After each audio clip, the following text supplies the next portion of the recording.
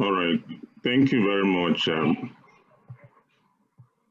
This morning, I'll be speaking to you on how to establish professional, business, and ethical standards towards attracting investors. Now, I may ask a question. What is attraction? Attraction is a very strong word, and it means different things to different people. What attracts people to each other differ. I'm sure if I ask the participants here what attracted them to their current job or even to their current spouse, I'm going to get different answers, but it depends on each person's own perspective. However, in all this, whatever the answers may be, there are certain common factors that will come up in each person's own view. These include things such as integrity, discipline, trust, the way the person does things or the organization does its things, the ethics behind their businesses. These are things that can attract such persons. Now, this is the same thing when it comes to investors. Investors are attracted by different things, but some of them are key. Whether they are equity invested, private equity firms, or institutional investors, retail investors, and high net worth individuals, there are certain things they look out for. And those things they look out for are what attracts them to businesses. And there are things we're going to look through today in the course of our chat and this training. Now, to take us through this, we'll be looking at some outlines that will discuss what to look out for. Of course, we're going to look at what is corporate governance. It's not new to most of us. We've heard a lot about it, but it will continue to be a recurring decimal in every corporate issue. And then why is it important to investors? Then what is the effect of poor governance in an institution? There's also what is called the corporate governance rating system, quite prevalent among listed companies. We'll be looking at some of the business conducts and ethics, most of which have been outlined in the Nigerian Code of Corporate Governance 2018. Things such as ethical culture, disclosures, sustainability, and how to communicate corporate governance practices. So for a start, we'll be looking at what's the topic in depth. Even though I made that introduction much earlier, it speaks to an entrenched corporate governance structure that can attract investors, whether local or foreign. No other mechanism can address this topic beyond this concept of corporate governance. And that is why the Nigerian Code of Corporate Governance had taken steps to incorporate and assimilate these practices and then make institutions to imbibe them and package them so that they become more attractive to investors, whether local or foreign. So it's not left for investors to determine whether any institution possesses any of these qualities that they would like to see. It has been said that it's only organizations that adopt good corporate governance and best practices will survive and attain sustainable growth level, both locally and internationally, in this competitive environment. That is correct. Therefore, the whole gamut of corporate governance is about commitments to value and ethical conduct. It's about how a company is managed, its corporate structure, the policies that they have, and how it relates to various stakeholders. Sometimes it is not enough to have these policies in place. It's the implementation that actually attracts people to an organization. If the implementation is poor, the company is as good as not having any principles or ethics that is worth being attracted to. The Cadbury report had graciously provided a short definition of what is corporate governance. This definition is what others have built on to have their own definition or description of what is corporate governance. It simply said the system by which companies are directed and controlled. Good definition. Personally, I have some reservations to this definition. My reservation is it did not talk about or anticipated those who control organization remotely, making the board and management stooges to their dictates without reference to corporate governance practices. I'm sure Cadbury did not anticipate this at the time this definition was captured, but notwithstanding, these are things to bear in mind to assess whether there is appropriate governance in any institution. Then, how well companies are directed and controlled will determine whether investors will be attracted to them or would run away from them. A bad corporate governance institution, a bad corporate governance or poorly implemented governance is like a mirror that shows whether an institution is what they say or what they do, and whether anybody will come to them or not. It's important to investors because it's like a picture that shows the company's direction and business integrity. Therefore, if this picture is there to be viewed and seen by all, you ultimately attract investors. Now, how do you create these pictures? The pictures are created, first of all, from what you have on your website. It goes a long way to speak who you are, what you do, or what you intend to do, and the value you add to the society. Secondly, how you engage stakeholders, including investors or prospective investors. And then your documents that go out to the public, such as your annual report. These also speak volumes to show whether you are what you say you are or not, and to give them the opportunity to decide whether to work or relate with such institution or not.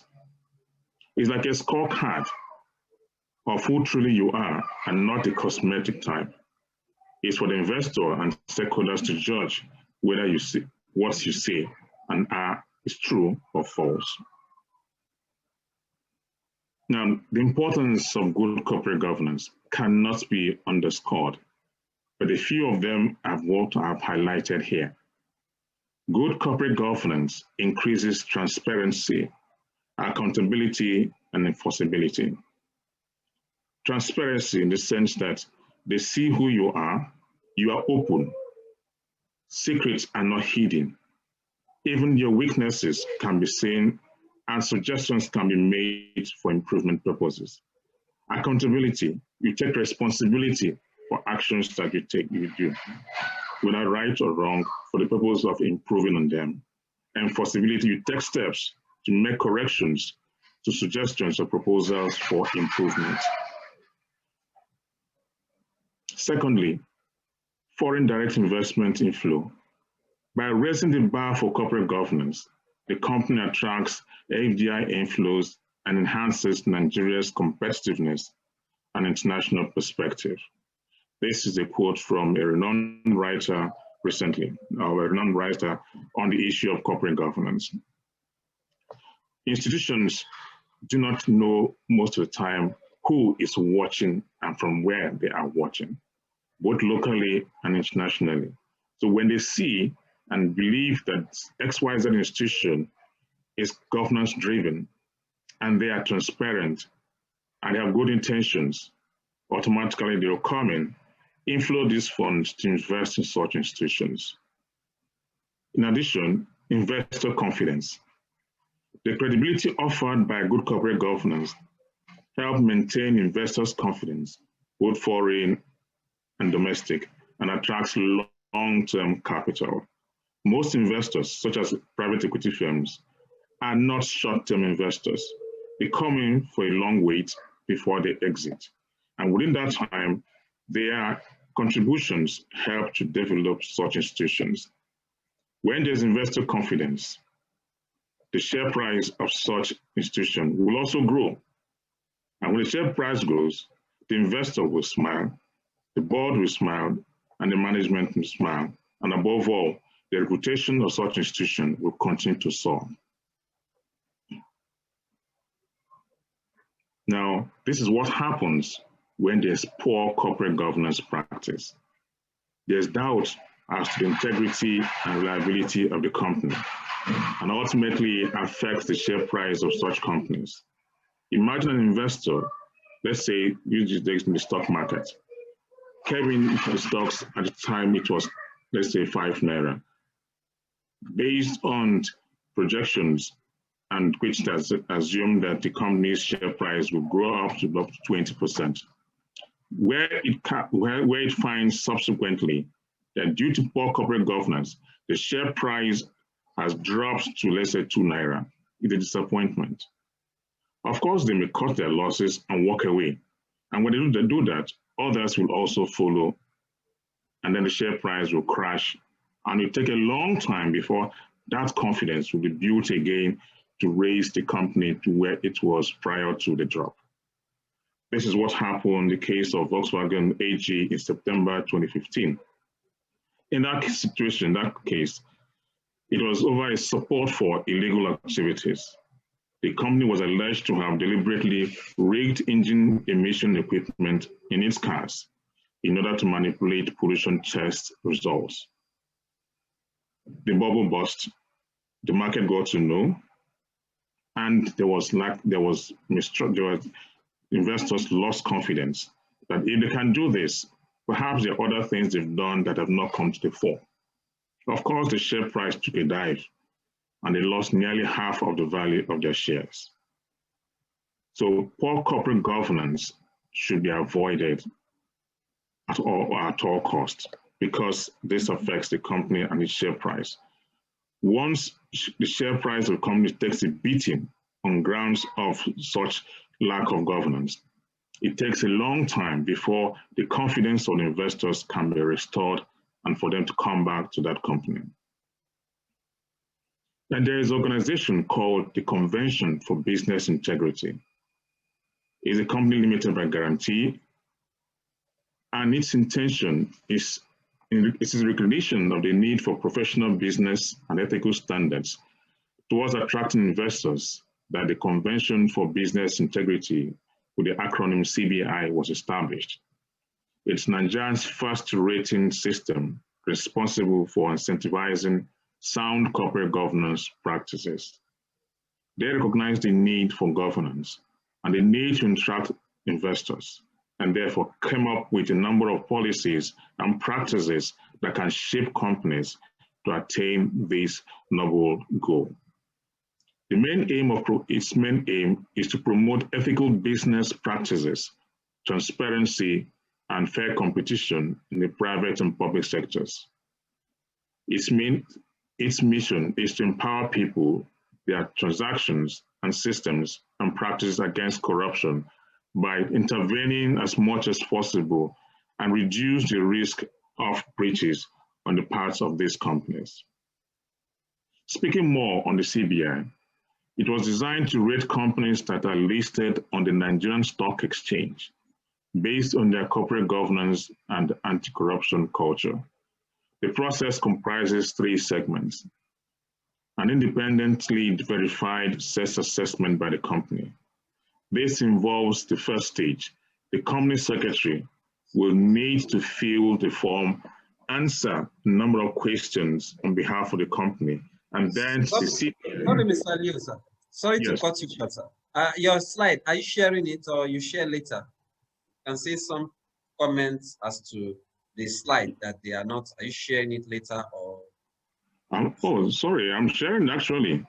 Maybe some. It's not reflecting. So you're not sharing for the moment. Yeah. Oh, sorry about that, and thank you for drawing my attention to it.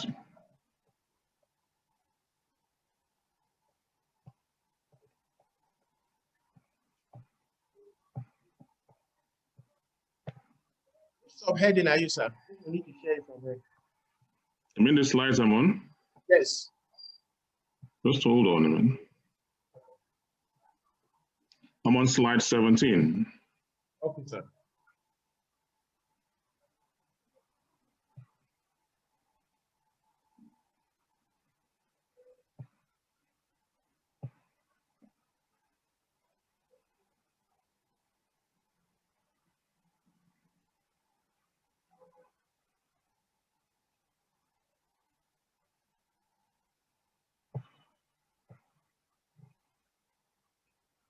this page, sir? Slide 17, yes. Okay, great. My apologies all along. I thought when at the beginning, when I set up my slide screen, that it was actually showing. Okay. Now, the process of rating is threefold. The first stage is for the company secretary to answer a number of intense questions regarding the company and to submit a number of documents to back up their position. Then this will also be followed by some form of physical interview by the CBI to verify the documents already submitted. Once that stage is crossed, the next stage will require a certification of all the directors of that company. The certification is to ascertain the level of awareness of their fiduciary duties. And it involves a physical test, either online or going to the Nigerian Stock Exchange to take that test. If a director fails, the stock director will have to retake that test until they pass. The whole essence is you cannot call yourself a director of a public company and yet you don't understand your duties as a director. So every director, so it's not taken for granted that you have been a director for 10 years, 50 years. No, you can be a director as that long without understanding your duties as a director. So that test is to actually test you to know whether you really understand your role as a director. Of course, you don't just walk into the NSC or take that test without preparation. There are slides that were given to you. There are materials that were given to you to read so you can understand before you go in for the exam. So after the first stage and second stage are completed, the third stage is to review both the certification of the directors and the earlier test taken by a company secretary on behalf of the company, along with other things that came up in the course of the review of the test. That after that third stage, then the company will be certified as truly compliant with respect to corporate governance rating system. A percentage is usually assigned to such companies. So to some, they could score, I think the minimum score is nothing less than 60 or between 65 and 70. And a certificate is issued to that company. So such company can have a bragging right that they are compliant with corporate governance rating system. It also means that in the course of that too, that they will have to review or renew such certification annually or as the CBI may direct. Next slide, please. Where there's any reason to believe that a public company is in breach of the governance policy and has been sanctioned by the sector regulator, the steering committee of the corporate governance rating system will withdraw such certification.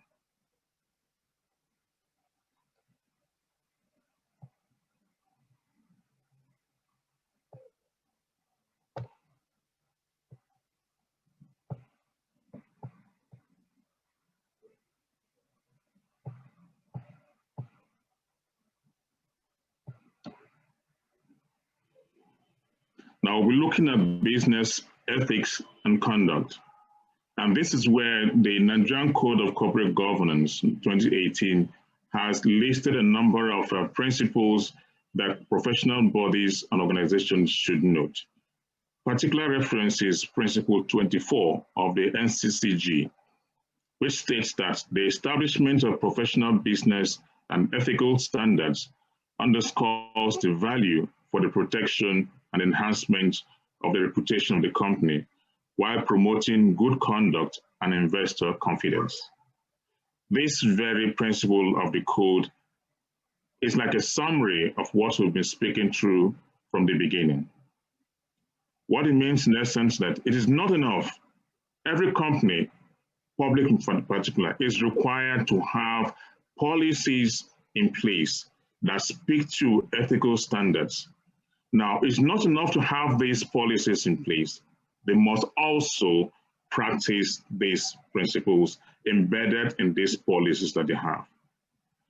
There are some policies such as anti-money laundering policies, policies against bribery and corruption, insider trading, and a host of other policies. It's not enough to have these policies in place. It's enough or sufficient if there's a practice of observing these policies. This means, in essence, is particularly for financial institutions, anti-money laundering is very key. Source of the funds and the required disclosures are key. Insider dealing in case of public companies is also key to avoid all these ills of financial institutions. So these are what this Principle 24 is speaking to. Therefore, there's a need for the Code of Conduct and Ethics for directors and senior management to produce the desired result. What it means in essence, which Nigerian Stock Exchange has also started implementing recently, is for transparency purposes. If a director of a company or the insiders buy shares in that company, the company is required to disclose to the market that XYZ has bought shares or sold shares in that company. So the market will know what is happening and nothing is shrouded in mystery. Next slide, please.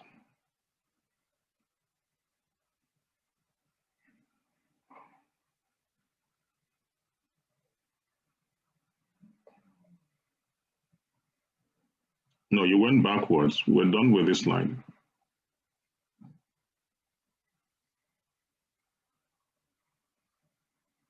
Yes. Now, Principle 25 of the Nigerian Code of Corporate Governance states that the establishment of policies and mechanisms for monitoring insider trading, related party transactions, conflict of interest, and other corrupt activities mitigates the adverse effects of these abuses on the company and promotes good ethical conduct and investor confidence. Similar to what I mentioned much earlier. What is required here is just like the NSC has in their regulation, every director and insider must disclose trading or activities on its shares. Now, related party transactions refer to companies and institutions that are related and the transactions that they do. The annual reports of organizations are required to contain disclosures in respect to insider trading, related party disclosures, conflict of interest, and the list is quite long. So where these disclosures are made, an investor sees the picture of that institution and decides to confirm whether that institution is actually keeping up with governance practice or not, and to know and decide whether to have anything to do with them or not. This is related to what's called the closed period. Closed period on the exchange refers to a period when shares of the company cannot be bought or sold by the insiders of that organization. For example, if XYZ company is going to have a board meeting to approve an account or to approve a scheme of arrangement or to make a certain investment or to do certain things that are key, if particularly where these things they want to do will affect the share price one way or the other, they are not required to trade within that period. The period is usually 15 days before such meetings or within before such action, such transaction takes place. So that the market will know that XYZ is about to do this or about to do that. That is the transparency that's being preached, and that is what the investors' confidence is all about. Next slide, please.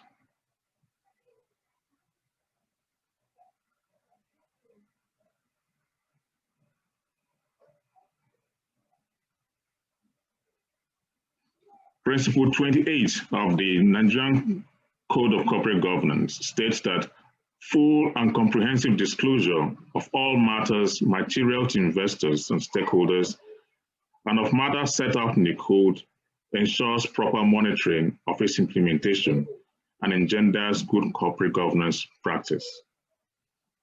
Which means in effect that your annual report must state clearly all the activities being done, intended to be done over the last financial year, so that investors will know what has happened during that period, and then to confirm whether that the company is in line, playing in line with the governance practice laid out by its sector regulator, as well as the overall regulator, the Financial Reporting Council. So disclosures are key, and sometimes sector regulators will go beyond this to request for full and other disclosures. Disclosure is key for every organization, particularly public companies, so that investors will know exactly what is happening. Sometimes they don't have to come to your institution to ask questions. They want to see these things displayed in your public documents, namely your website and your annual report. In fact, your annual report must be on the website, so that the website is that mirror, that picture that the world wants to see to confirm whether you are in the right plane, in the right direction or not, and to know whether they can put their money in your business. Full disclosure are one of the factors that help to attract or chase away prospective investors. Next slide.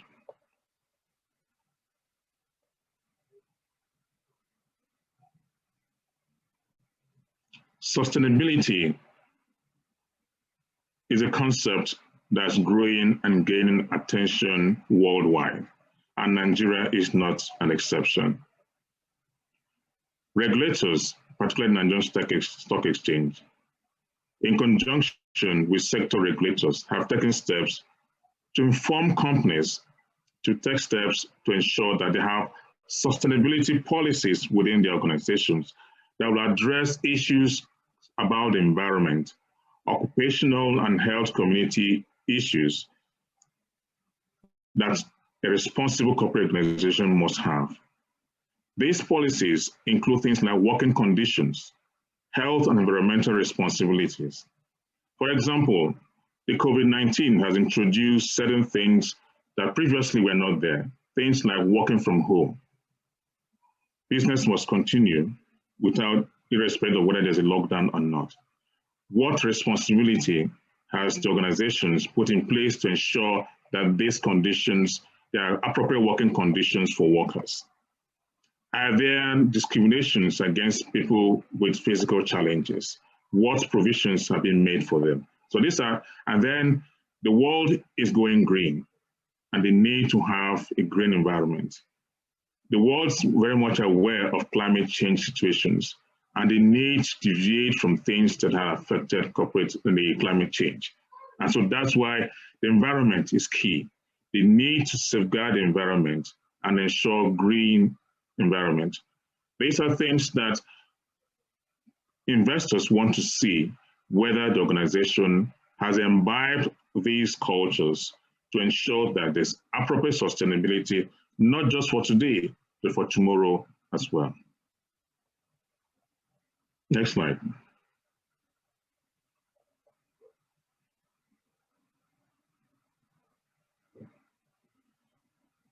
No, we've gone past this.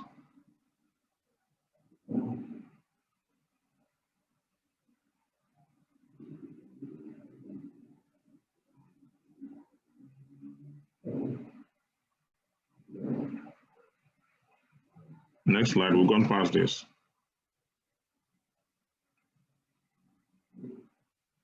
Okay, now, important thing is how to communicate corporate governance practices. It's done in two ways. Sorry, please go back. It's done in two ways. The first is you need to have an investor relations desk, and you need to have environmental policies. With respect to investor relations desk, An investor relations desk would consistently communicate and outline its corporate leadership to the market and to the world in general. What does the market want to know? They want to know who are the board members, who are those behind the organization, what are the committees that they have, who are the members of these committees, and who are the management staff running the organization on behalf of the board. They also would like to see who is there a committee responsible for governance. Such committee need not be called a governance committee per se, provided it has a nomenclature that speaks to it, such as a nominations committee. Depending on the organization, they have different names, but provided that the policy, the charter of this organization speak to governance, now investors and stakeholders will determine whether there are appropriate structures when they read through the charters to know whether there is an appropriate governance structure in place or not. Speaking to environmental policies, governance is not all about profitability. That's being profitable. Profitability is good, but it's not the main determinant of governance. While it is true that good governance can drive profitability, a company with a poor corporate governance can also make profits. Governance here is about policies that show care and concern for the environment, such as the company's sustainability policies and how friendly they are to the environment and how responsive they are. Therefore, organizations with good sustainability and environmental policies tend to attract investors. By way of summary, looking at the various slides discussed above, a company with a good corporate governance practice will attract investors to its fold. One with poor governance practice will scare away investors, whether local or foreign. So it's important that every organization, whether it's a public company or private companies, must embrace governance practices. And that is why the NCCG speaks to both private and public sectors, because both are capable of attracting investors. Thank you.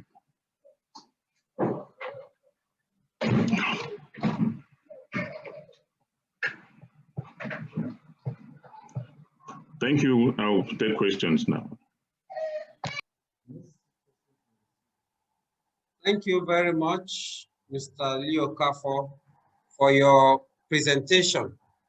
At this point, we would like to take questions from our participants. We'll begin with the chat box.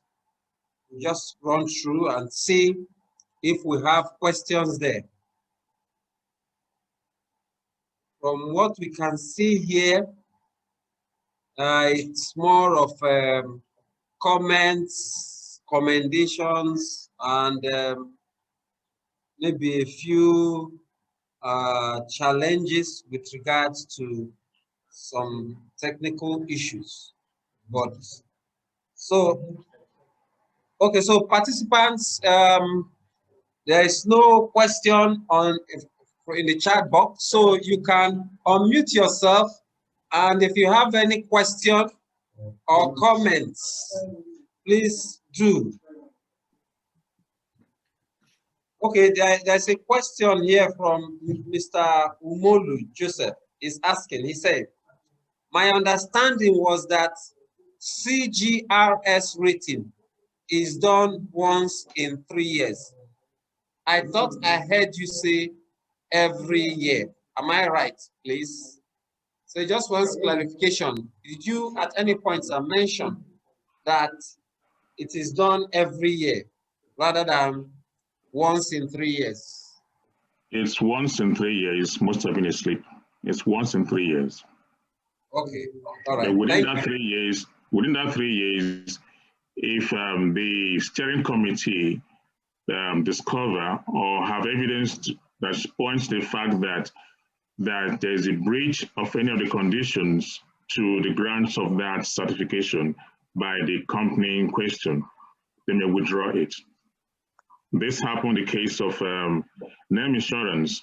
about 2 years or so ago, when they had an annual general meeting that was, they had issues with some shareholders, and the Securities and Exchange Commission ordered that they should have the AGM done again and made other penalties. So the steering committee felt that this was not appropriate, and it was withdrawn. And it was subsequently restored after they've complied with the sector regulatory requirements. Okay, thank you very much, sir. Now, from Bernadine Obande says, she's asking, you mentioned that the definition of corporate governance does not address the issue of how a company is remotely run. She's asking if you could please explain. You mentioned that the definition of corporate governance does not address the issue of how a company is remotely run. So you should please throw more light on it. Okay, yes, that's correct.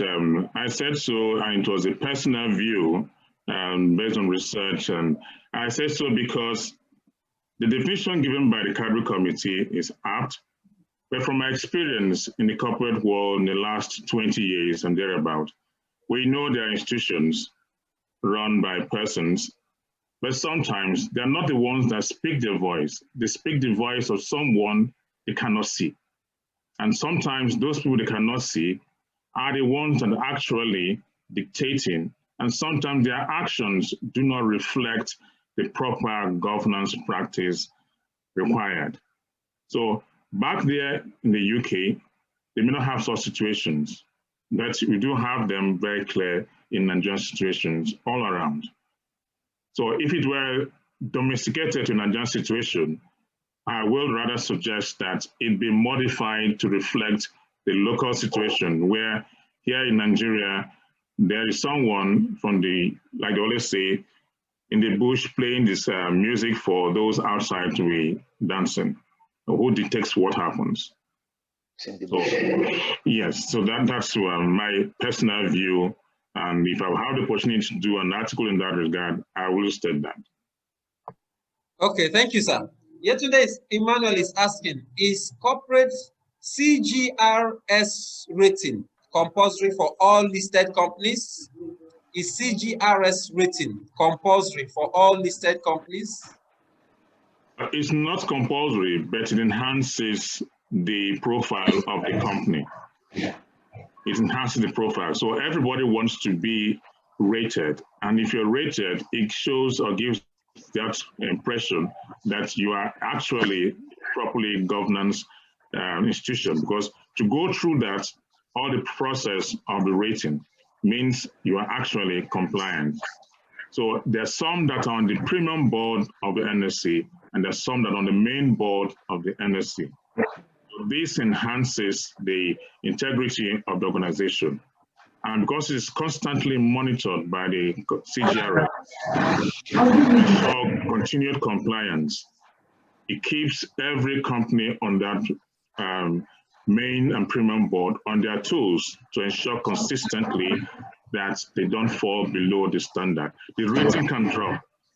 Everyone wants their rating to improve. Nobody wants their rating to drop. So it's important that companies do that. So there are a number of public companies that are not rated. It's their choice. Thank you, sir. Hello, Mr. Okafor. Hello. Sorry. Hello, can you hear me? Hello, Mr. Okafor. Oh, okay, please, let's take it one by one. Can we have a Galaxy A50? Yeah, Mr. Jinadu on the line, sir. Okay, sir. Please go ahead. Yeah. Thank you very much. My observation is to Mr. Okafor directly. Under the business conduct and ethics, we have observed over time that this is behavioral and is based on individual attitude. Most of the concern, or my own concern about the effectiveness of this principle, is based on the individual attitude of directors and officers of the company. We are having crises on the board, and companies are not doing well simply because some of these ethical issues are not being conducted or carried out. How do we address it? Because most times we have not seen any past director or corporate secretaries that has been taken to court or sanctioned or punished for their misdemeanor. How can we address this? Okay, whatever I'm saying is my personal view and opinion. Now, how to address some of these board issues or squabbles between them and management first can be addressed by shareholders. If the shareholders of the company have the will, they can do it. They can, of course, remove those on the board who are acting as a clog for the rest of their companies. Secondly, those on the board members, sorry, please, if I may request. Except the presenter. Okay, the board themselves can take the initiative. First of all, word among themselves, particularly those with majority stake, or they could even invite some investors. When they come in, they can clean up the board, remove those they feel are not performing, and then put in those who can perform. The board can clean their mess. If they cannot clean their mess because there's some shadow director that controls what is happening, then the shareholders can take the gauntlet, take that change. Where the shareholders fail to do that, then an interested party can approach the court and ask the court to intervene. But most importantly, we have, for public companies in particular, we have the Securities and Exchange Commission there. They have always intervened in situations where there are either boardroom issues or issues involving the company in general. So the fastest and the quickest way is for somebody to blow the whistle and invite the Securities and Exchange Commission to come in, particularly for public companies. The SEC, I don't think, will come in for private companies. In that case, they can now go to the CAC. Now, under the new Karma Act, the CAC has more powers now than it previously had to investigate and look into situations and complaints and to restore the integrity of companies. Poor governance cannot be allowed to linger for so long, but the more they linger, the more the institution is affected. So somebody should blow the whistle. Take the matter to the CAC, take the matter to the SEC. They will intervene when the shareholders are not capable of addressing the problem. These are my views. Thank you very much. Thank you, sir. Can we now have Mr. Olali Emmanuel? Oh, yes. Hold on, Ojiji, 1 minute. Hold on, Ojiji, 1 minute. Okay, sir. Olali, okay, sir. Please. Okay, my chairman, sir. I want to add, Mr. Leo. Ojiji, can you tell the person that's making that noise to just mute? I want to add to what Mr. Leo Okafor has said in response to Mr. Jinodu's comments. Now, we may not be aware, but truth is that there are arrays of examples of chief executives of organizations, particularly regulated in the regulated industry, where that have been sanctioned, even in the court of law. You know, I can't remember anyone on top of my head immediately. But if you look at what happened to Mrs. Cecilia Ebru and so many of them, you know, as a matter of fact, on a board where I served yesterday, the managing director was removed. It was sanctioned. But if the case has criminal elements and actually requires to go to a court of law, like Mr. Okafor said, of course it would. So our experience will reveal some of these things to us. Actions are being taken. Our level of corporate compliance in time past compared to now is different. And the other thing we need to understand is that the corporate terrain is actually evolving. So we desire to get to that level. And then that awakening has to be in all of us now, that we have whistleblowing policies in all our organizations. Do we use them? I remember when Dr. Nosike was doing his lecture, he mentioned an organization where he went to do corporate governance review. He realized they had whistleblowing policy, but for a very long time, It has not been activated. The line has not been working and all that. So these are the things we need now to begin to pay attention to as practitioners. I mean, if we begin to get a mandate to do board evaluation or corporate governance evaluation, we look at these things and we don't just gloss them over. So they exist, and the sanctions are actually being done. But sometimes people don't really pay attention to these things. So that is the truth. Thank you very much. Thank you, my chair, sir. Okay, I think Mr. Olali, you can now make your comment or ask your questions. Yeah, thank you. Mr. Okafor, you spoke 2 questions before now. You spoke on what I understood to be the influence of shadow directors vis-a-vis compliance with the code. We know that in practice, this plays out even in publicly quoted companies, where the hands that controls the affairs of the board is outside of the board. Now, my question is this. Between the code, the 218 code and the CAMA, well, now I want to believe that is the recent CAMA that we've told is just been signed. We've seen it in. How do we hold a shadow director liable for conduct that is below pair? How do we? Apart, look, we talk about whistleblowing and whistleblowing. We know it's not the culture here. One of our culture, I think, was Dr. Nolse, talked about the whistleblowing in a company that was ineffective until the line was changed to a South African line and what have you, and people started making calls. People will not activate. How do we proceed from a clear position of the law between the code and CAMA, so that if you stand up to, say, a powerful shadow director, you will not be beaten down? That's my question.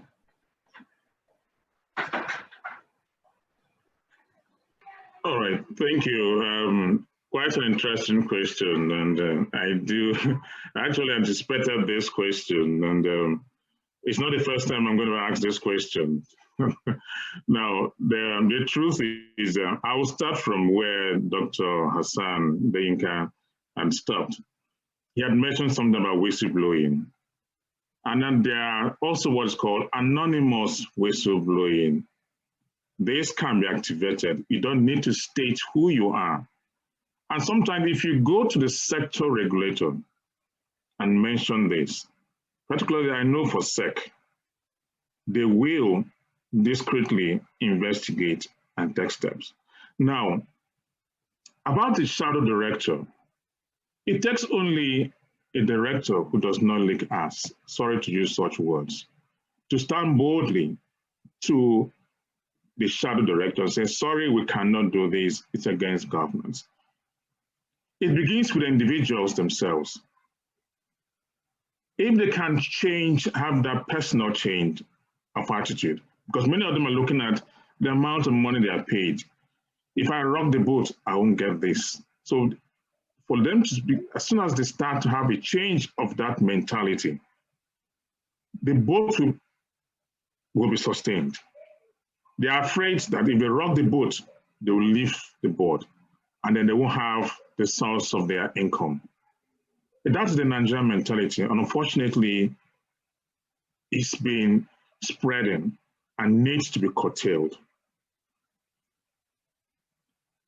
It requires the board themselves. In fact, sometimes, unfortunately, it happens such a way that the board members are single-handedly chosen by such persons. So the loyalty is there. And it's difficult for them to go contrary to the employment or their appointment as directors. And this is where independent directors come into place.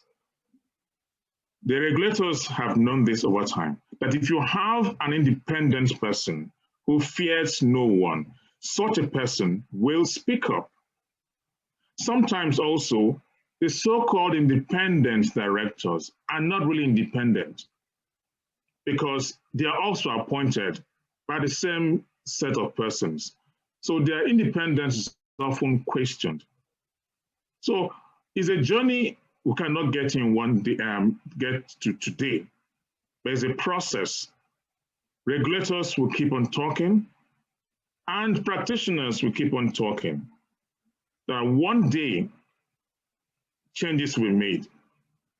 And then the shadow directors. And then those will require those who are there to keep speaking to these shadow directors on the need to calm down and do things the way they should be done. I know shadow directors, because they're not there, act on their own whims, their own experience, or their own vision without reconciling it with the realities of law and regulations. Some of them don't have bad intentions, but they need to be educated. So the starting point is for those who are there to tell them, sorry, Oga, calm down, or this thing, it doesn't need to be done this way. The law wants it done this way. Let us do this for the sake of governance, if this is what we profess that we are.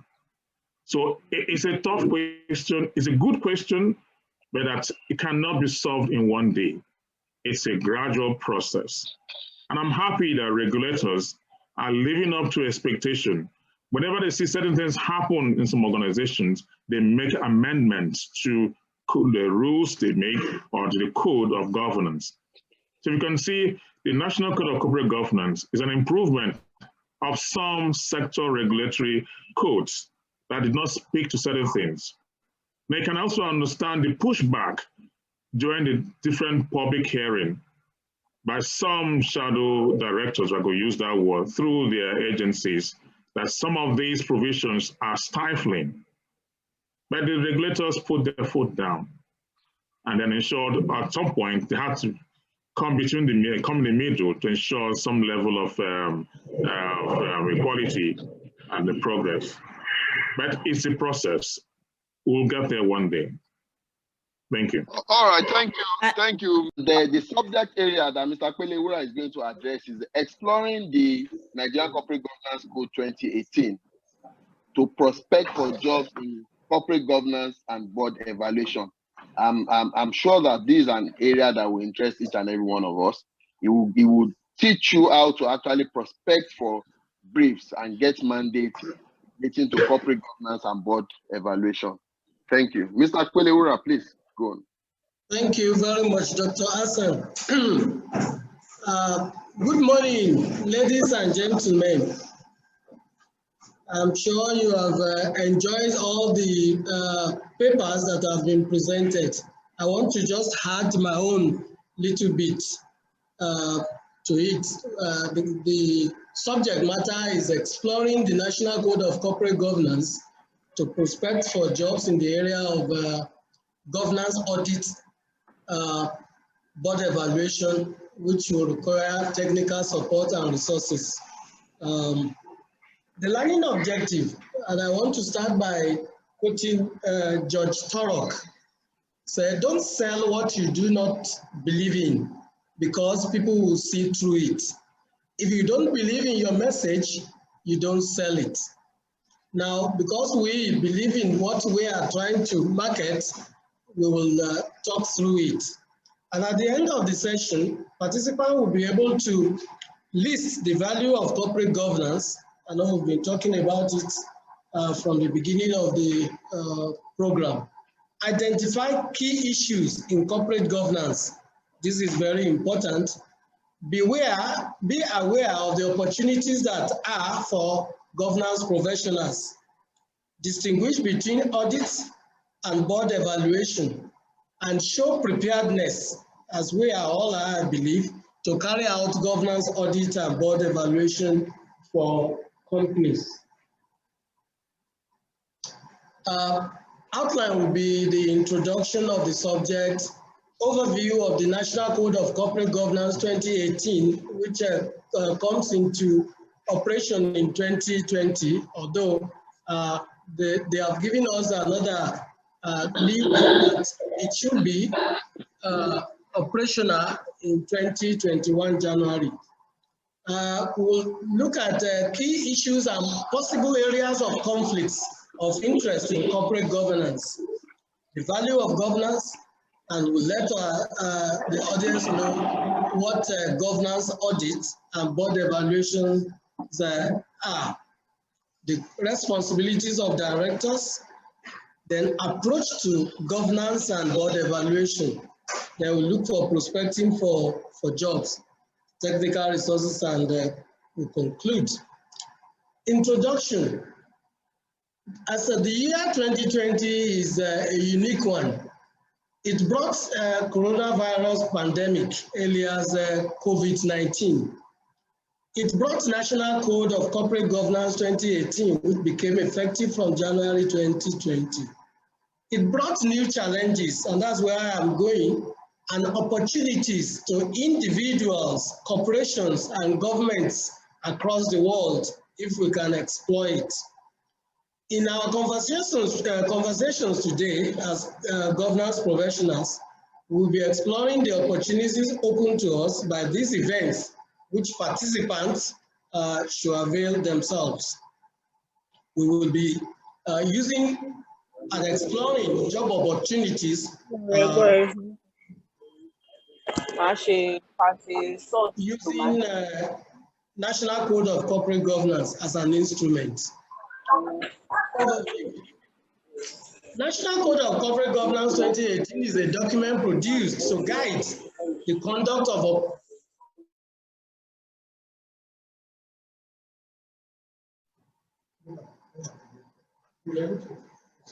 National Code of Corporate Governance 2018 is a document produced to guide the conduct and operations of companies to achieve best practice in corporate governance.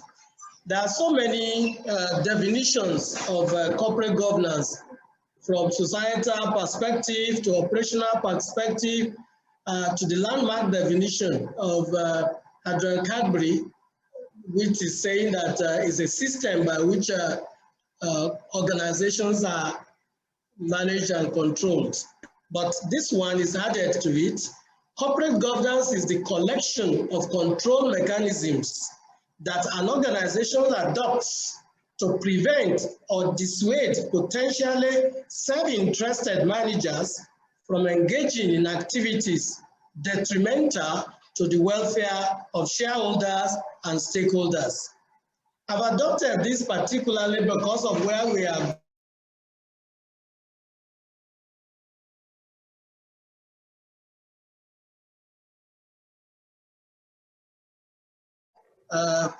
we'll start again from the code that we are trying to review a little. We're very sorry about this.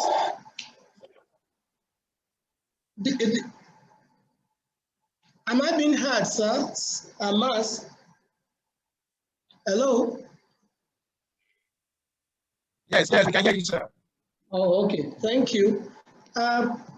The code that we are reviewing here now is the National Code of Corporate Governance, where we want to derive the opportunity of exploring job prospecting. Part A of the code talks about the directors and officers of the board. Part B is on the assurance. Assurance here is about risk and risk management. And because a sound framework for managing risk and ensuring an effective internal control system, which is essential to the achievement of strategic objective of the company.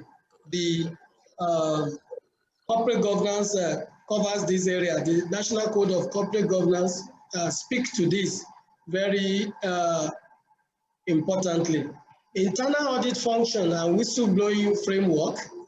External auditors' appointment, their duties and powers, and their removals are spelled out in the code. And I want to say that in response to these challenges of the respective sector regulators, they have created or they've had their own code of corporate governance before,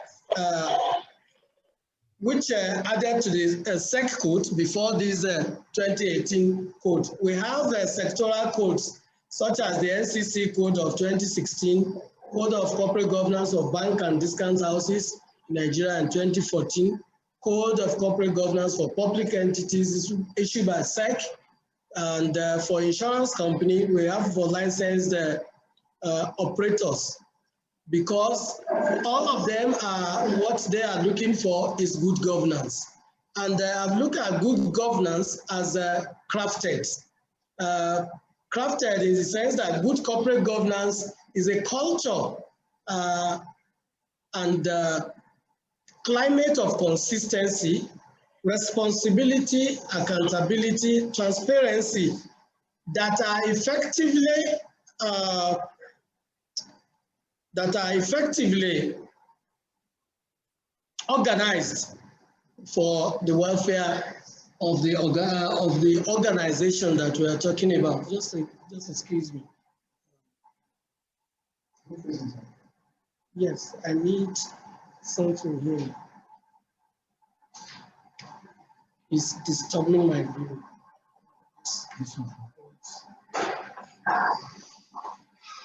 No. This is affecting. Okay, it will not come back again.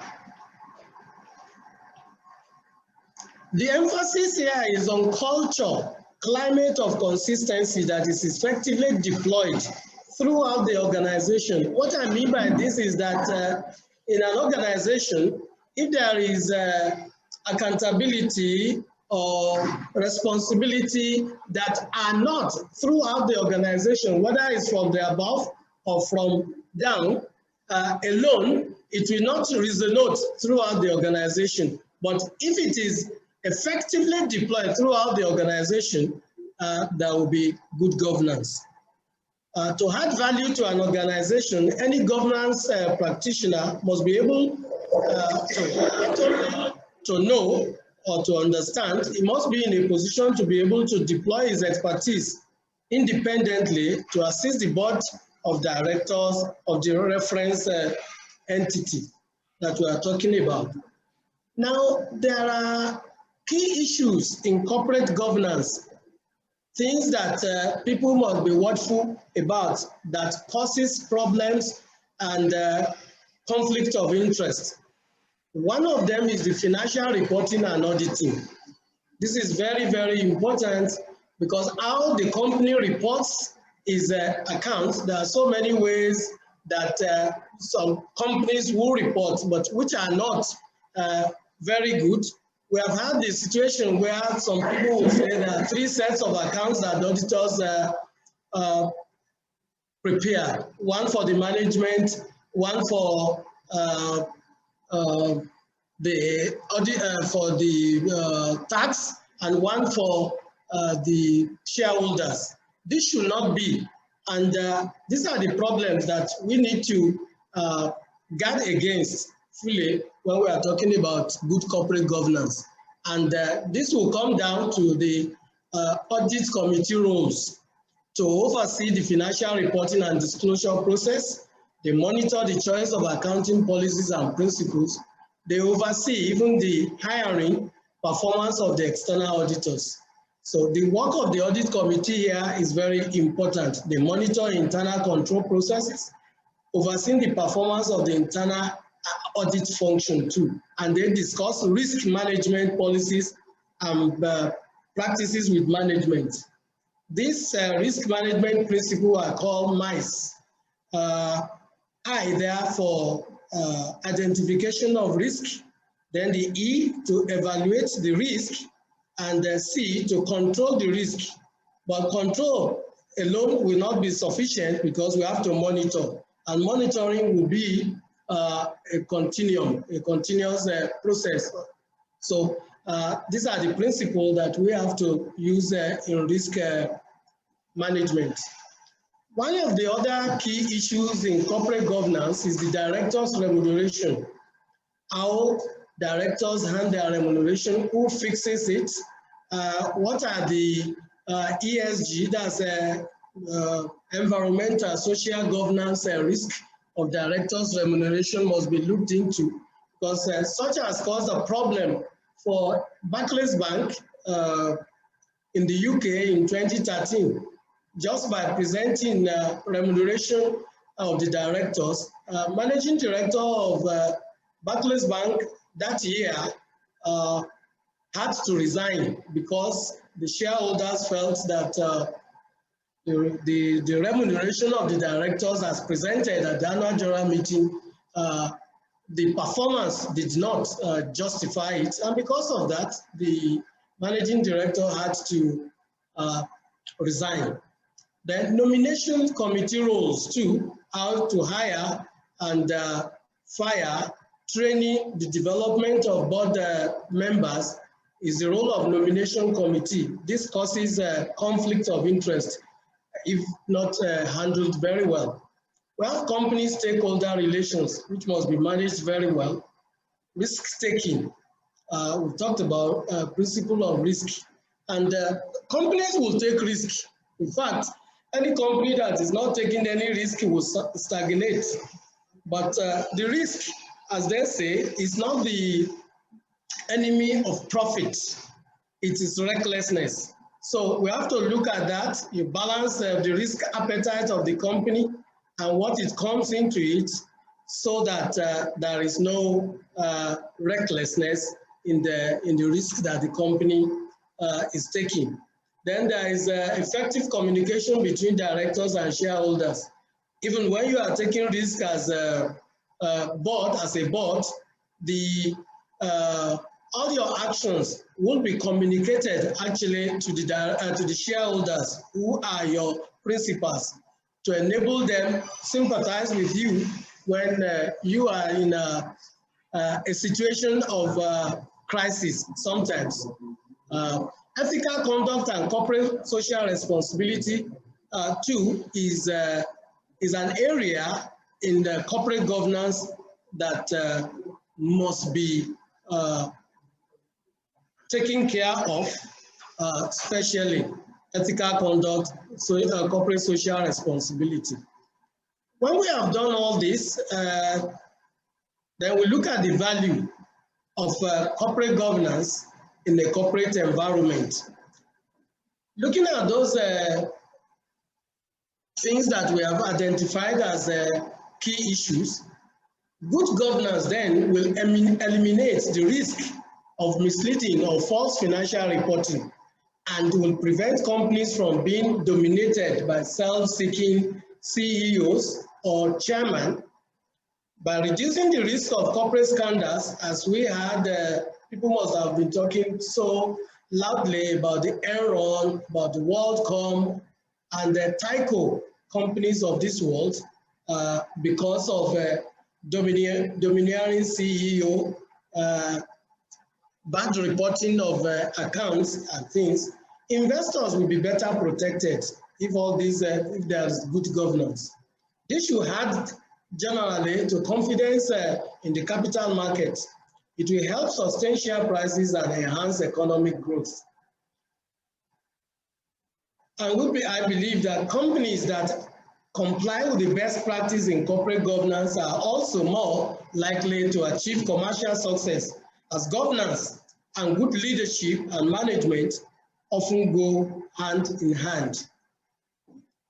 Well-governed companies, we know, often develop a strong reputation, and so will be less exposed to reputational risks than companies that are not so well governed. What I mean here is that if the company has been doing well over time, over the years, if there are mistakes or some missteps at some point, the shareholders and the community at large are able to empathize or reason with the company to forgive, if you like the word, to forgive them, than when companies are being run badly before. They will say, well, that's the way they have run their business. What do we expect from them?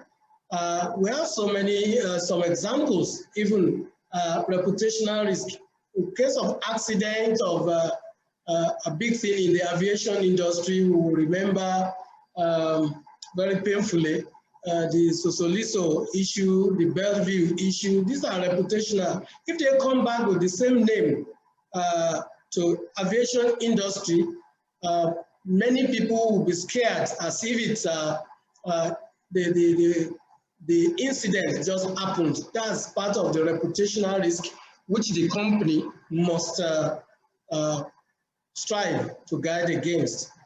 Good governance enables investors to hold shares in companies for the longer term, instead of treating shares and short-term investments to be sold for quick profits. Companies benefit from having shareholders who have an interest in their long-term prospects.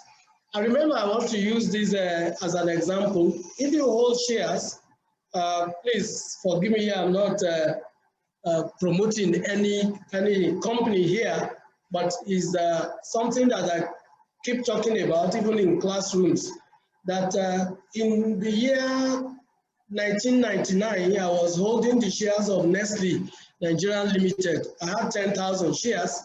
When I was relocating to Abuja at that time, I sold my shares, which I bought for 17 naira 50 kobo, for 35 naira in the year 2000. And I keep looking at it today. The share price of Nestle Foods is over 1,000 naira, 1,000 naira 400, sometimes in 2018. I'm not sure whether it is like that now, but that is the way that reputation of company can do. If I have remained a shareholder of Nestle today, I know I'll be smiling at home. It is the reputation, the strong reputation that a company has that make shareholders want to stay with them for long. Some people will borrow money not to borrow money if they even have shares, to buy shares of some other companies just because they are good companies. Good governance enables investors. Well, I've said that. Then I've been talking about this governance because I know some other paper presenters have dealt with that. Even during our conference, we have great speakers that have talked about good governance. But where are we going here is about the auditing of governance in an entity, in a company. And that's where corporate governance practitioners are involved now. I've asked myself here, say, what is governance audit? And governance audit, simply defined, focuses on providing assurance that the processes and procedures for managing the governance structures of companies and meetings thereat that are in place and operating effectively.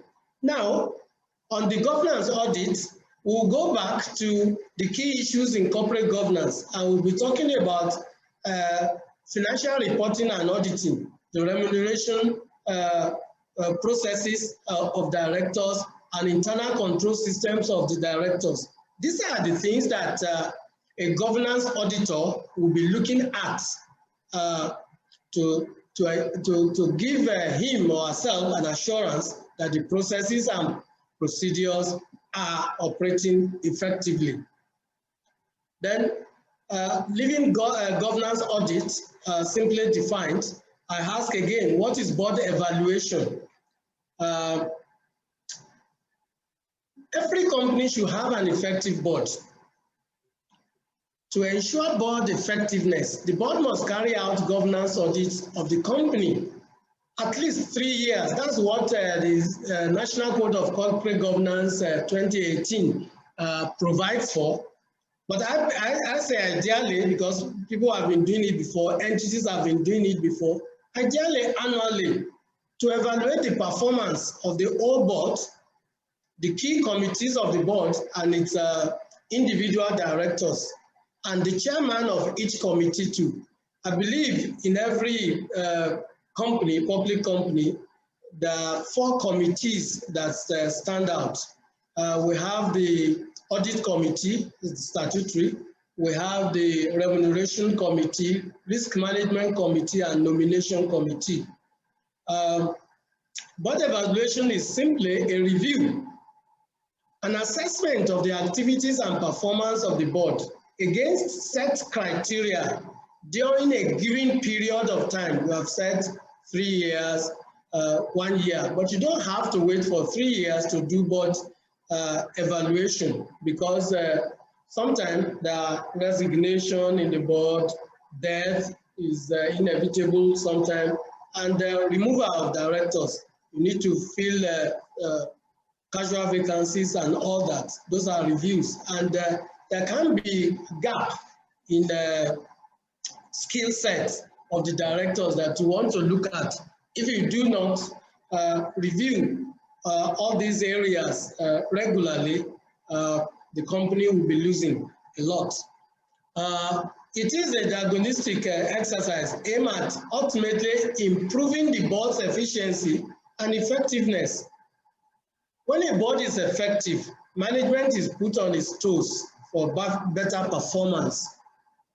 And board evaluation should not be seen as an exercise which grades the board as having passed or failed, but should be seen as an exercise which provides the board with the mirror to critically view itself and make desirable changes. Well, board evaluation provisions in Nigeria, some entities have given them definitions and things. I'll just read one or two because there are many here. It will be on the slides. SEC in 2011 said the board should establish a system to undertake a formal and rigorous and an annual evaluation of its own performance, that of its committees, the chairman and individual directors. The CBN on its own said there should be an annual board and directors review appraiser covering all aspects of the board's structure and composition, responsibilities, processes, and relationships, as well as individual members' competencies and respective roles in the board's performance, which is the area in which the paper of today and participants should be addressed.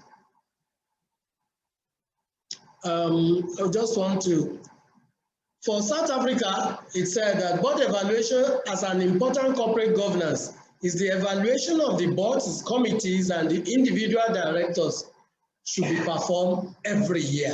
That's South African King 3, 2009. And Malaysia Corporate Government Blueprint of 2011 says boards themselves should establish a set of criteria for the assessment of all directors, including independent directors. So those are the provisions for some of these countries and entities. Then I will ask, why board evaluation? Why is board evaluation important? Briefly, it enables the board assess its strengths and weaknesses, enables the assessment of the effectiveness of individual members of the board. This is very important where you put a round peg in a square hole. You are able to look at that from the board point of view, the composition of the board, the skill set, skill gap, and all that is the evaluation that will throw this up if there have been mistakes in the past in recruiting or training needs of directors. It enables the board to assess its performance against its strategic goals and objectives and introduce necessary changes. It enables the board to identify knowledge and skill gap. I said that. The awareness of periodic evaluation can put pressure on the board, its committees and individual members to put in their optimum. Why board evaluation? It enables the board better streamline the duties and responsibilities of directors and remove overlap. Identify sensitivities and areas of conflict and improve board relationships, communication, and teamwork.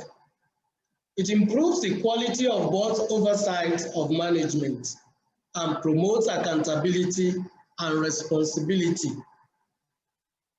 Then, in this case, then, who should be evaluated?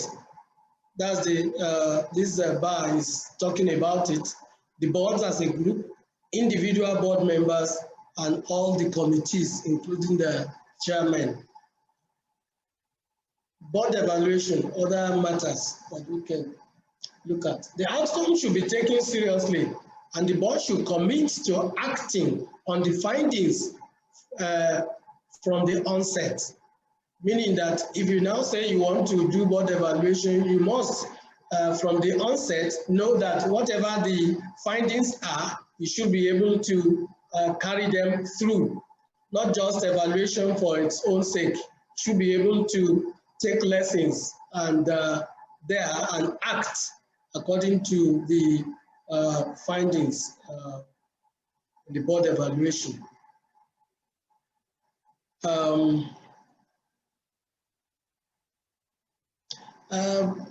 Usually the evaluation can be internally or externally led.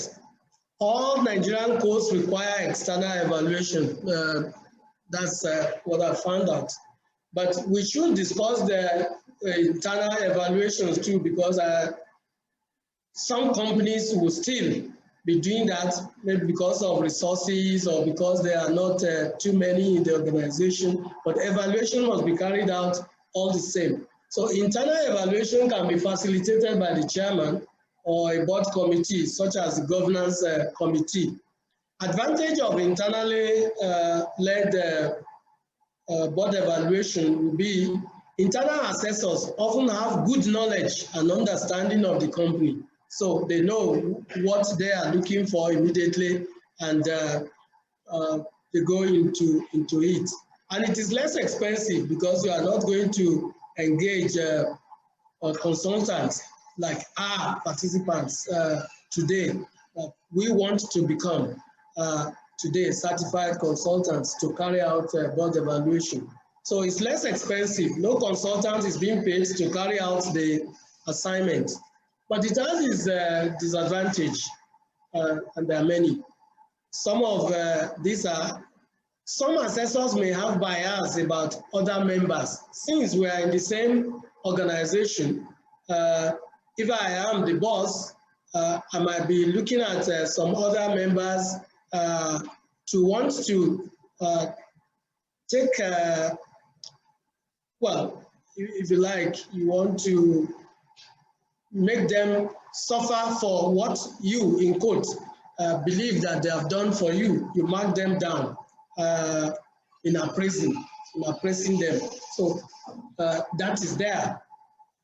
Assessors may not, and on the other side, you might want to give some people a very high mark to appraise them for possible promotion, which they do possibly not deserve. Assessors may not dedicate enough and seriousness time to the assignment. That's one of the disadvantages. Some may not want to do bad things, but they don't have enough time. They just look at the appraisal paper and just tick the boxes. So that's one of the disadvantages of having to do board evaluation internally. Members may be hesitant to give honest opinion about other board members. It happens. May not have the capacity to conduct an effective board evaluation. That's why we are here. Not everybody is capable of conducting, even as a director, of conducting effective board evaluation. An independent evaluator gives better credibility to the outcome. If people are having doubts about how good the board evaluation may be, they might not even take it very seriously, and credibility is violated in this case. External evaluation, usually by a consultant. The advantages are that specialists in such assignments, yes, likely to be objective, independent, and impartial, likely to be open and frank, likely to be thorough, likely to be better accepted by all members because the assessors are external, better able to benchmark findings with peers. In fact, consultants will even go higher than just looking at the appraisal of the company, they benchmark it, say in banking or in manufacturing. They look at peers of the entity that they are evaluating to compare, benchmark, and point this out to the board of directors. This will help the company to better performance.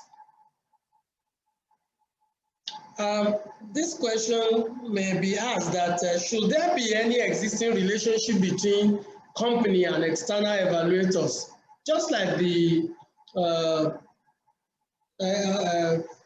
external auditors in the company on the financials? I will expect that familiarity should not be there, so that there is independence of opinion and findings, because it's not addressed in the Nigeria and many other codes. But disclosure of such relationships is required in some other jurisdictions. The evaluation should cover all areas of governance and board operations. They are listed here. You find them in the papers. Compliance with the laws, compliance with internal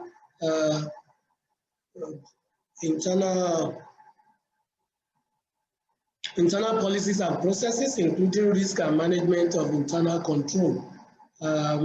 Internal audit work is key here. Internal audit, we know, is an independent appraisal activity within an organization as a service to it.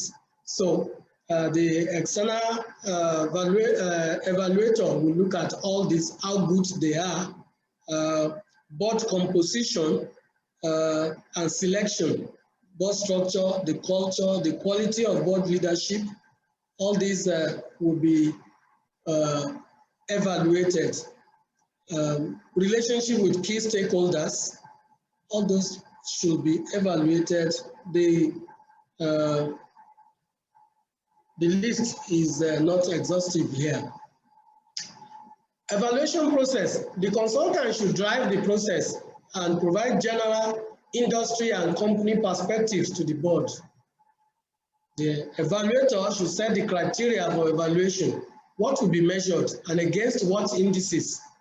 The evaluation should be structured to bring out the true state of things on the board. As you go there, you look at the situation of things as you meet them, and you begin to look at what should be done to conform with crafted. That is the principle of good governance that we have just crafted at the beginning of the session. That's the culture and climate of consistency, responsibility, accountability, transparency, which is effectively deployed throughout the organization. The evaluator should set a realistic time frame for the exercise. The process should be transparent, and board should be willing to make documents required available. Like the external financial auditors, they have powers and rights, and which powers and rights I call ART, A-R-T. They have access to all the books and documents in the company, and they can require information and explanation. And lastly, to have to attend the annual and board meetings. So it is for board evaluators. They should have access to the books of the company.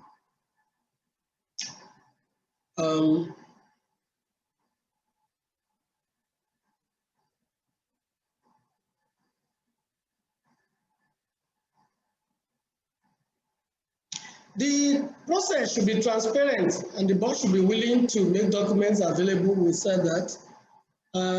Evaluation process continues. A combination of techniques can be applied, and this is where this paper is speaking to the key issues of corporate governance. Interactive session with the board as a whole is very important if you are doing board evaluation. Interview of individual board members is very important. Interactive sessions with each board committee. Interview of company secretary. You need to relate with the company secretary. Questionnaire to be completed by each board member. One-on-one with key management staff, particularly those who relate with the board.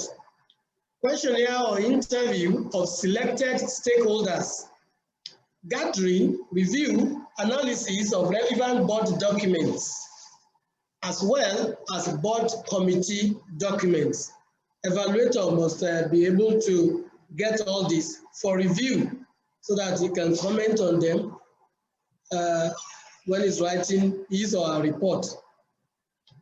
Attendance of 1 or 2 board and board committee meetings will be very good to observe what the company, how the company conducts its board and committee meetings. This is very important in most cases because you are able to observe how the chairman is conducting his board meetings, whether he's allowing the board members to be able to speak or is favoring one above the other and all that. Those are things that should be focused on when you attend board meetings or committee meetings as a board evaluator, because there are duties of a chairman at a meeting and characteristics that a good chairman should possess. He should have, should be able to discipline, should be fair to all and all that. You can only do that when you attend the board meeting to observe. That enhances the quality of your findings and reports. Board actions on the findings are there. Actions of the board. We can start from these circles that I've drawn here to improve board decision making, improve management oversight, improve board processes, bring new skills, improve communication and interpersonal relationships, train directors. Because not just because directors are above training. No, you learn new skills, as they say in popular stance now, that the illiterate of the 21st century will not be those who cannot read and write, but those that will not learn, unlearn, learn and relearn. So directors too should go for training. And in some good organizations, every director should go for training once in a year. But it depends on the policies of the company, but directors should go for training of directors. And some companies that have complex business that they do, some of the directors that come on board, sometimes if they have issues that they have to discuss at the board meetings, can take consultants to guide them through the board papers at the company's expense to enable them make useful contributions at meetings. So these are part of things that I consider as training of directors, and to have new strategies. So this is the totality of what the board evaluator should be driving at. On conclusion of evaluation assignment, the assessor should discuss report with the board. I am not saying here at all that the report should be taken to the board and say, look, oh, this is what I've done.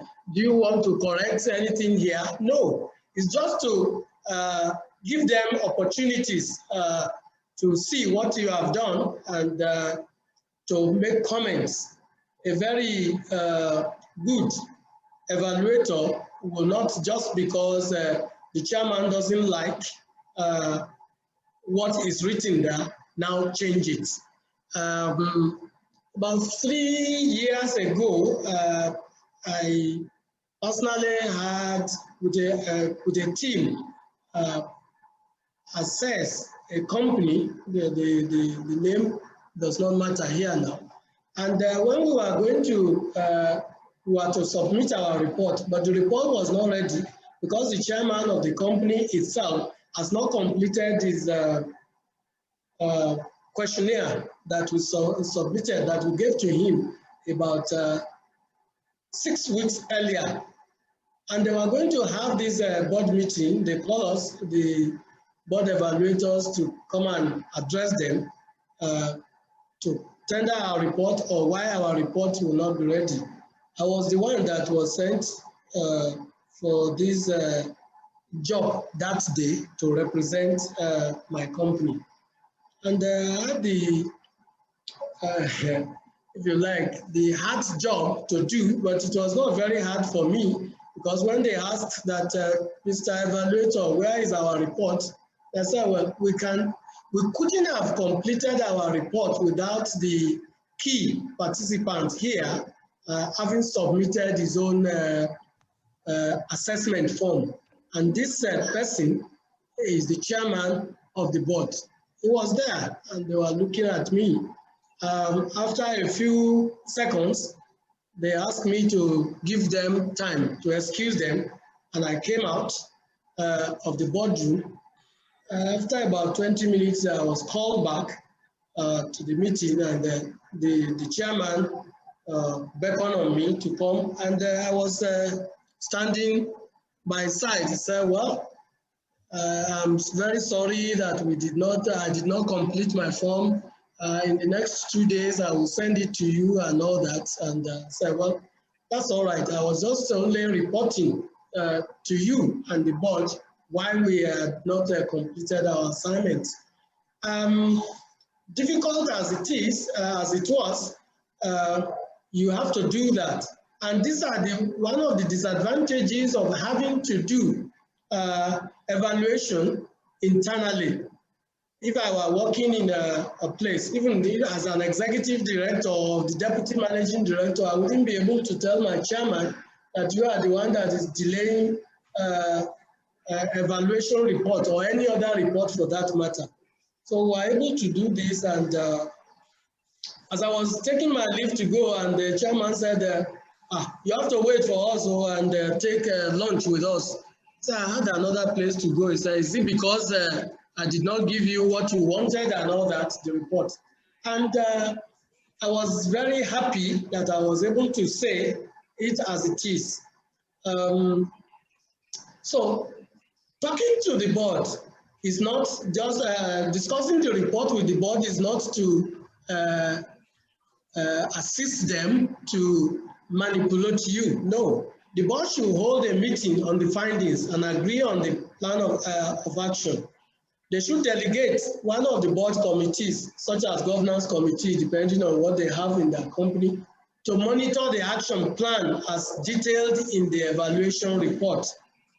They evaluate the assessment process itself for lessons learned. They have to learn lessons there for future improvement. All interviews, questionnaires, records, etc. must be held in strict confidentiality by the evaluation managers, the consultants, so that you don't disclose information and things that is even against our ethics in our profession. So we come on to corporate governance responsibility. We all know this, directors know this, but we need to remind them, if only on briefly. And I catch the directors, the duties of directors here as append.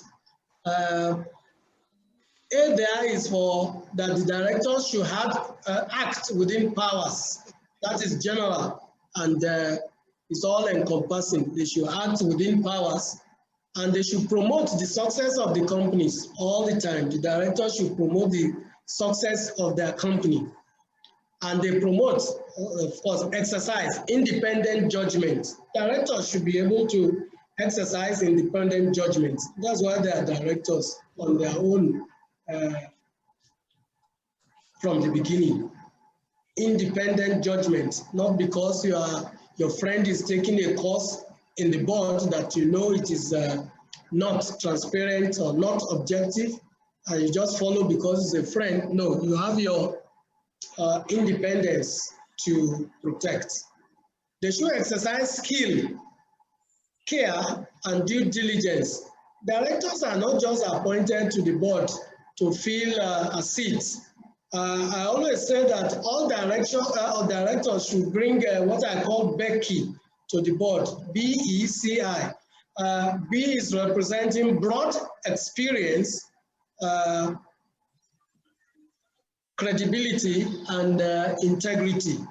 So they should bring that to the board, all directors. And when you are exercising this, the skill, care, and due diligence is taken for granted because you have credibility, you have broad experience and integrity. The end there is debatable. Directors should not accept benefits from third party. That's part of their duties, not to accept benefits from third parties. Well, I would say more than that. And they should declare, under append, declare interest in any proposed transaction that they have with the company. The slides. Then we now come to the approach to governance and board evaluation for the consultants. First of all, I believe we make presentation to prospective clients. That is, well, we are doing this, we are consultants, we are board evaluators, we are governance auditors, and we want to work with your company, make presentation. After presentation, prospective clients are expected to communicate their intention to engage you as the consultant. Yes, at that point, professional fees are discussed and agreed. Then engagement letter is issued stating the terms and conditions for the assignment. Commencement of assignment, that's a methodology. There are so many, but we will mention some. You review the present state of the company relative to the following: compliance with laws, rules, and regulations, compliance with internal policies and processes, including risk management and internal control, compliance with corporate governance codes and internal conduct, code of conduct, ethics of the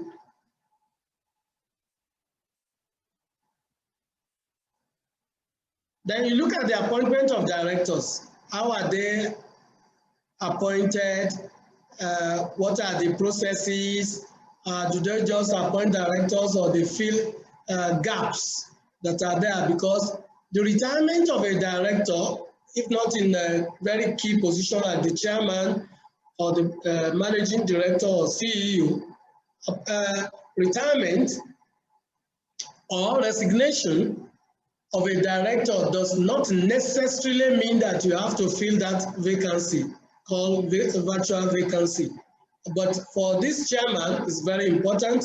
The company must have a chairman, must have a CEO, depending on the complexity of the business that the company does.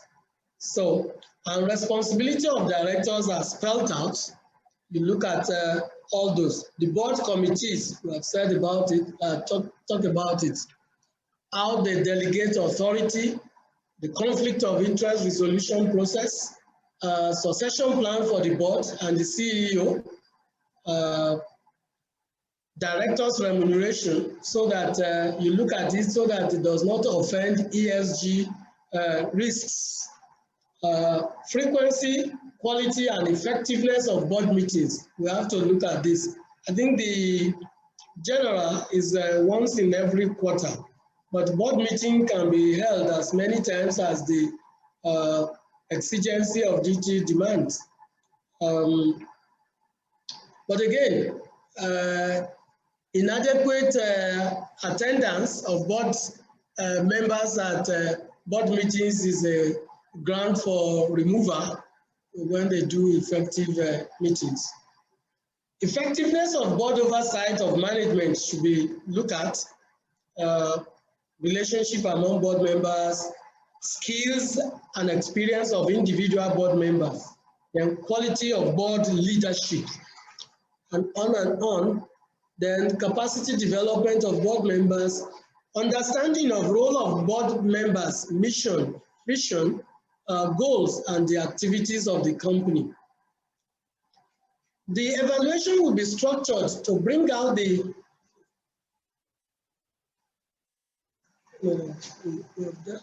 sorry. I am on initial document that will be required for review. These are mentioned, and there are many, but we'll be looking at this from the paper itself.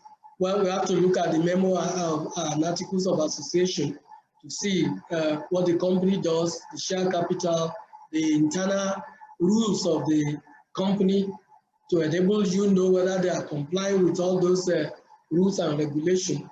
The board of director meeting books, the meeting minutes book, you need to go into all the register of directors, register of member, register of charges. Register of charges in a company, whether something is entered into it or not, CAMA provides that it must be in existence in a company. Such things, one should be interested to see that. The approach for the exercise will be a combination of the following techniques. I've mentioned it in other areas, but again, for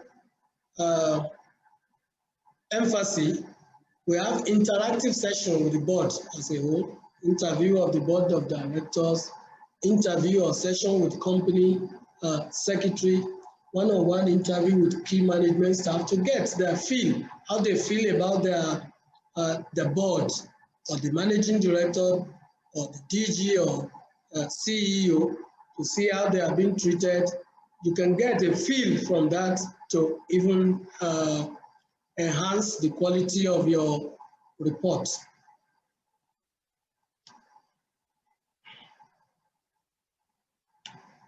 Evaluation report. You submit draft of the report to the chairman for discussion. I mentioned something like it before. It is expected that the board should hold a meeting on the findings and agree on action plan, so that the future is looked at from there. Now, for the participants and for this paper is prospecting for jobs using the windows that are available for governance practitioners to do board evaluation for companies and entities. We have to have target entities, individual consultants or governance practitioners will target some entities that look, this company, about 5 companies in this area that I want to target, and I want to write to them. You write to them. You have discussions with people that you know there that can give you information about the company. Yeah, that's the target. That's your target market. Yes, you write to them, and that they do not give you answer immediately or respond to you doesn't mean that you will not continue to market them. It's just like marketing of any other product. That's what you are doing. Then, but what will help you better again is the need analysis. There is no need looking out for a company that is just employing 2 staff, although it's a limited liability company, and you now say you want to do board evaluation for that. They don't need it. They might tell you they don't need it. When they begin to do well, they will contact you. But that's why you have to target entity. We call that target market definition. You have to define your market and see their need. Because if you have identified their need and go to them, it will not be very difficult for you to get access to them and for them to embrace you, because you now know what they want or they need. Now, it's just like I want to give these examples of 2 marketing officers in a company. But the shoes, and they sent these 2 marketing officers to go and market for their products.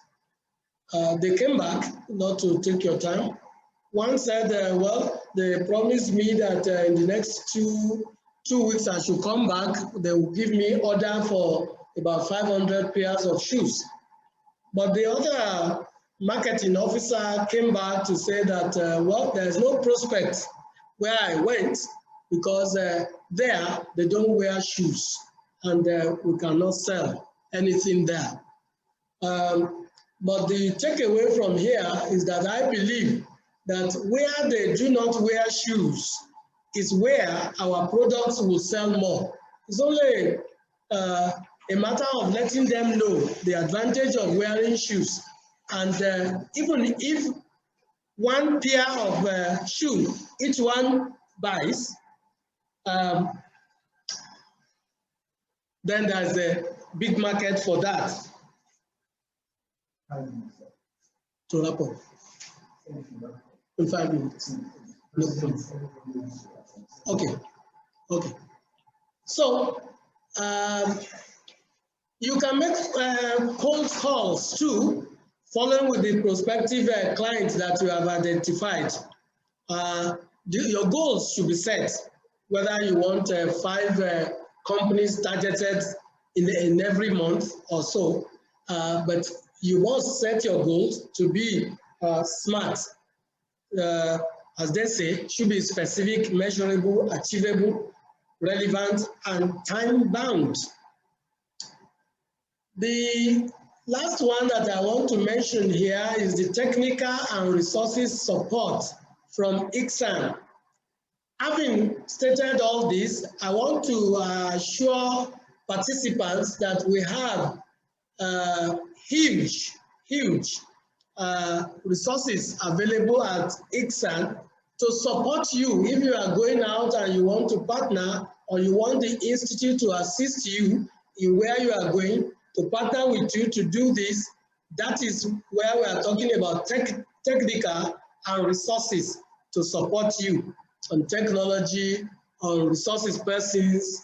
The institute is ready and available to do that for you. In conclusion, I've just attempted in this lecture to draw the attention of attendees to the importance of good governance in enhancing the effectiveness of the board of directors of companies and the opportunities of being board governance auditors and evaluators, which the Institute of Chartered Secretaries and Administrators of Nigeria, ICSAN, is providing, as I said earlier, through its capability and huge trained and highly experienced governance professionals across the country. Avail yourself, participants, avail yourself of the identified opportunities with accompanying modest financial rewards, because there's financial reward in governance audit and board evaluation. Because if, as a consultant, you carry out the assignment objectively and your report is generally accepted as such by the company that you are working for, and the company's regulatory body, because there are sectoral bodies now that receive your report as a consultant, you are likely to benefit from future reversals. Thank you very much for listening. Good morning. First of all, we thought it was, I personally thought it was important to allow you to flow, and I think you have really flowed.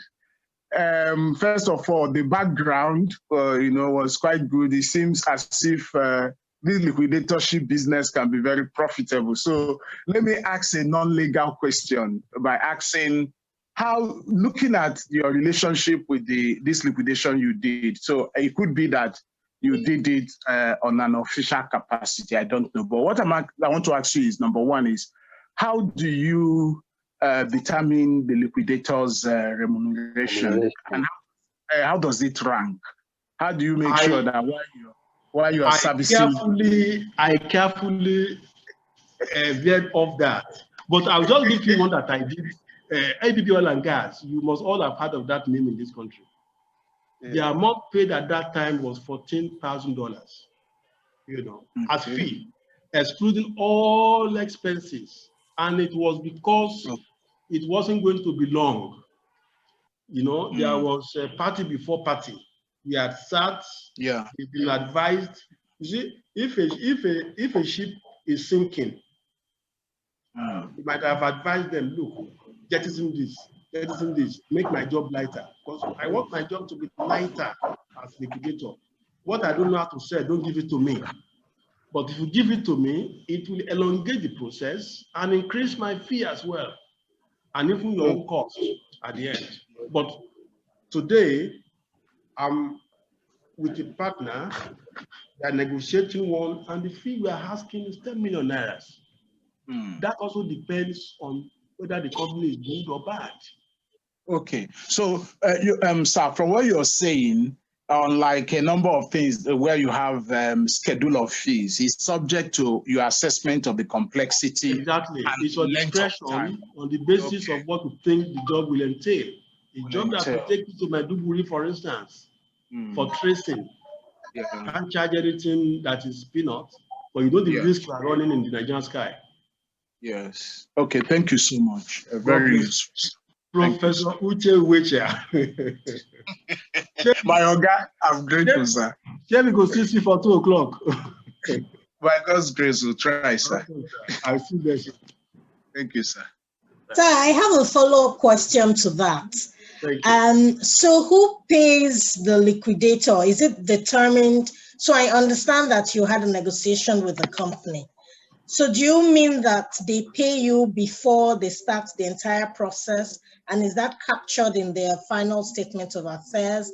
Or how exactly does that work? Or is it that after you realized all of the proceeds, you then take out your money? Or I'm not quite clear how that process of receiving your payment works. In one of them, what actually happened was that amount was taken out of the liquidity before we started. So that what they gave to liquidator, it won't be seen that liquidator is fidgeting with the company's money. Do you understand? And then an SLA was signed to the extent that expenses of liquidator can be met out of this particular account. You understand? So, and those expenses, like you also know, by fiduciary, all the expenses must be backed up with receipts. If you say you flag, attached air tickets, and so on and so forth, but your fee had been settled, either paid into a separate account, you draw it in tranches, that's an agreement. But the SLA will state you have this amount to collect, and expenses can also be borne out of this particular place to the tune of X and Y. Hello, sir. Mr. Yomi. Yes, sir. Good morning, sir. My buddy. Thank you so much for the presentation, sir. I just need a clarification on some things. Now, you mentioned a liquidator, an administrator, and an official receiver. Yeah. I just need to clarify the appointment. Now, you mentioned that the liquidator is appointed by the company through a company's resolution, a special resolution. Am I right, sir? Are you right, sir? Am I right, sir? Very well. And then you also mentioned that an administrator is appointed by the government agency. Yeah, I will explain myself. I will explain.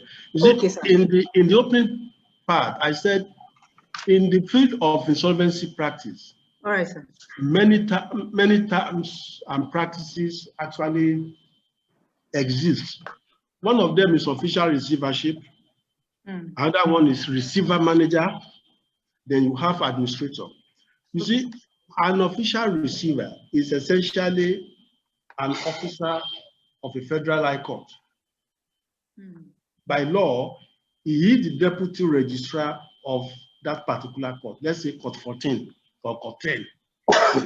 When there is a petition for compulsory winding up, upon hearing that motion, the judge will appoint an official receiver to the matter. And what his job entails is to bring the two parties together and try to settle, if they can, without having to appoint a liquidator. When you say an administrator, administrator is at the instance of a public body like CBN, NDIC, over their regulated entities. You will remember a CASOBO in those days over stock exchange. A CASOBO was not appointed by the management, but by SEC. That's the practical here. You will see Oshibodu on Union Bank. He was not appointed by the shareholders. He was appointed by NDIC CBN to say, look, this bank is going under. Save investors' money. When you say receiver, receiver is appointed over an asset. Each time you have a fixed charge, you are inviting a receiver over that asset when it crystallizes. What do I mean? If you use your property and register a mortgage over it for a loan, part of what you have in your debenture trust deed or in your trust deed or debenture is that in the event of default, the creditor shall have the right to appoint a receiver. What the receiver has received is the undertaking, the building.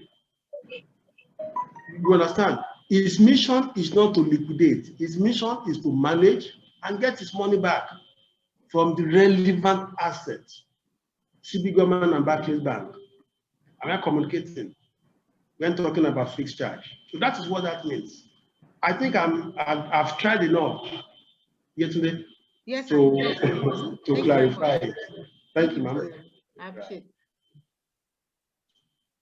Any other clarifications from our learned people here so that all of us can go back better than we came? In the absence of any other question. Hello. Yes, sir. I'd want you to speak to this concept of appointing interim liquidator, because I've seen situation in which someone had run to court to ask that an interim liquidator be appointed even before the it's right to appoint a substantive liquidator. You want to speak to this and advise us on situation and circumstance that should dictate that we should go that route, and what the function of the interim liquidator would be. Well, basically, as the name implies, interim liquidator will only be appointed in circumstances where the party still believe this matter can be resolved without going headlong into a formal liquidation. If matters are still being negotiated, for instance, and we know there is actually an asset that has been used as security, appoint an interim liquidator. All they do is, just like an official receiver, is to look for possibilities of, if there's a particular asset for us to dispose it of, and if need be, we appoint a substantive liquidator. If not, the company goes back to its operations. But like the name implies, it is an interregnum. It is something that we are not inequity, we are not sure we should kill this company.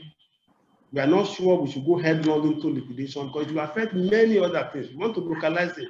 It's like when you are going through operations, and instead of giving you over a general anesthesia, they localize it and say, okay, it's only the leg we want to work on. Let us kill the leg alone. The man can still see us, can still be, is he still alive? That's interim. That's the way I will put it, sir. Okay, thank you. God bless you, sir. Any other? It should not necessarily be a question. You know why? This gathering is collectively having over 200 years of experience. So let us share so that we all, get better than we came. There are many things I probably missed out that somebody can chip in so that as governance professionals, we are all better for. Good morning, sir. Good morning, sir. My name is Jinadu, sir. Yes, sir. I've been reading in the paper over the years that NDIC remain a professional liquidator to failing banks or failed banks. And ever since then, sir, they still need to go to court to confirm or clarify their appointment before anything could be done. I don't know why the sole responsibility. Hello, sir. My chair. Hello, sir. Sorry, sir. Sorry, sir. Sorry, sir. Sorry, sir. Mr. Jinadu. Mr. Jinadu, so sorry. A call came in. Hello, Mr. Chairman, sir.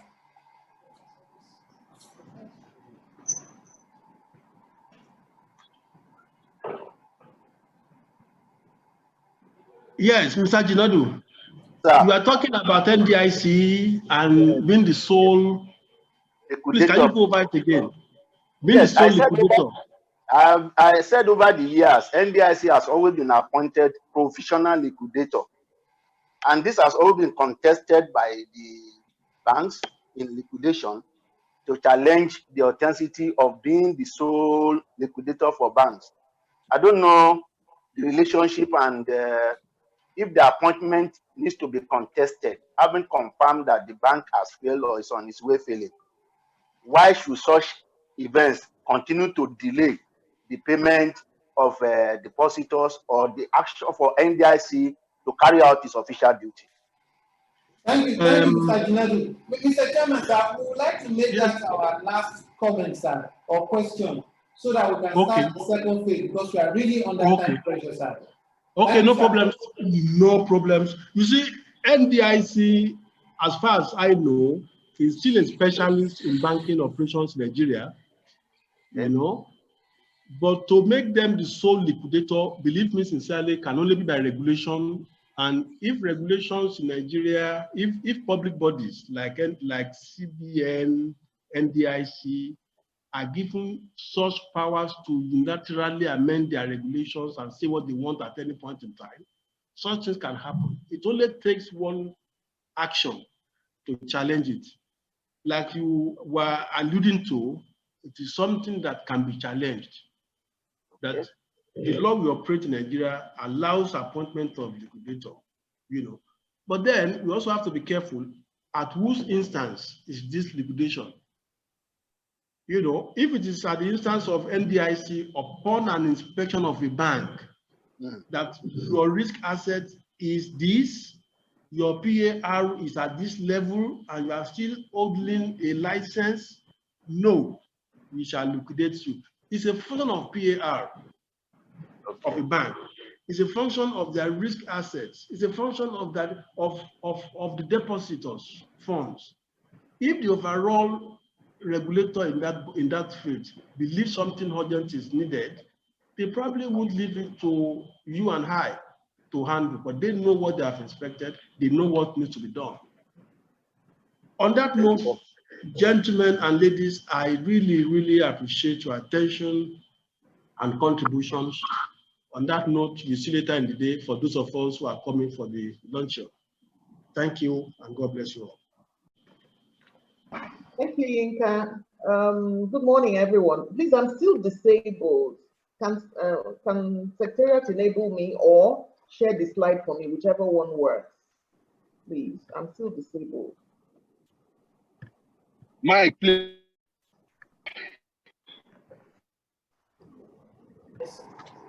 Where, sir? Good morning, everyone.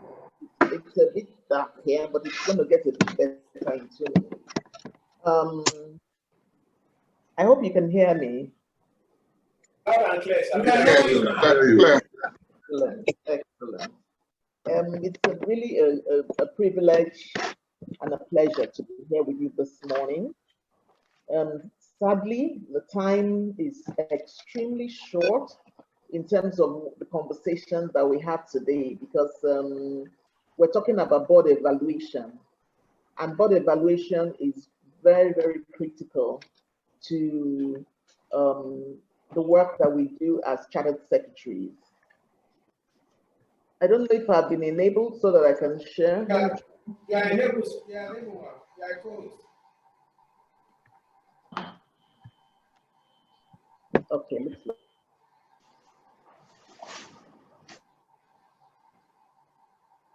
Yeah. Just give me a minute.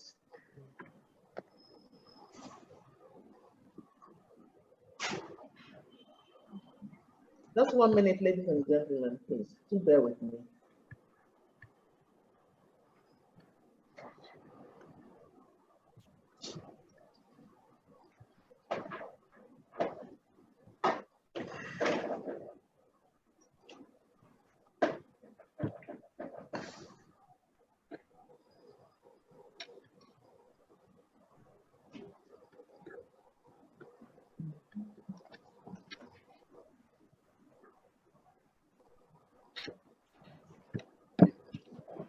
Apologies. I actually thought I was already enabled.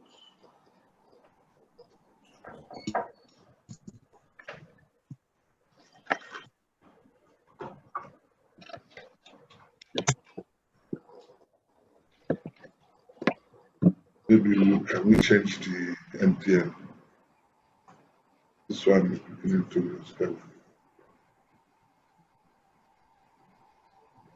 Okay.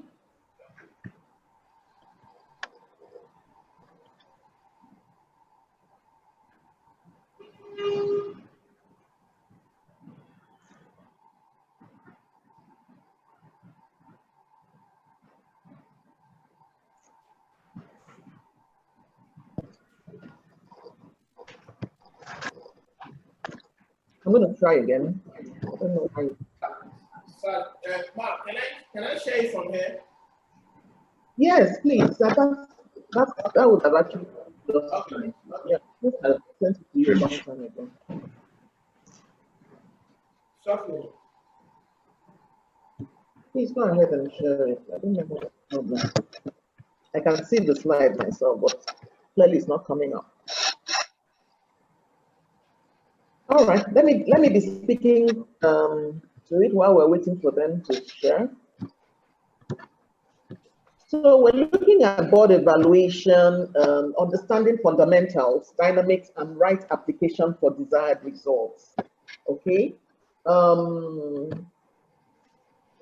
have an outline that looks at the board evaluation in corporate governance, its significance, the standards, international standards, and leading practice, the Nigerian peculiarities as presented by our code,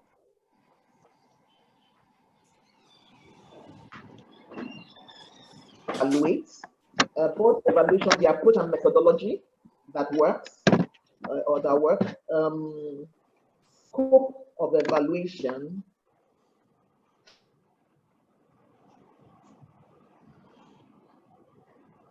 and technology that we use, and then of course reporting outcomes and implementation, and whatever next steps are necessary. So, great.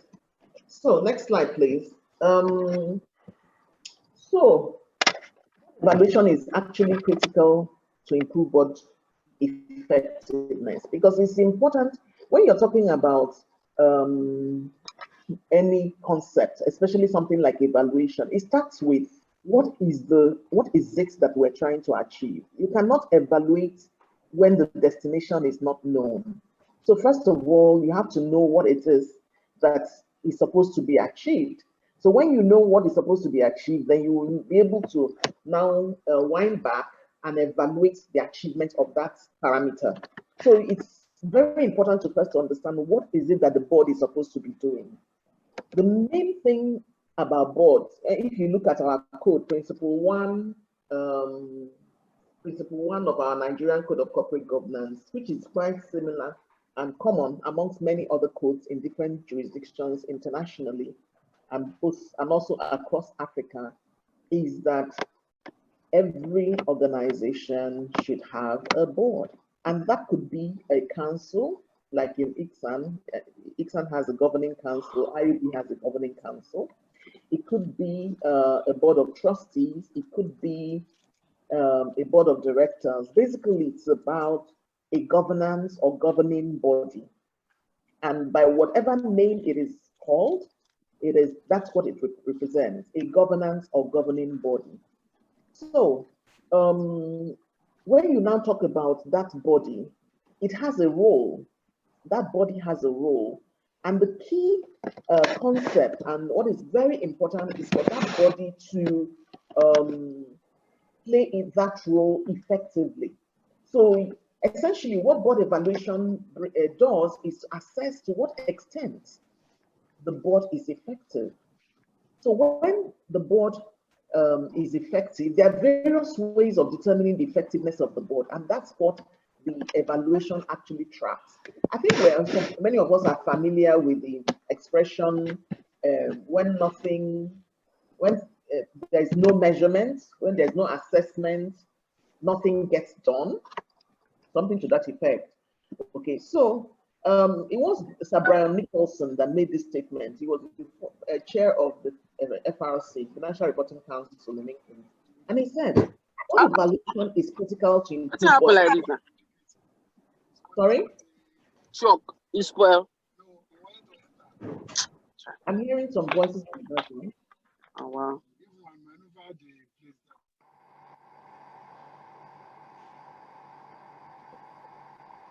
All right.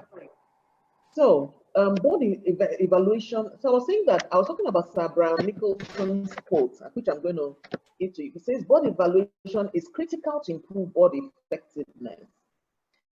But if weaknesses are not known, performance cannot be improved upon. So if weaknesses are not known, performance cannot be improved upon. So in order to have board effectiveness, therefore, it is important to have board evaluation. So the board evaluation would then reveal what the weaknesses are so that performance can be improved upon. Okay, I'll quickly go to the next slide. So what is it? It's actually a process. The evaluation itself is a process. It's a process by which the effectiveness of not just the board, but also its committees, its processes, and other structures, including the chairman, the individual board members, and sometimes the board secretary or company secretary are assessed. It's also, in fact, board evaluation has been known as a catalyst for good corporate governance. It has been well established in governance that good corporate governance is catalyzed by board evaluation. So the evaluation process looks at what the board has achieved. How did the board achieve these successes or failures, as the case may be? You can also achieve failure, if you know what I mean. Then the board itself is responsible for its evaluation, because the board is really the highest organ in the organization's operations. And I use that word operation loosely, because really and truly operations is done by management. The board is more an oversight body, but you know that as only meet board, and I'm talking about those shareholders in general meeting, even though they're a higher body than the board, they don't really get involved except to receive these periodic reports. So it can be internal or external in terms of implementation of board evaluation. the implementation process itself can be internal or external. So we're going to be looking at it mostly from the external perspective. However, we'll touch a bit on the internal, very, very slightly. So features of effective boards. Remember, as I said at the beginning, in order to determine, in order to evaluate something, you have to first determine what that thing is supposed to be doing. If you don't know what it's supposed to be doing, then you cannot really evaluate it properly. So in the case of boards, we talked about the fact that they have a responsibility to be effective. So our code says in principle 1, every company shall be led by an effective board. It didn't say every company should be led by a board, but by an effective board. And of course, it goes on to describe the roles, the things that that effective board does. So in terms of effectiveness, ICSA UK has this slide, which I thought I should bring to us, given that this is an ICSA program as well, you know, showing pillars. What are the key pillars for board effectiveness? What are the features of board effectiveness? Features that show that a board is actually effective. So you see the strength of the chairman's leadership. So clearly that's one of the areas that will be evaluated in a good governance evaluation, a good board evaluation. Quality of the executive and non-executive partnership. Don't forget that the executives are the ones there on a day-to-day basis, so they have to pass information to the non-execs. Without the information received from the executives, the non-execs cannot actually be effective. So the board as a whole cannot be effective. Best-in-class information and process architecture, very, very key, okay? Competence, character, and behavior of the directors. So we're now talking about also the soft issues, you know, because the tone at the top must be very, very key and very clear, very ethical. So for a board to really be effective, there has to be that clear tone at the top, but it's not enough to have just competence. Sometimes we focus so much on competence, we forget that character is as important, if not in some people's views, even more important. But I always call it the two sides to a coin. There are two sides to a coin in this thing called corporate governance. In order to have good corporate governance, both sides of the coin must be in place. And we're talking about the side of the principles and pillars, the soft issues, and then of course the side of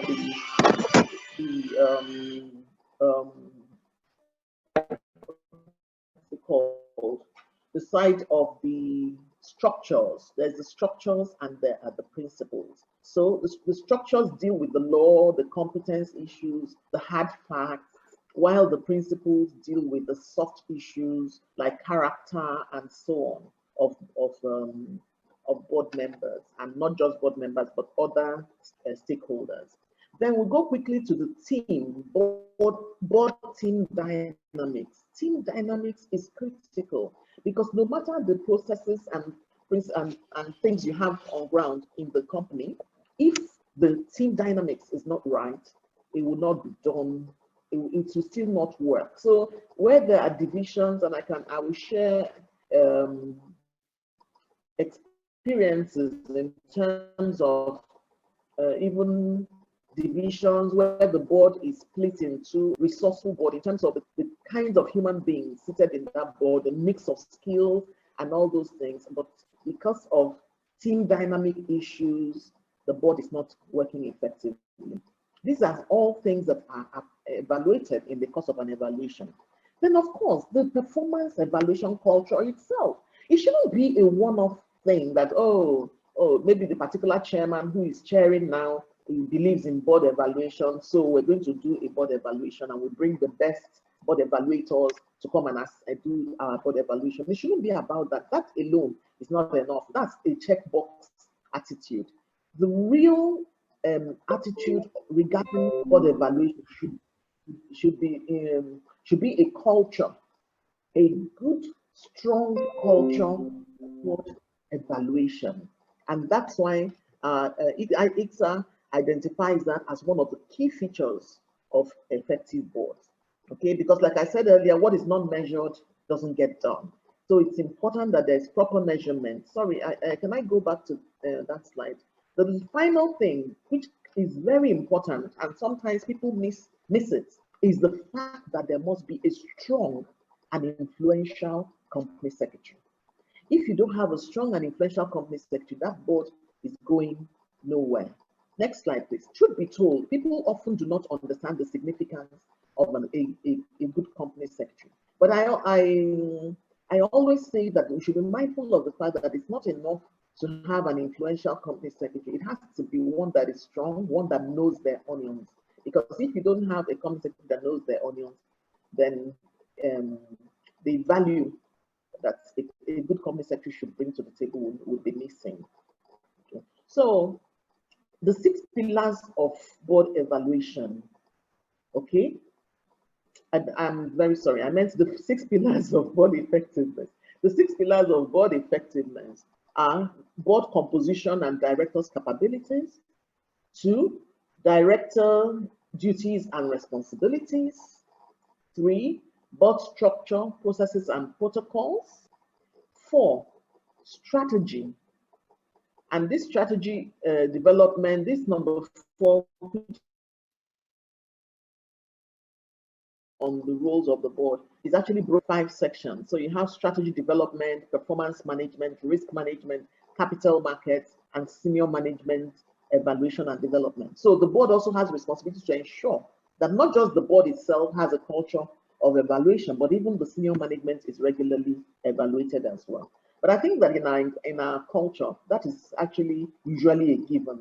Oftentimes, senior management is evaluated. It's the evaluation of the board that is the challenge.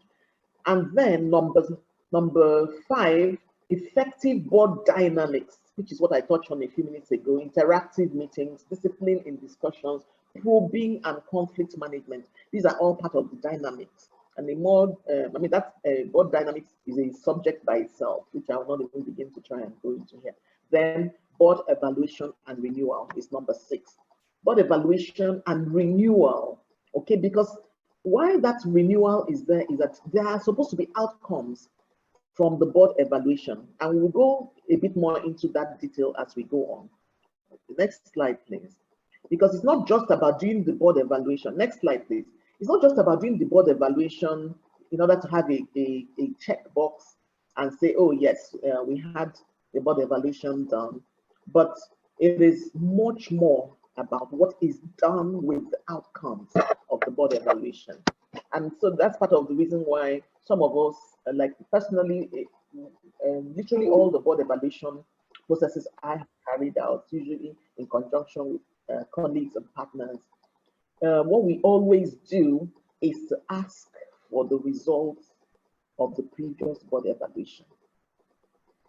When you look at the results of the previous board evaluation that was carried out by the company, and you then appraise it side by side with what is on ground to see how the reports that was done is being implemented by the company or was implemented over the past year, okay, by the organization. That tells you a lot about the true culture of board performance evaluation of the company. But that's a bit more on that later. So board evaluation in governance, the evaluation process should include rigorous testing of the effectiveness of the board. And I think I've spoken to that quite a bit. Also, it has been recognized as a global best practice. And honestly, every code, whether you go to South Africa or you go to the UK or you go to Europe, anywhere in Europe, Australia, or you go to Canada, or you go to, name it, wherever you go. And of course, in our own very Nigeria, you will find that board evaluation has been repeated over and over in the various codes. The reason is not far-fetched. Board evaluation has been identified as a key catalyst for true board effectiveness and true company success, okay? In fact, it is a key feature of progressive boards that they take board evaluation very seriously. It's a key feature of progressive boards. Okay, let's go on, please. Oh, and that I should mention that it assesses the organization. The board evaluation assesses on 3 key levels: organizational, the board, and individual directors. Organizational, the board as a whole, and then individual directors. So a culture of performance evaluation must engender a performance. So the board must engender a performance evaluation culture, like I mentioned earlier, and this is shown in this slide. Boards should constantly strive to achieve step changes. So there has to be continuous improvement, not where we were yesterday. So where we were yesterday, today we should get improvement of yesterday. So I've seen this happen in practical terms, having evaluated various boards. And I see a situation where we've done an evaluation this year and identified the key areas that need to be improved upon and all that. And by the next year, you can see that quite a good number of the areas identified last year are no longer on the table as areas of weakness, but now they have become gone into the side of strengths that the board has now put in place. And that is very, very key, because that actually shows whether the board is taking its board evaluation seriously or whether it's just checking the box, whether it's acculturating the concept of board evaluation, not just the concept, but also the practice of board evaluation in the organization, or it's merely saying, the code says we should do it, so let's do it so we can tick off that we've done that. So you have some boards move from average boards to effective boards, and then they move on to the next level, which is high-performing boards. And high-performing boards should constantly strive to find that extra 10 to 20% improvement, according to ICSA UK. Yes, a high-performing board. So last year, if we were able to score an overall score of 60%, we should expect that this year's evaluation will see us at 70% minimum. And the next year's evaluation will see us at 80%, and so on and so forth. But it's by checking the key areas, the key parameters, that will see this achieved. Next slide, please. Next slide, please. So there are also various things that in the governance spectrum that must be identified and come to the table. So you see such things as board recruitment. How does the board recruit? Is there a process? Is there a structure? Is there a governance committee or a nominations committee involved in this? What is the process that it goes through? Do we check what is the current mix of skills we have on our board now in determining the mix of skills we need to bring on board? Okay, so the recruitment process is very key, and it's part of what is evaluated. The board structure. So what does the board have in terms of its structure? And here you can also touch on the composition of the board in terms of even the skills itself, but also in terms of the gender diversity and other things, in terms of even the various kinds of diversities, not just gender diversity. So diversity and inclusiveness. So you see things like the the presence of younger directors who bring their technology skills and other kinds of skills to the board that the older generation may not necessarily have, and so on. And in today's environment, we know that these skills are very, very key. And then you talk about the board culture. What is the culture of the board? How does the board perform? Is the chairman seen as a god? Is it, or is he really first among equals? Because, in our environment in Nigeria, especially, and Africa as a whole, there's this tendency to treat the board chair as a god, which then depletes from the effectiveness of the board. Because once the chairman, and sometimes some chairmen also don't know how to manage that dynamic. Because if you realize that your directors are treating you like a god, then it's up to you to make sure that you use that well by making them bring their thoughts to the table before you bring in yours. But if such a chairman comes to the board meeting and is the first person to express an opinion on a particular matter, you know that such directors will now shy away, or they could shy away from expressing their own views, especially if the views differ from that of the chair. So the board will not get the best of, the company will not get the best of even the diversity and the mix of skills that the board has. And the whole essence of having a good board mix will be lost. So what is the culture? How does the board operate? You know, is the chairman sensitive to such things? Because really, I've seen that one of the most important features of success of the board is actually the role of the board chair. And that is part of the reason why governor in the board evaluation, not just the individual directors are praised as individual directors, and that includes the chairman himself in his capacity as a director, but also the role of the chairman is also appraised as that role. Very, very importantly, how effectively the chairman is making the governance systems of the organization to work well. Education and development, of course, continuous education of the board members is part of the requirements of having an intentional governance spectrum, which brings out effectiveness of the board. So most codes also provide for induction of new directors, but not just induction of new directors, but also continuous development of existing directors. So that, of course, goes to the role of the board secretary.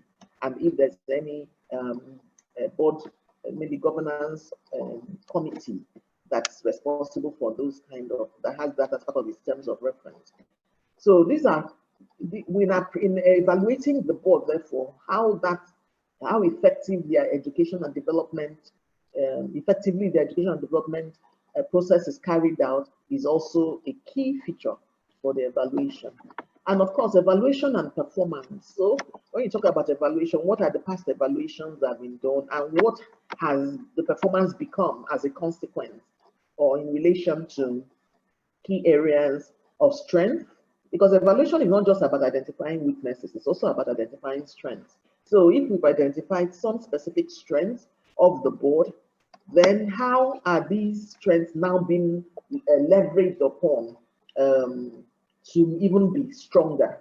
So to achieve that, moving from 60 to 70% or moving from 70 to 80%, how have we brought along the strengths that were identified? It would not make sense if we already scored a 60% and then we now focus so much on the areas of the 40% missing that we forgot the 60%, and then in the next year we now score a 40%. It certainly would not make sense.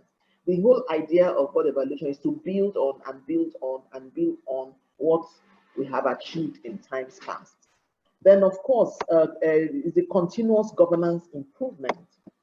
A continuous governance, you see, board evaluation is not just about, oh, let's check the box, we have done the board evaluation, but it's also about, is actually about ensuring a continuous governance development and improvement in the organization. Okay, because remember, like I said at the beginning, before you can begin to do an evaluation, evaluation is an appraisal, is an assessment, is a measure. Before you can start measuring, you must understand where it's supposed to be.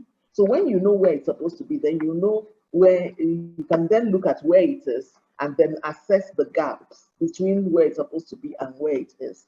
So that continuous governance improvement would then be able to be achieved when we know this is where we're going, and then we can then be very focused on that destination in order to achieve it in the long term. Because really governance is about long term.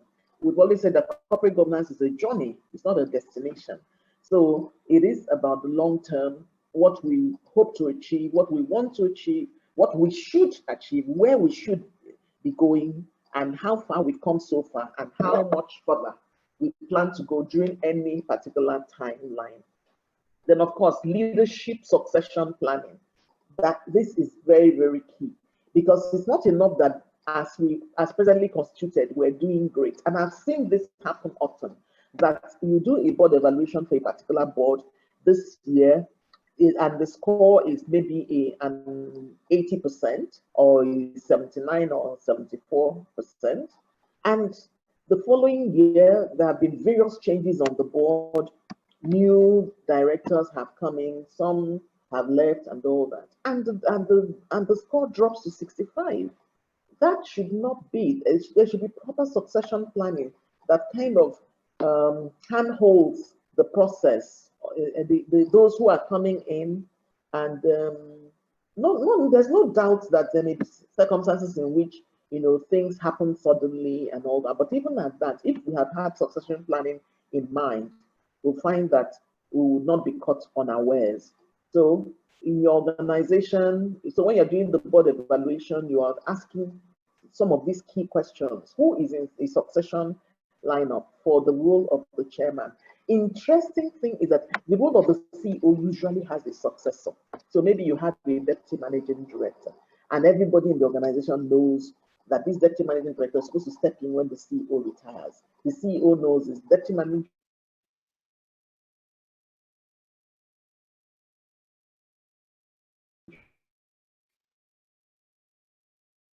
director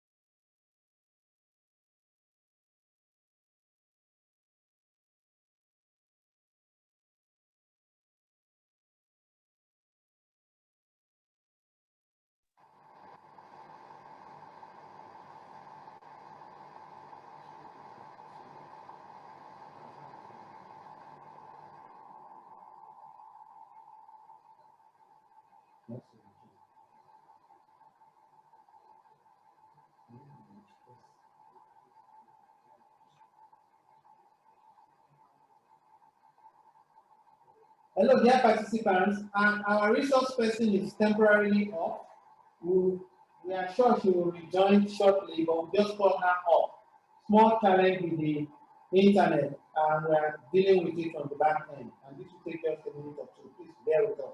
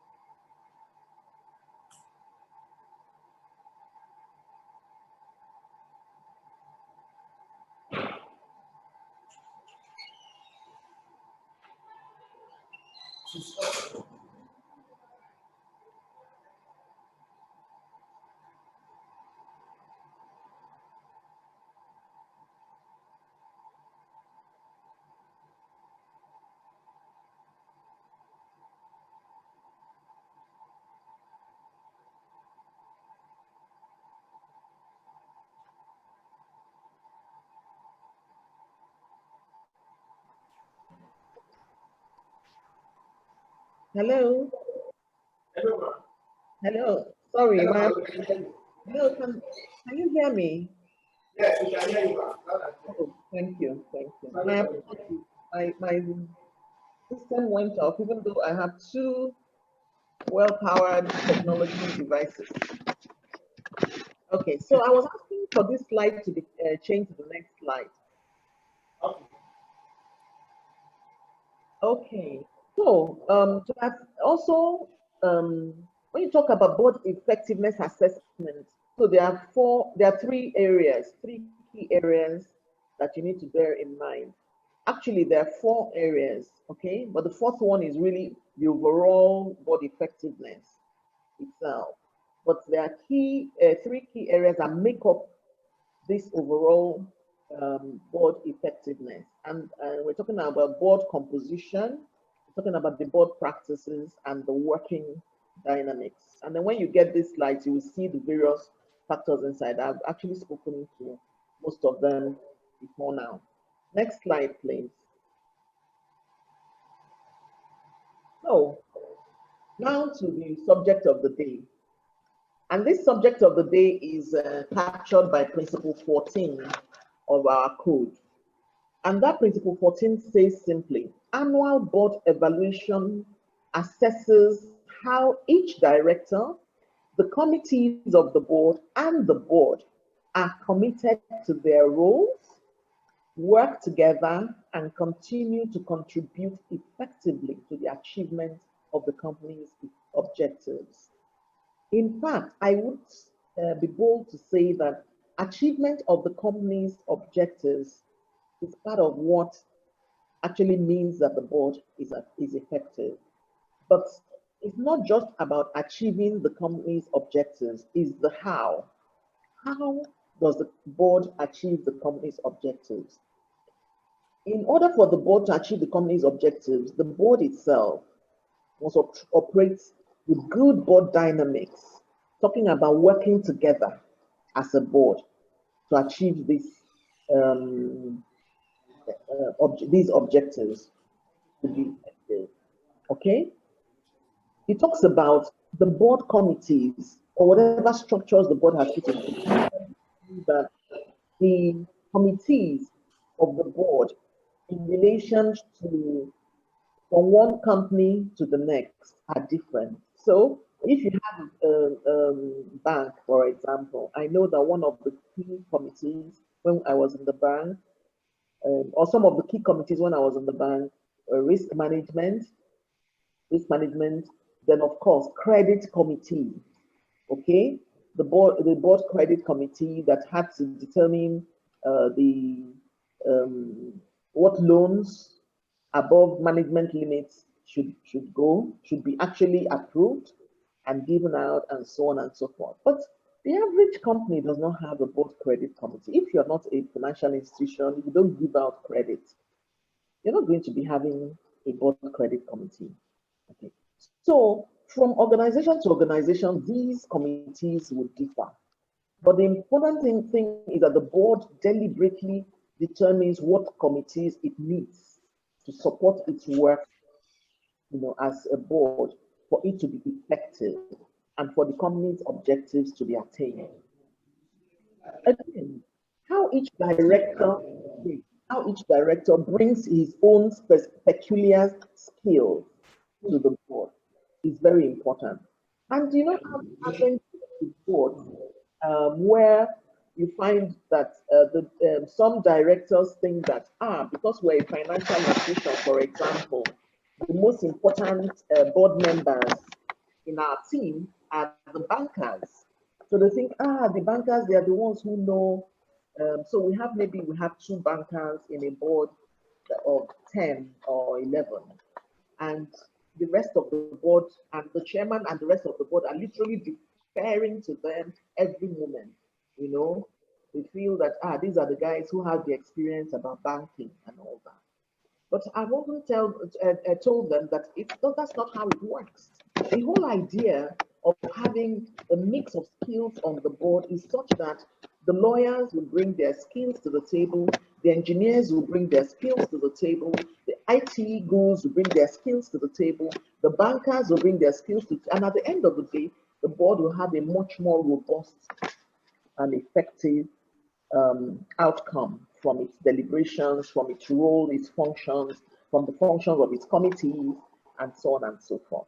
So if you have an IT steering committee, for example, which is also useful in a financial institution and some other institutions as well, a banker per se may not necessarily be your best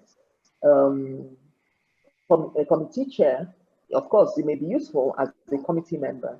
You may look at somebody who has a bit more competence in the area of IT itself.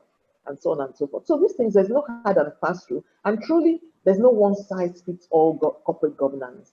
So one of the things you'll be checking as an evaluator on evaluating a particular board is how is this board conscious of its own peculiarities? How does this board understand the business of this organization? How well does this board understand it? How does this board apply those peculiarities to its oversight? Some boards just go and do a copy and paste from another organization that may not even be in a related industry. And even if it's in a related industry, its peculiarities, its size, its dynamics, its various things could be different between it and this particular organization. But they just go and do, oh, that's also another oil and gas company. Let's get their governance document and we'll get it, and we just paste for our own use. But it will not work. So, because again, even in, like, if you look at that oil and gas organization, there are different kinds of oil and gas organizations. There are those in the downstream, there are those in the upstream, there are those who have local, strong local content. There are those who don't. There are those who are subsidiaries of an American parent company that will have some peculiarities. There are peculiarities about American governance that are different from the peculiarities of British governance or Nigerian governance or South African governance, as the case may be. So these are things that an evaluator will look out for. How is the board taking into consideration the peculiarities of our own organization vis-a-vis what it is doing in terms of implementation of its role as the board? So I'm not just, when I say the board, I mean the board structures, the board committees, even the choice of which committees it would have, and even in terms of the committees, who are the parties that are committee members? How has the board conscientiously looked at who should be on which committee and why? Is it deliberate? You know, the apply and explain philosophy of our code actually encourages boards and gives boards the opportunity to think through their decisions in terms of how they implement their role, their oversight function. So it's no longer a case of, oh, I check the box. Have you gotten 15 board members? Tick. Yes, we have 15 board members. Is your chairman absent from every committee? Yes, we have. The chairman is not a member of any committee. Tick. Do you have a non-executive director as chair of, or a non-executive, whether director or shareholder, as the case may be, whether it's a PLC or a private company, as chair of your audit committee? Yes, tick. It's no longer about that. It's really about looking at the peculiarities of our own organization and identifying what works for this organization. And the evaluator would then now look at how the company has done that, how the board has done that. How does the evaluator get to that, to achieve and get these outcomes, to determine these things, how well the board has thought through these things? How does the evaluator achieve that? How can the evaluator make sure that he or she is actually assessing the board correctly? These are some of the things that will come out as we continue this conversation. Next slide, please. So the scope of the evaluation itself, who and what do we evaluate? And I think by now, you've gotten some of these things from the conversations that we've had so far in terms of seeing the role of evaluation. When you're talking about evaluation, it's in relation to measuring what are we trying to measure? Okay, if it's evaluation of a board, obviously it's measuring the role of the board. And what role does the board have? The board is supposed to be effective. Like I said, the code does not say every company should have a board, but every company should have an effective board. Okay, so what does it mean to be an effective board? You can see we've talked about all that. So I think you have a sense of who and what should be evaluated. But just to put it in a simple way, so we know that we should evaluate people in the company. So if we should evaluate the people in the company, we look at the people in terms of composition of the board itself and the diversity that it represents in terms of composition.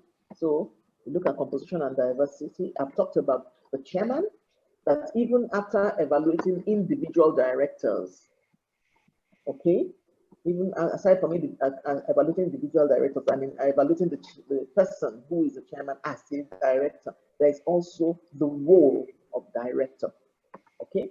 So, I beg your pardon, the role of chairman, okay? There's also evaluating the role of chairman. How does the chairman make sure the board is working well and working well together?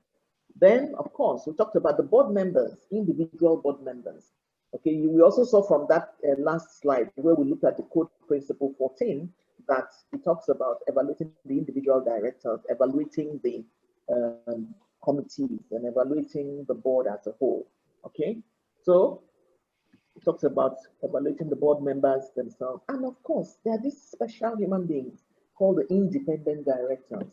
So even though they are board members, but they have a role to play, they are independent directors. I can tell you, with Dr. Nosiki and I, we've had some very interesting experience. He asked a simple question to a board member and to many board members. So who are the independent directors in this company? And sometimes the directors don't know who the independent directors are.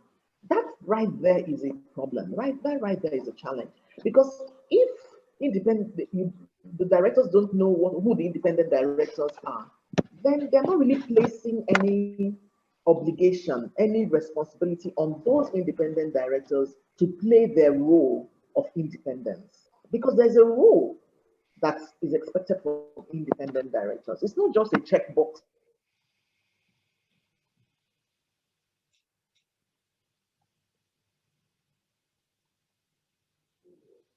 activity. Is a deliberate role and saying what constitutes an independent director and what doesn't. There's a reason why this has come into place.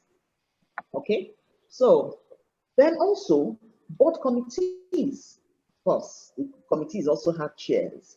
So you also want to see how effective the chairs are and how well the members contribute and how well the chairs also drive the process of making sure that the committee's charter, its terms of reference, you know, the committee works within those things, and is also, and how well the committee is also reporting back to the board as a whole. Then, aside from people, we also want to evaluate the practices of the board. The practices of the board, there are practices that relate to, there's structural, there are some that are structural, they're strategic.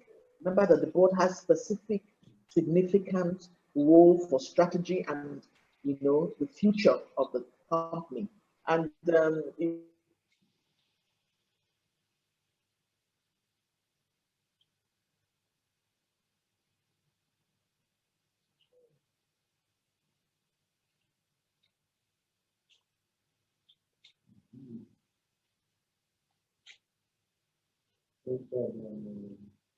was the IFC, because Yinka mentioned that I played the key role, is the issue that the board, the non-executives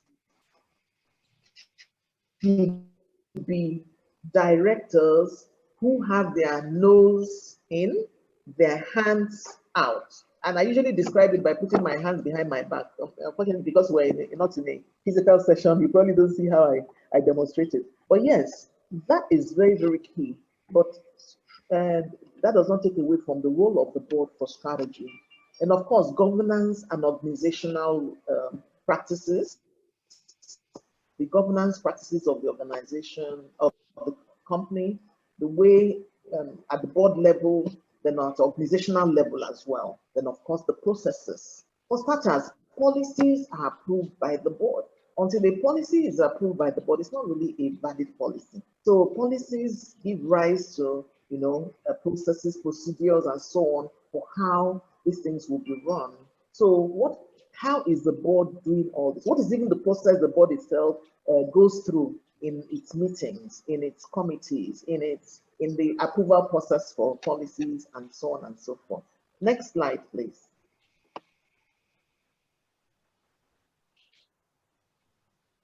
So who do we evaluate? I think we've gotten that. We evaluate the board, evaluate the individuals, evaluate the committees, evaluate the individuals in the committees as well, and so on. Next slide, please. Next slide. What to evaluate? I'd like you to actually take key interest in this particular slide. Again, another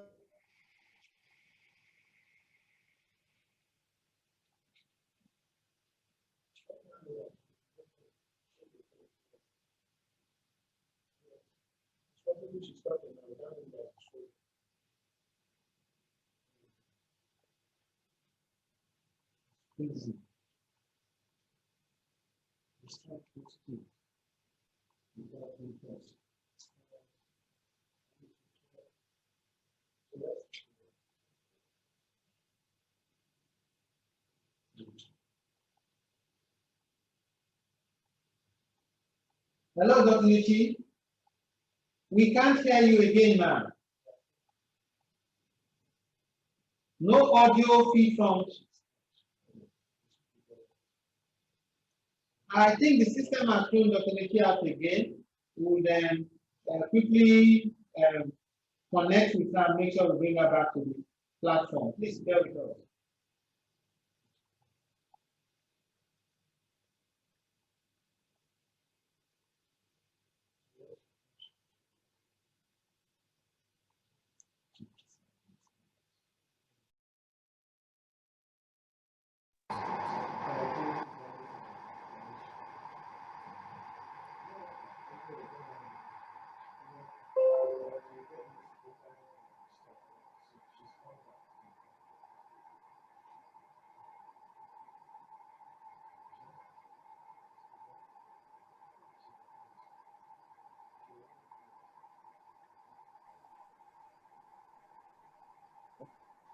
I'm so sorry about that.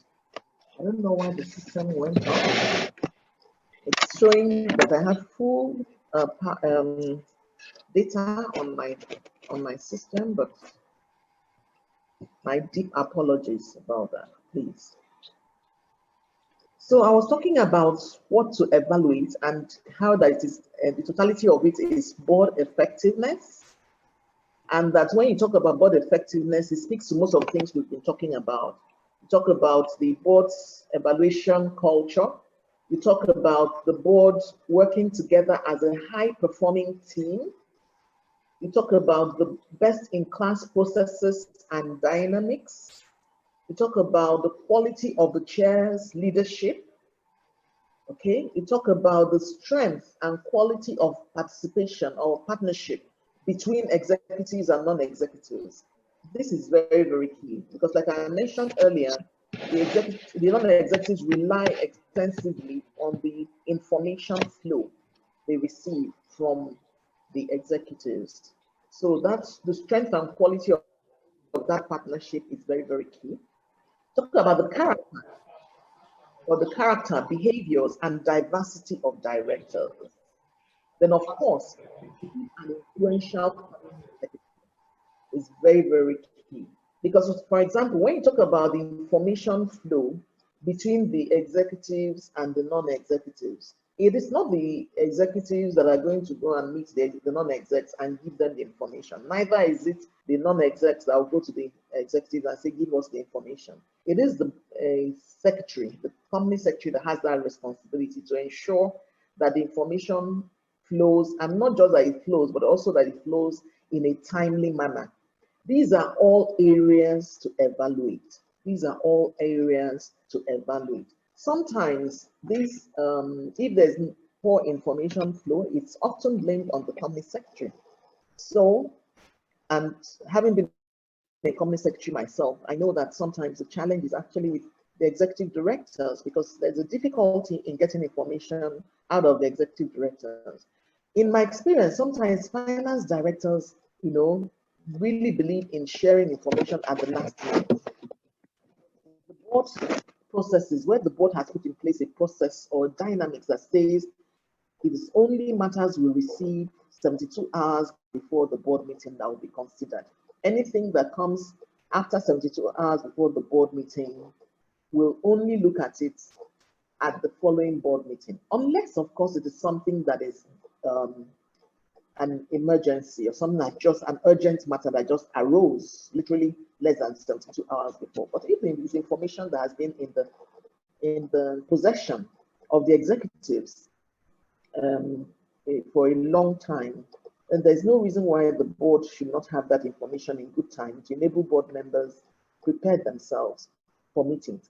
Again, preparedness of board members, their preparation, how well prepared they are for board meetings is another key area that is evaluated. And that can be assessed from their contribution during the meetings. A recent board evaluation Dr. Nosike and I did, one of the directors was very upset because the other directors said he doesn't come to the meetings prepared. And that was in their peer review, because that's one of the areas of evaluation as well. So, and he couldn't understand why the others felt he wasn't as well prepared as he should be. And because he felt he had been putting in a lot of work into the board, into the work of the board and all of that. Was really very, very upset. And in fact, we had to go so far as to even go back to the drawing board to bring out the assessment, the individual assessment, and re-verify that our summary was correct. And we did confirm that the summary was correct. And we had to engage with the chairman to talk with him, to make him see that this is really an area. You know, sometimes we have one viewpoint about ourselves, and then others who are watching us have a different viewpoint about us. So it's very important to be able to be open-minded and accept criticism where it comes, and also just for our own development. Because the whole essence of board evaluation is really not to put someone down, but rather to help them improve. Next slide, please. Next slide, please.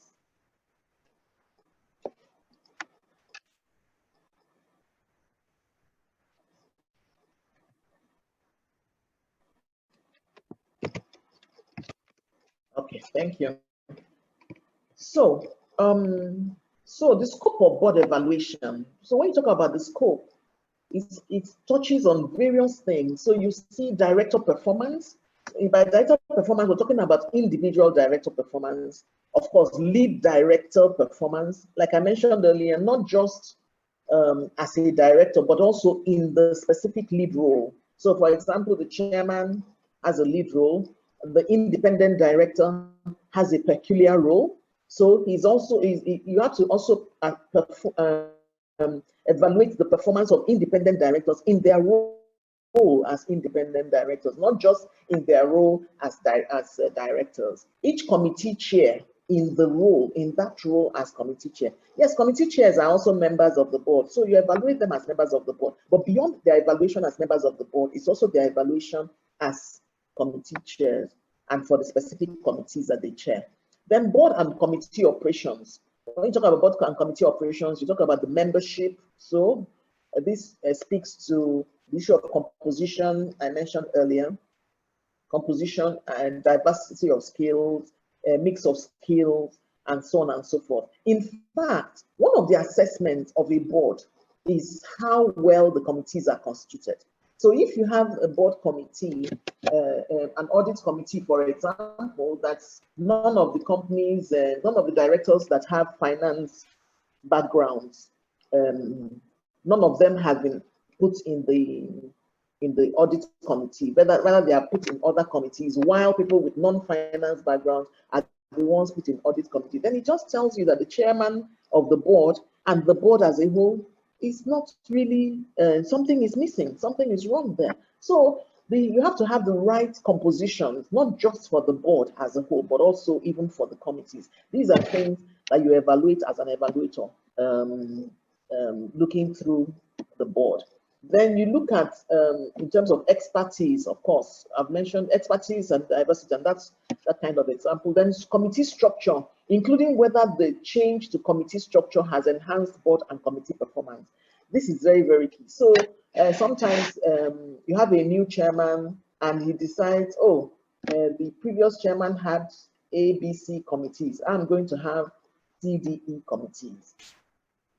Fine, all well and good, because there's no hard and fast rule, really and truly. There's no one-size-fits-all corporate governance. So if a chairman comes and feels that CDE committees are going to work better for this board under my leadership, that's fine. But then, as an evaluator, you're going to now have to see how that has fared.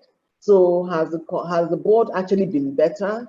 Has the performance of the board actually been enhanced by the changes that have been made to the committees that are in place, by the constitution of those committees, and even by the terms of reference, especially the terms of reference of the committees? Have they been well articulated such that we don't have areas that have now been left out under the new arrangement or even under the existing arrangements, whichever way?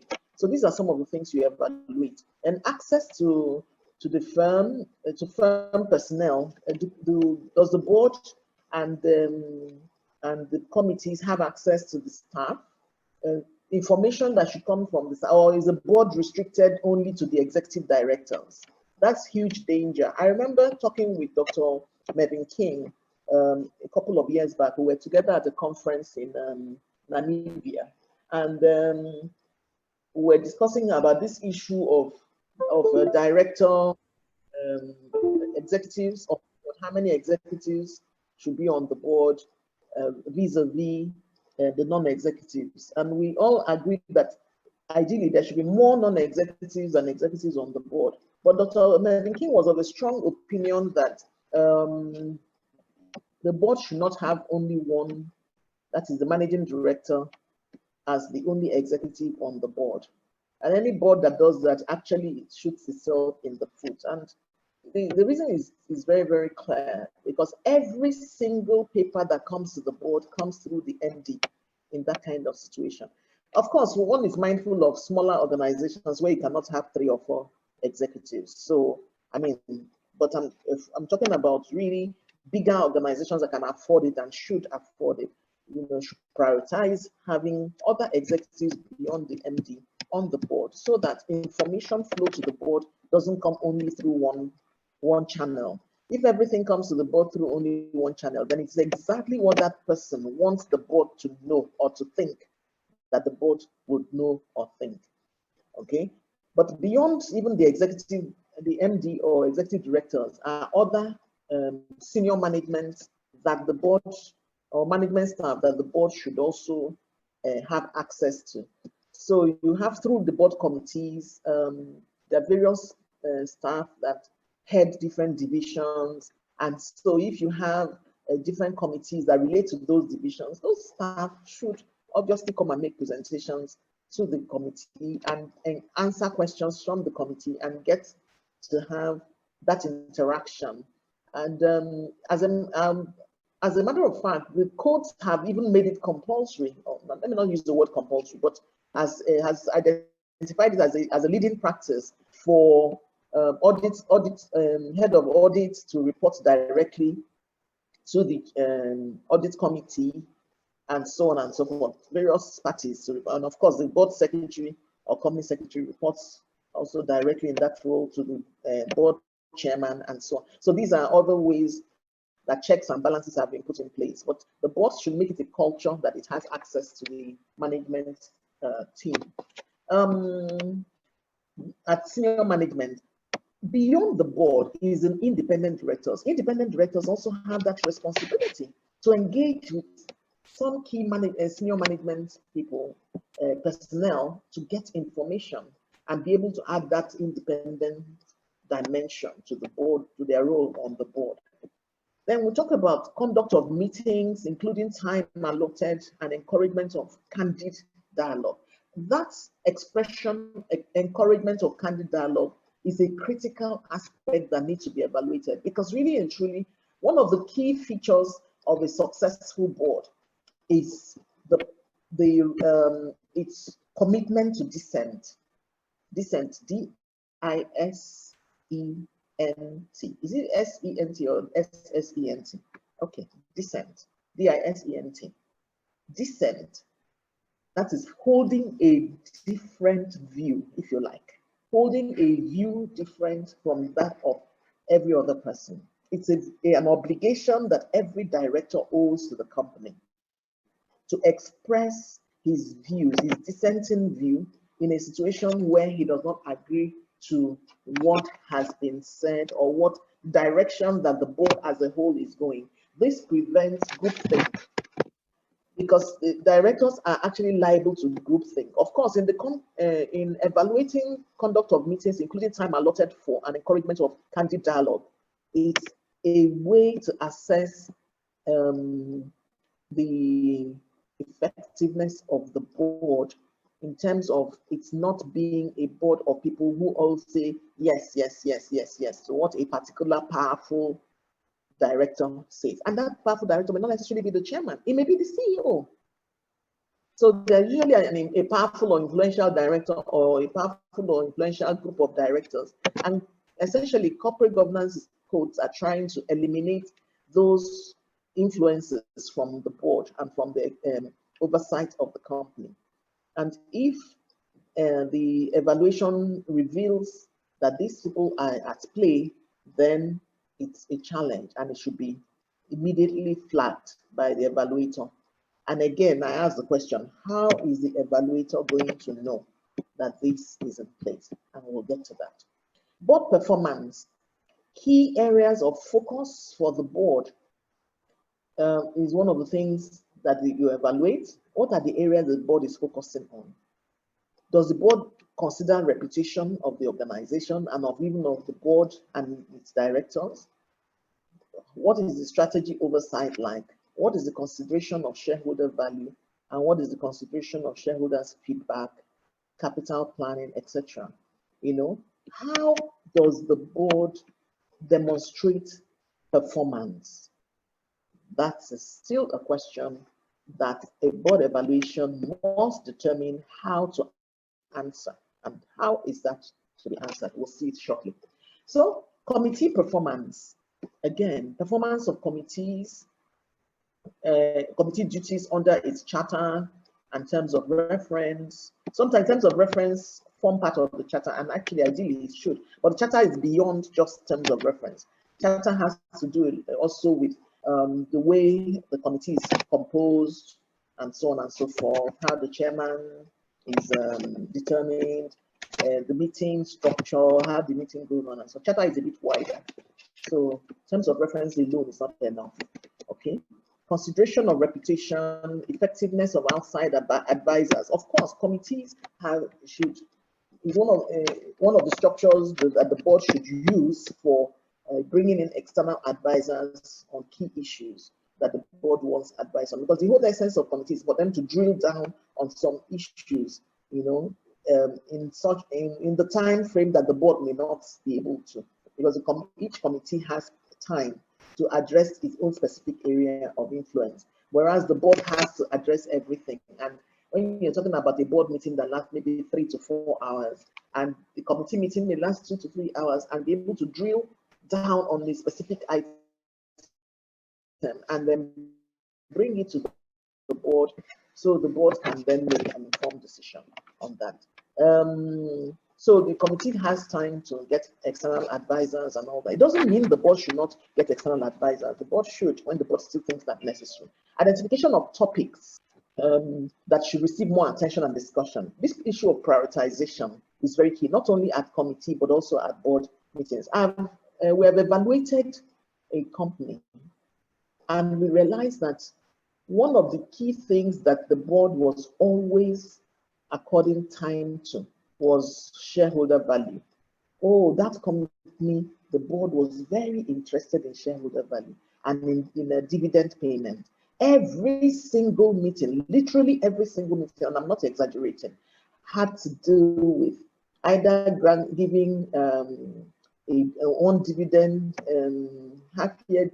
considering half-year dividend, or the dividends, or the full-year dividend. One thing, there was always dividend, shareholder value, and so on. Not even shareholder feedback, but they were just interested in enhancing of shareholder value, to the detriment of so many other items that the board should also consider. Things like strategy oversight, things like communication with stakeholders, things like, different other things suffered because every single time the board was looking at shareholder value, dividend.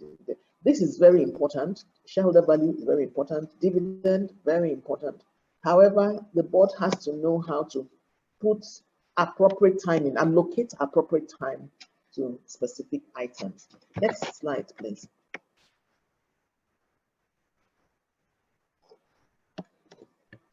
Next slide. Okay, thank you. So, how evaluators to-dos for board evaluation. So what are the things that the evaluator needs to do in order to go get on the board evaluation? First of all, we must begin with agreeing the scope. You have to agree the scope of the board evaluation. For me, most of the board evaluations I have conducted, I have always included the element of peer review.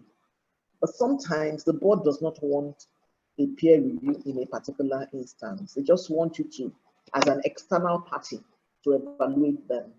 Okay? But I think that the peer review is very, very important. But the key is that you have to agree the scope of the evaluation, what is to be achieved by the evaluation and all that. Then set the methodology for that evaluation within the scope agreed, okay? And include clear criteria and KPIs for the assessment. So there has to be key clear criteria. So if you're going to use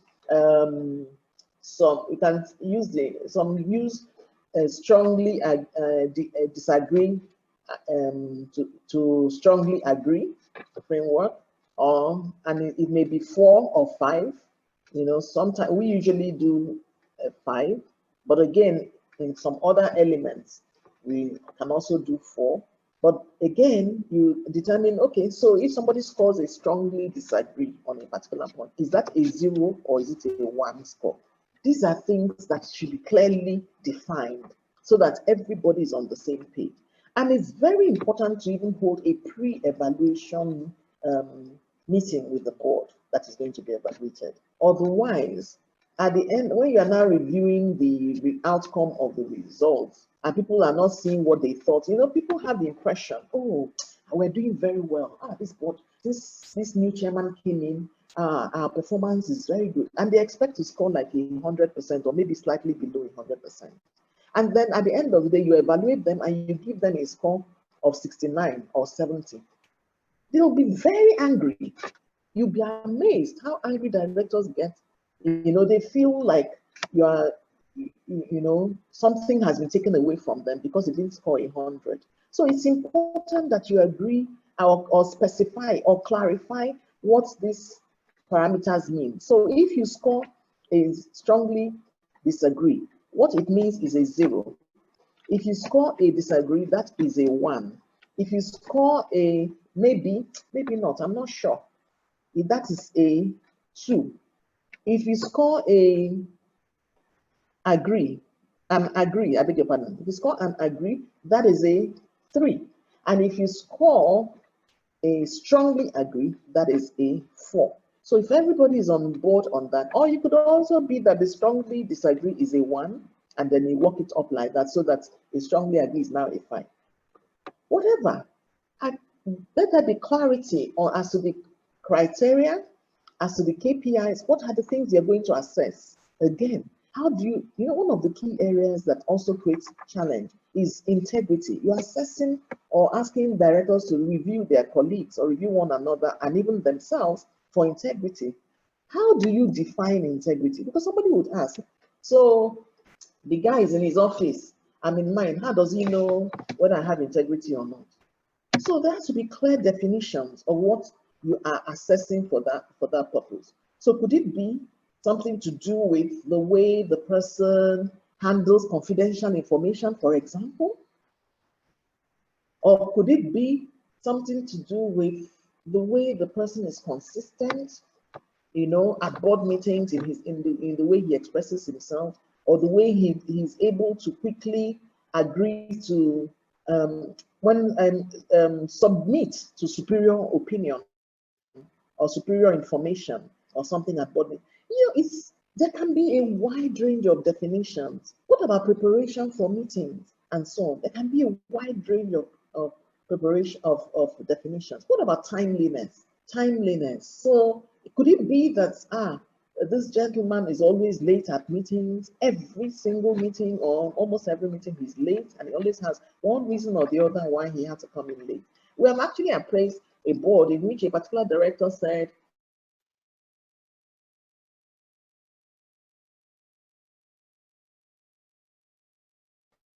oh, my grooming, never ever go to a meeting early.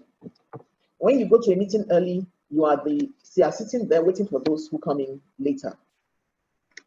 And when you are sitting waiting for those who come in later, it is those people who come in later that are noticed. You are not.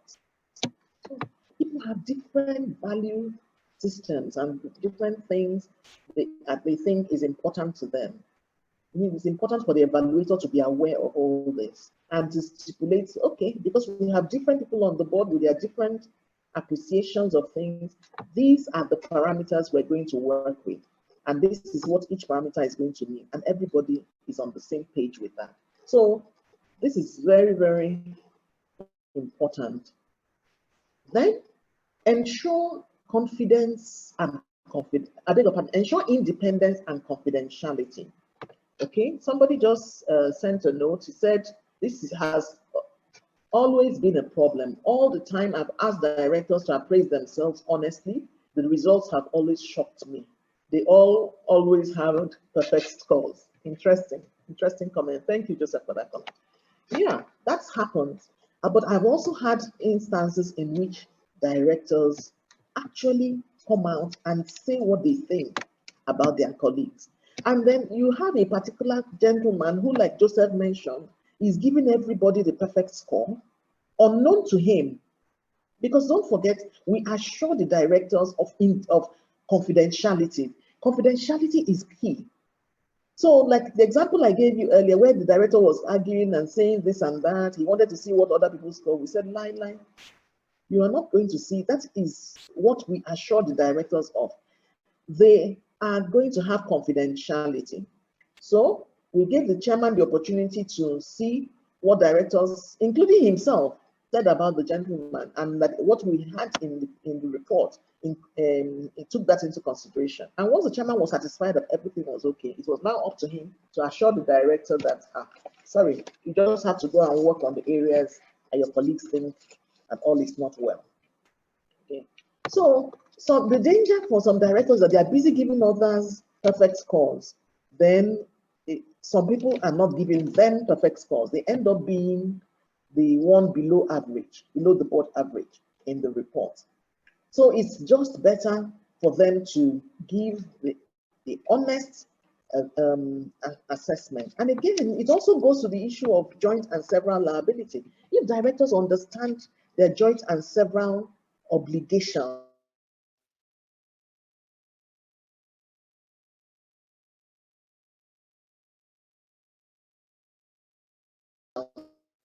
then they will know that it is better for them to trouble because someone they didn't tell the truth continues with making a mess of things. And at the end of the day, where there's a crisis, they get held responsible for it.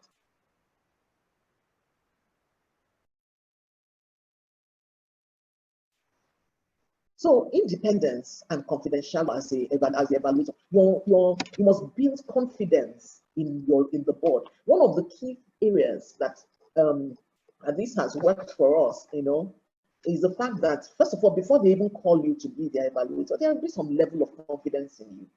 And when they know that you will say it as it is, that level of confidence is increased. And when someone is like, recently we were sitting with chairman to do his peer assessment, his one-on-one conversations with the directors following their peer review reports. And we're having these conversations and we were guiding the process and drawing attention to the directors' areas of shortcoming and what we did.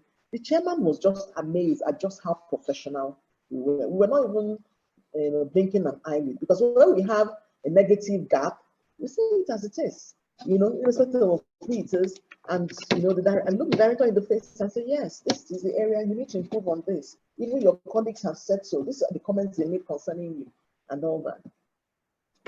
And they're like, okay, and one key thing that came across, most of the directors were actually quite honest to say, yes, that area that's people said I needed to improve upon is true. Even me, I've identified it as something I need to improve upon.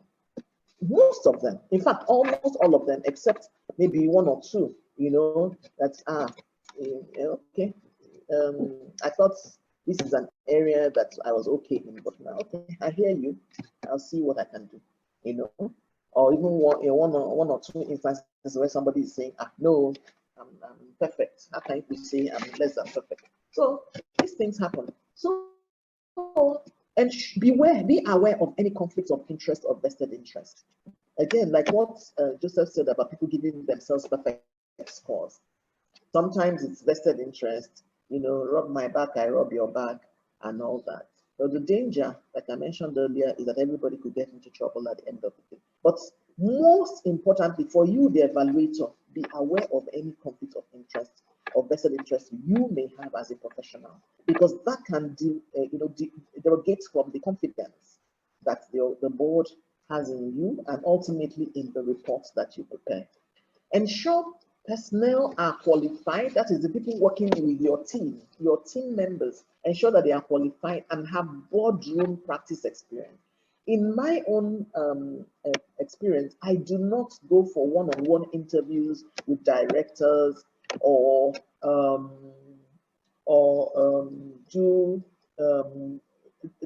do their questionnaires or review of their board minutes and all that with people who don't have boardroom experience. Not at all. We always, because there are things that are not said in those conversations that you hear because you are used to that kind of conversation. When a director is saying this, what he means. Sometimes there's more, in what his body language is conveying than the actual words he's speaking. If you've never had boardroom experience, it's going to be difficult for you. Just be, going around. And boardroom experience doesn't have to be director level boardroom experience. It can be company secretary boardroom experience, okay? Because company secretaries also have very good boardroom experience, I may say. Ensure that all interviews and reports are handled with tact and diplomacy. Yes, you can still tell someone the areas of their shortcoming, but you must do that tactfully. You must do it diplomatically. You must do it respectfully. I mean, nobody is perfect. I mean, we ourselves that are the evaluators, is it because we're perfect directors where we sit on board, or is it because we're perfect as human beings? Of course not. So we must, handle this with respect and with tact and diplomacy. Next slide, please. So approach and methodology, and from what I've been saying, you must have captured some of the approach and methodology, but now let me just put them in a nutshell.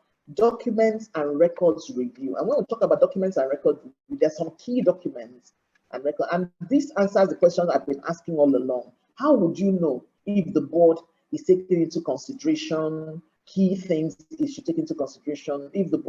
How would you know if the board is taking into consideration the peculiarities of the company in determining how its committees are put in place, in determining who should chair each committee, in determining its strategy, and so on and so forth. Those things are things that will be found in the minutes of the board.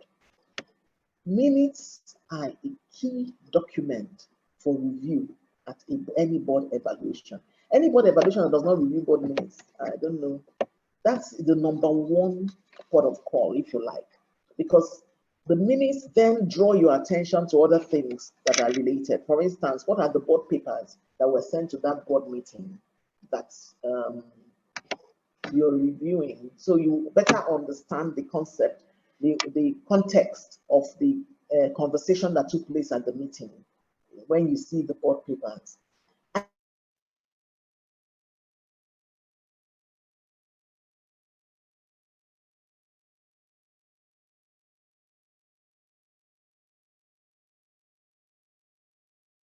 I must say that minutes are not foolproof because some minutes is also about approach of the board secretary, or they're not very useful for board evaluation. In fact, minutes of resolution are not very useful for corporate governance purposes generally, because you don't know which directors are actually contributing effectively to the board's deliberations and which are not. If you just have, you have this the heading and you have the resolution or something. But my approach I've always preferred the approach of minutes that give some information regarding what the subject matter is about, some background, what the board discussed and what the board decided. That, without necessarily going into all the details. We can just make reference to the necessary papers that were brought before the board without putting all the details of what was inside the papers inside the minutes, and then the discussions that went on, so that by the time somebody who is evaluating looks at those papers and looks at the discussions and then looks at the decisions, they're in a better frame of mind to determine how well the board reviewed the matter.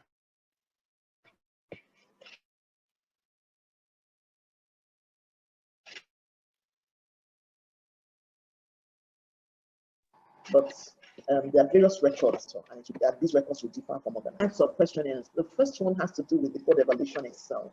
The board evaluation itself, the questionnaires relate to how the directors perceive their performance, how the directors perceive their performance as a board. And then before you now go to how the directors, the peer review itself is also another questionnaire. So the second questionnaire relates to the peer review. Then interviews and engagements. I've talked about one-on-one interviews and also using right resources to engage directors on the one-on-one interviews. Interviews, you should go with your questions, but these add value to the questionnaires, because sometimes you ask in the questionnaires, you give them room to tick, especially online questionnaires. You give them opportunity to tick what they want to, their choice is. But even though you also give them opportunity to write, express themselves beyond the ticking, many directors sometimes don't do that. They just opt to tick because they just want to, they are very busy people, they want to get it over and done with on the questionnaires. Again, the questionnaires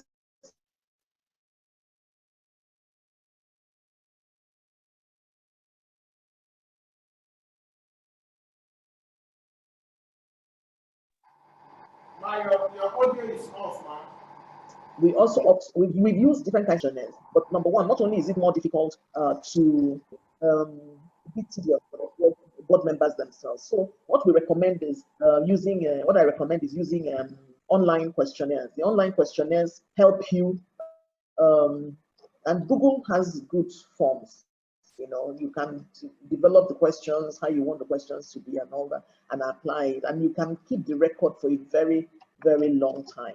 So online questionnaires are very useful. So that's one of the technology tools that I would recommend.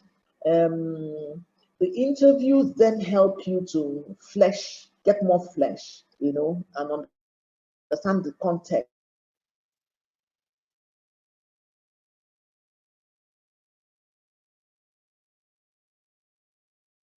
Even in some of the things people say, questionnaires and all that. And then very, very key.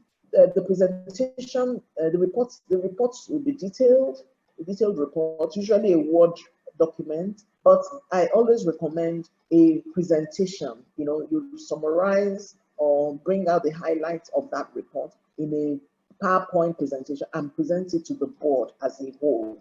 It's presented, that is for the board evaluation itself. For the peer review, that is presented to the board chairman. The holistic report is given to the chairman. The individual directors' reports are given to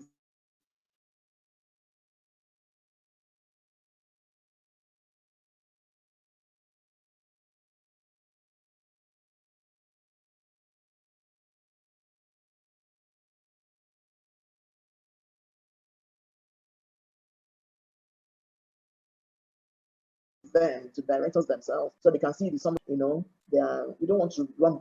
I had the best peer review report, and then you had to has a comprehensive report. But truth be told, in my experience, to be honest with you, the chairman hardly ever reads that thing. He's only doing the peer one-on-one assessment of each director, during which we have a conversation with each director for them to understand what were the areas of shortcoming and what needs to be done and what are the training needs that need to be identified, for him or her, as the case may be, that the chairman actually gets involved if he does, and then makes it clearer.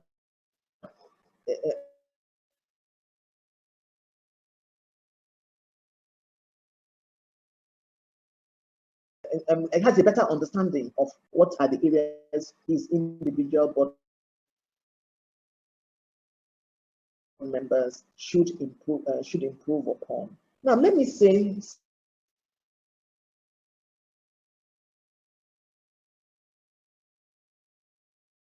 some people are complaining about 2 people are having challenges with audio calls, so hopefully they can get. So what do we do?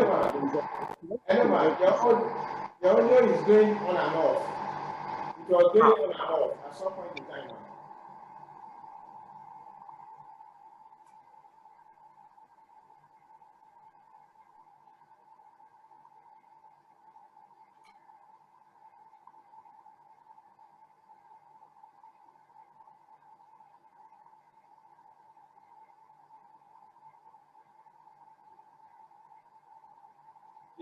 It's still off. We can't hear you, man. We can't hear you, man.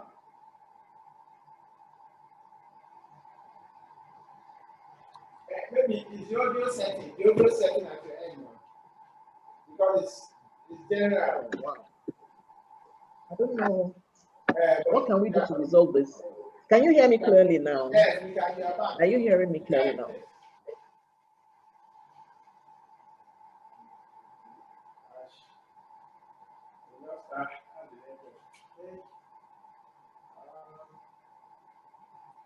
I need your request once again.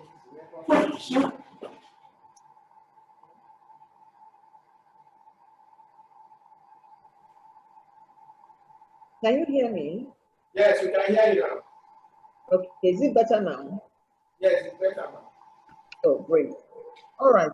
So I was talking about the reporting, how important the reporting is.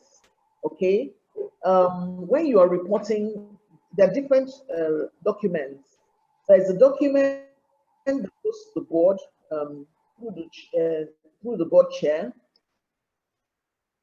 which is the report of the board evaluation itself, because there are actually 2 evaluations based on this methodology I've discussed with you. One is the evaluation of the board, the committees and the individual directors, okay, which is done by the evaluator. Then there is the evaluation of the peer review, which is an assessment of each director by other directors and usually also by himself. We also expect the director concerned to also evaluate himself. It actually is very good because it helps you to see where the director evaluates himself, what strengths he thinks he has vis-a-vis what strengths his colleagues think he has, what weaknesses he thinks he has vis-a-vis what weaknesses his colleagues think he has. So that helps the director to see how well the director understands himself. Okay, so there are 2 reports. Now the peer review report goes to each individual director in relation to himself, but the general peer review report goes to the chairman. Okay, then we make presentation to the board as a whole on the the board evaluation report itself, which is when you make that presentation to the board as a whole, some input is gotten from the questionnaires, input is gotten from the documents review, input is gotten from the interviews and engagement, and our own assessment based on our knowledge of what the situation should be and what they are at and what the gap is. And then we then make recommendations as to what are the quick wins the board can adopt, you know. So for instance, if you have a board that doesn't have any committees, we've actually evaluated a board that didn't have any board committees. And we just told them, one of the quick wins you can have immediately, they only had an audit committee. And I'm talking about a PLC, you know. So one of the quick wins you can have is to put in place key committees, you know, and they adopted that immediately and began to implement. You can also have a situation where you have only the CEO on the board, and we've also had that experience. And we recommended that instead of having only the CEO as your a board member, why don't you appoint other executive directors so that the board has a more holistic information? I was telling you earlier about another board we evaluated where we were asking them the question, who are the independent directors? And we discovered that 2 of the independent directors designated by the company as their independent directors were not aware that they were independent directors. So can you imagine that? So when you are counting on independent directors to perform certain roles and they don't even know that those roles are expected of them, how on earth can they perform those roles? If you don't know, how can you give what you don't even have? So, you know, these are things that board evaluation brings out, and board evaluation invariably helps an organization to do much, much better. Next slide, please. Okay, so this approach and methodology has to do with more like an internal process, a procedure where the board is decided to do, because, you know, like I said earlier, board evaluation can be either internal or external. This one deals with an internal process whereby you have the governance committee carrying out the board evaluation exercise and the way they could go about it. Okay, it's not cast in concrete, it can be different from this, but I just thought I should also share with you what can operate in that regard. Can we go to the next slide, please? Next slide. Okay, board dynamics. Some of the key board behavioral dynamics that are appraised in the course of board evaluation. So when you are developing your questionnaires, these are some of the areas that can guide you in knowing what questions to ask the board members. This board evaluation process, I told Yinka, this is something that when I underwent the training myself, it was a 2.5 to 3 days training. You know, it's not really something you can do in 2 hours, especially 2 hours that we're kind of trying to finish very quickly. But there's a lot that we can do more as like a follow-on session, which I recommend strongly, so that we can have some more practical dynamics. For example, some of the questions that you can ask in your questionnaires and so they can be structured and all that. Next slide, please. Okay, next slide. Okay, so I want to go quickly to rating and scoring, the tools and technology. I've already mentioned some of the tools that we use, talking about using Google Forms for your questionnaire process. And of course, the beautiful thing about Google Forms also helps you in your reporting, because you can actually develop your presentation slides from that Google Form, you know, if you use it well. Okay, identify and choose your technology software, you know, and tools. It's very important to identify. It's not only Google Form, there are all kinds of, in fact, there are some board evaluation tools,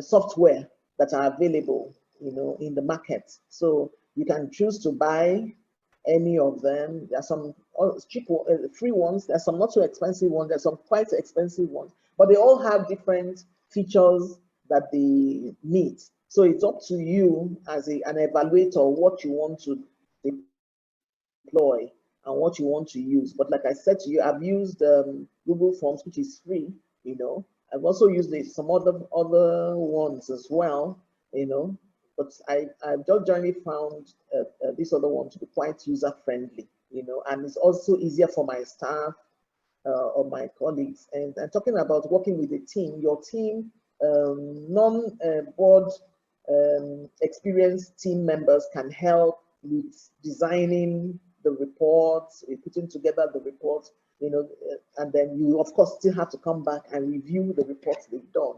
Extensive review, otherwise they can truly mess you up. Me, one thing I don't do is to release any document until I have gone through it with a fine-tooth comb, you know. So customize, you need to customize to meet the needs of the assignment. Different assignments are different. Like we always say, there's no one size fits all. So if you are evaluating a company with 5 directors versus if you're evaluating a company with 15 directors, clearly there's going to be a world of difference. And I have had that experience of evaluating them across the spectrum from very few directors to very many directors, you know, and and sometimes you find directors that think they are up to speed. I remember Dr. Nosiki and I, we evaluated a company, a PLC, international PLC, that had some very key, very top experienced directors. And when we were, because they were looking initially at the board evaluation as a checkbox with a requirement of the regulators and so on. So they had to do it. But some of the directors, when we were going to have the one-on-one interviews, like a particular director, in fact, was like, there's nothing you can tell me.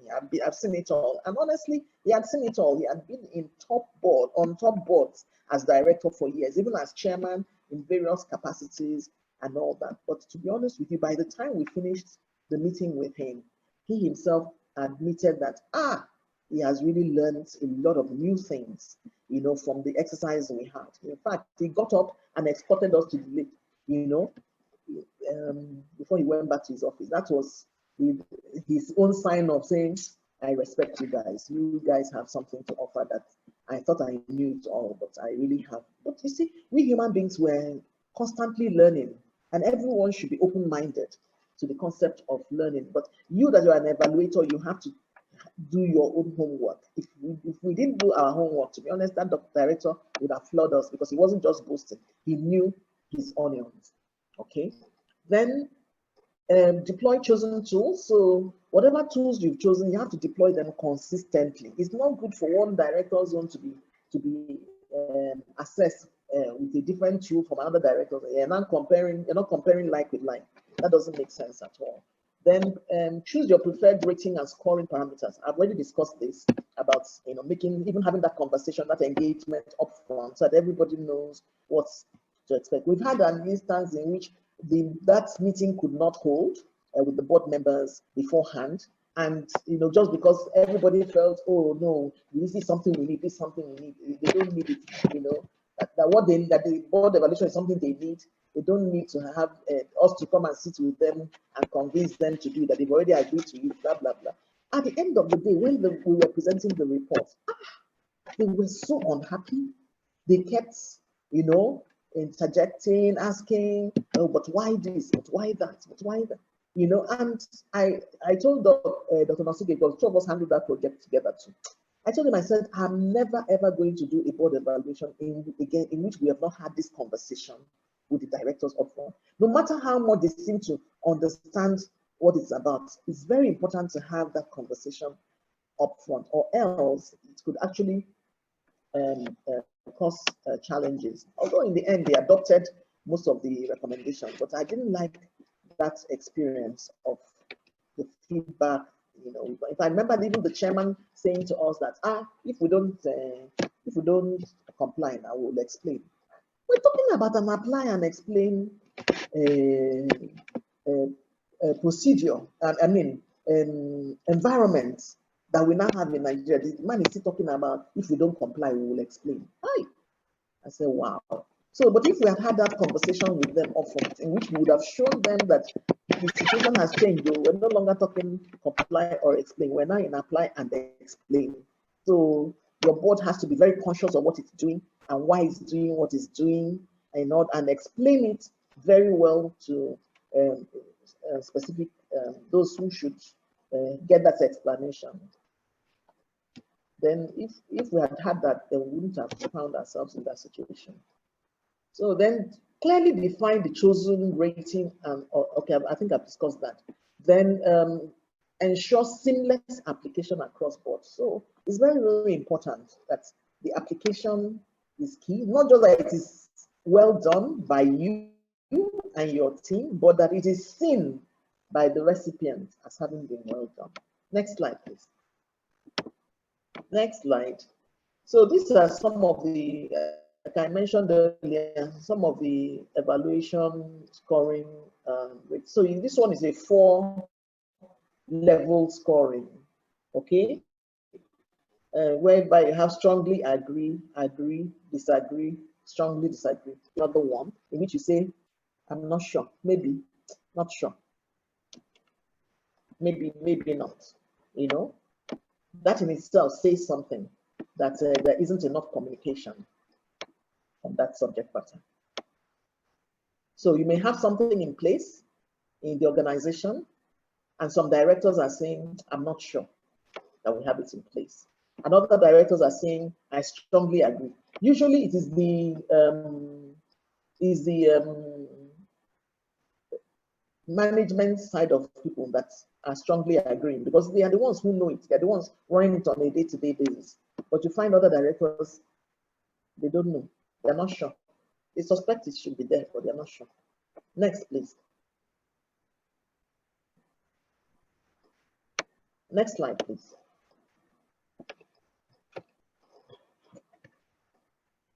Okay. So reporting and next steps. I've already mentioned extensively about reporting, but just in summary, a report of the board evaluation is communicated to and discussed by the board as a whole. That is the board evaluation. The evaluation of the board, which involves the evaluation of the board committees, and individual directors, which of course includes the chairman in that role, the independent directors in their roles, the board committee chairs in their roles. That evaluation is presented to the board as a whole, and board members are given opportunities to ask questions, to make their inputs, and get clarifications. The report of the peer review of individual directors should be communicated to them confidentially. Confidentially, each director has his own, doesn't know what the other person scored, he just knows what he scored. He knows his own areas of weakness. What are the areas of weakness my colleague said I should improve upon? He knows which are greater weaknesses than others, and so on and so forth. Then subsequent discussions with individual directors to be held by the chairman, usually with the support of the consultant or consultants, where the chairman wants it. Sometimes the chairman may want to just have that conversation with the directors individually, alone, you know, depending on the dynamics of the board. But it's actually most directors, chairmen that we have worked with have found it to be very useful to have us in the room to help, because he did not prepare the report. So when a director asks some hard questions, he will not be able to answer.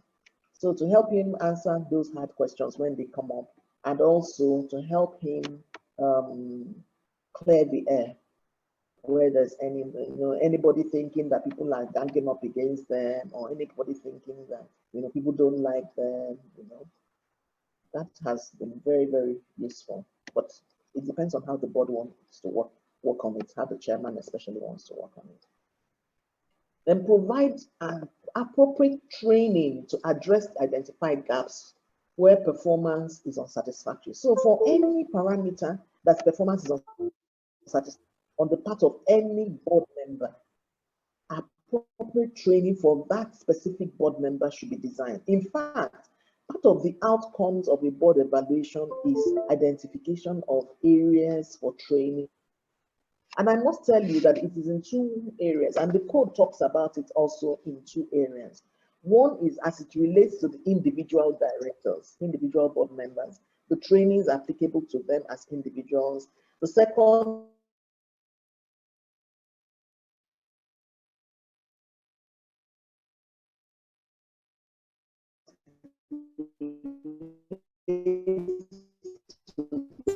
Sorry, ma, you are off for about a minute.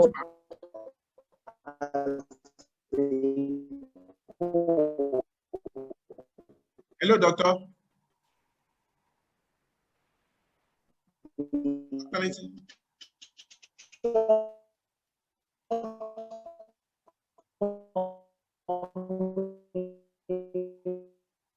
You just go through over it again.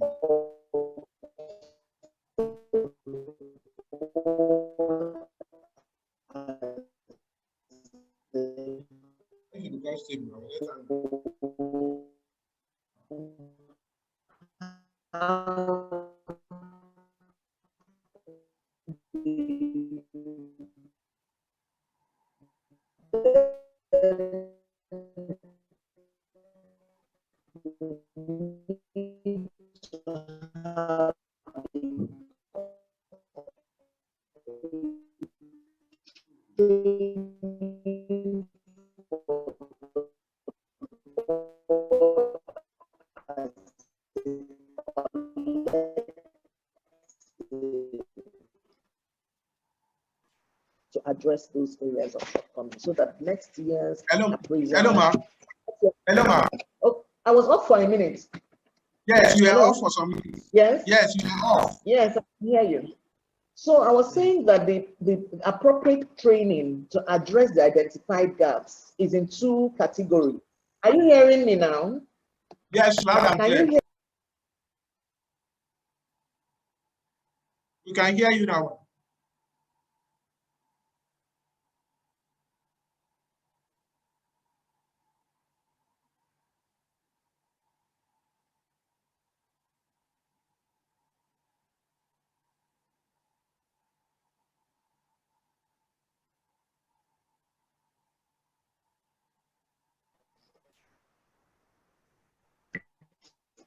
Hello. Hello, ma. Hello. Hello, we can hear you. Maybe you can put off your video so that. Hello, ma. Yes, can you hear me now? Yes, I can hear you. But can you hear me now? I can hear you. We can hear you. Yes. Maybe okay. You put off Okay, I heard you. Maybe you All put right. off your, I've done that. video. I've done that. Okay, I've great. done that. I've done that already. Okay, ma'am. Okay. So you're hearing me better? Yes, ma'am. So I was saying the training, some of the next steps, the key next steps for board evaluation is training to address the identified gaps. And the training is in two areas. One is the training of the board as a whole. The training of the board as a whole. When you identify what are the shortcomings in terms of the board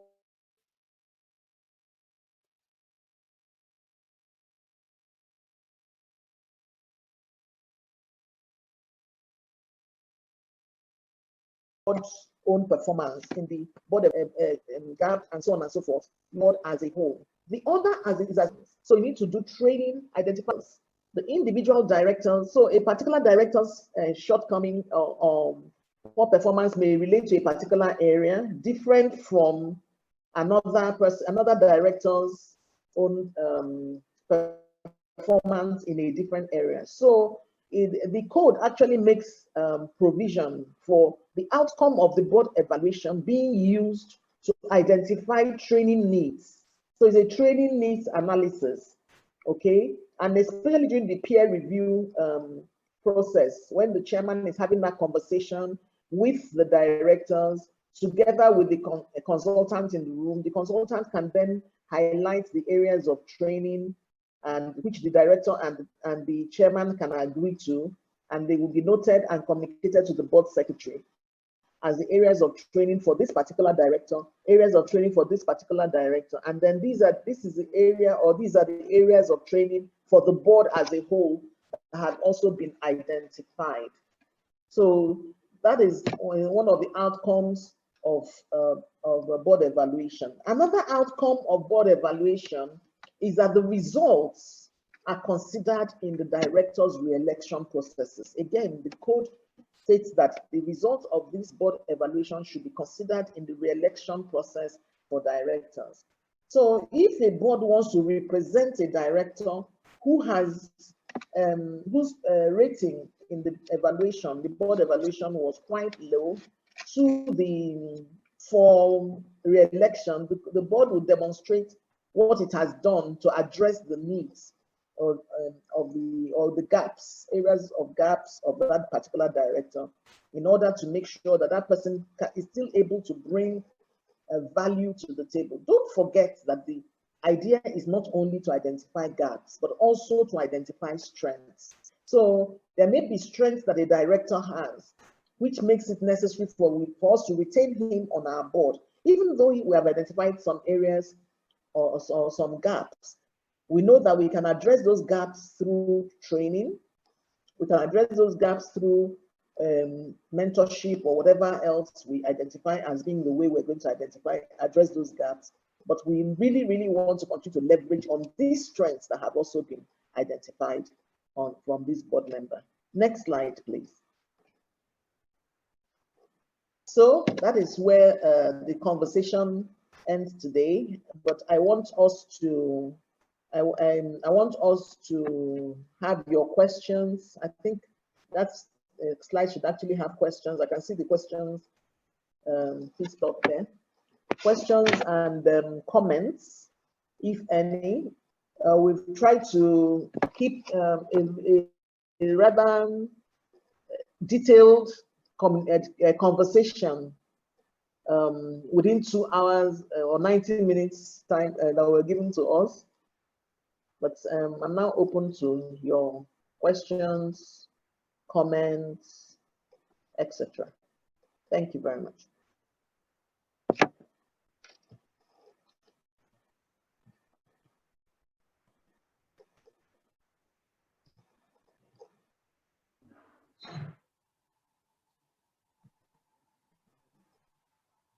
Thank you, Doctor, for the presentation. That was quite revealing, interesting, and in-depth.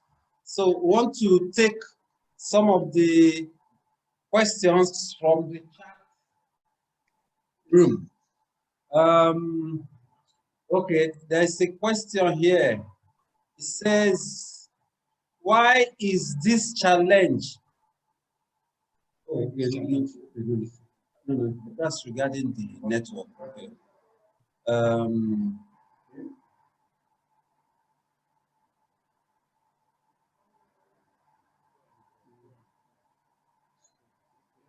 Trying to see questions that we have. Okay, there's a question from, okay, say, how do you handle a situation where board evaluation results indicate that certain audit committee members are not effective, but they keep getting re-elected by the shareholders to the committee? In fact, that question is very, very interesting, because this is a particular issue we have raised as board evaluators in the course of our board evaluation work with some PLCs. I have raised that issue. I see some, because those who are, what is it called? PLCs have shareholders, and therefore it's the shareholders who elect at least half of the audit committee. And we're talking about the shareholders audit, the statutory audit committee here. So you find that they are re-electing the same people year on year on year on year. And it is actually defeating the purpose of independence of that committee. The audit committee is supposed to be an independent committee. That was the whole essence of the act, bringing in shareholders in the first place. But unfortunately, in practice, because of the way the shareholders operate, because it's actually not the it's more of the minority shareholders that gets a chance to elect who they choose to this. They're not mindful of the implications for governance. So their argument has been that, because we've discussed this, their argument has been that their tenure is just 1 year. So it's actually a new tenure each time they are elected. But if you look at governance codes and on the issue of independence, you find that the independent position cannot go beyond. So you have Mauritius, all the codes are saying that people in that category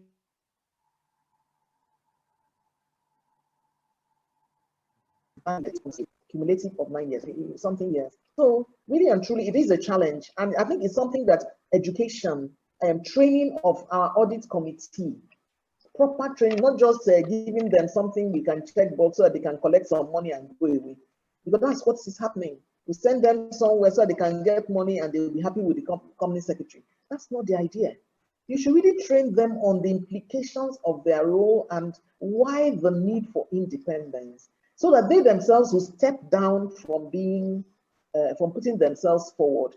I hope, like Yomi mentioned, the CAMA has been signed, the new CAMA 2020 has been signed. We're really, really hoping that because there's so many different versions in the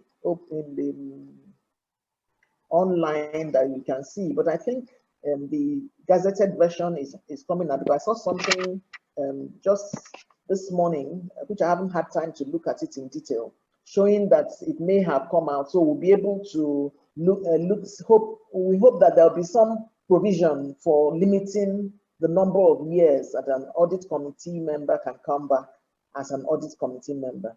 Because unless the purpose is known, and it was Dr. Miles Monroe who said that unless purpose is known, abuse is inevitable. Currently, the audit committee system is being abused. What the code has done to help the process is to say that boards can also have their own board audit committee in addition to the statutory audit committee, and given the board audit committee some specific responsibilities, so that board audit committee can actually cover that governance challenge that the statutory audit committee has not been able to cover. Because unless you have what it takes, you cannot do the job. But even if you know the job, but you get so familiar with the company, I have seen an instance in which a member of the audit committee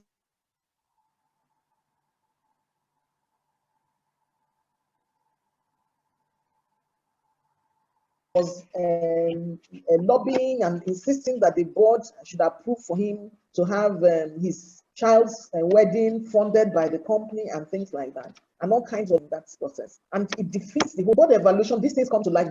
We presented these reports, we've said it, but like the person that asked the question asked, beyond us, the evaluators highlighting it, what can companies do practically?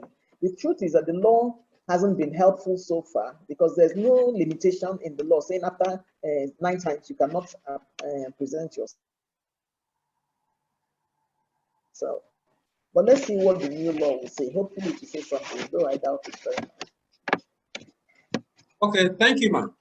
Okay, another question says, kindly confirm if it is appropriate for the same evaluator to undertake both board and corporate governance evaluations at the same time. Confirm if it is appropriate for the same evaluator to undertake both board and corporate governance evaluations at the same time. Okay. I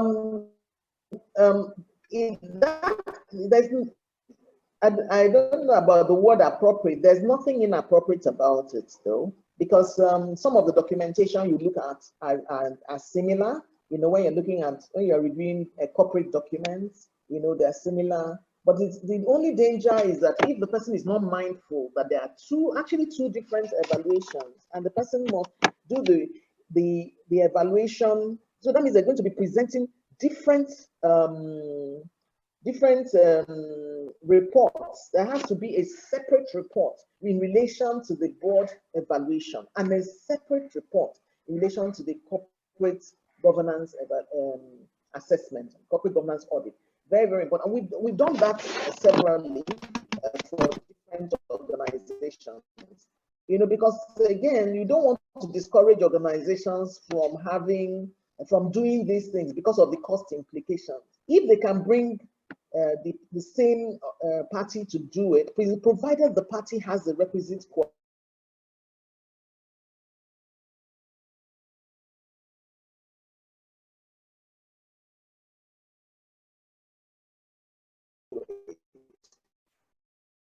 And know-how to do the two. There is no reason why the company cannot do that, because if I'm able to bring both together, I can as well negotiate the fee in a way that the company can bear it. I think it actually even makes sense, you know, to do that so that it's not, the organization is not discouraged.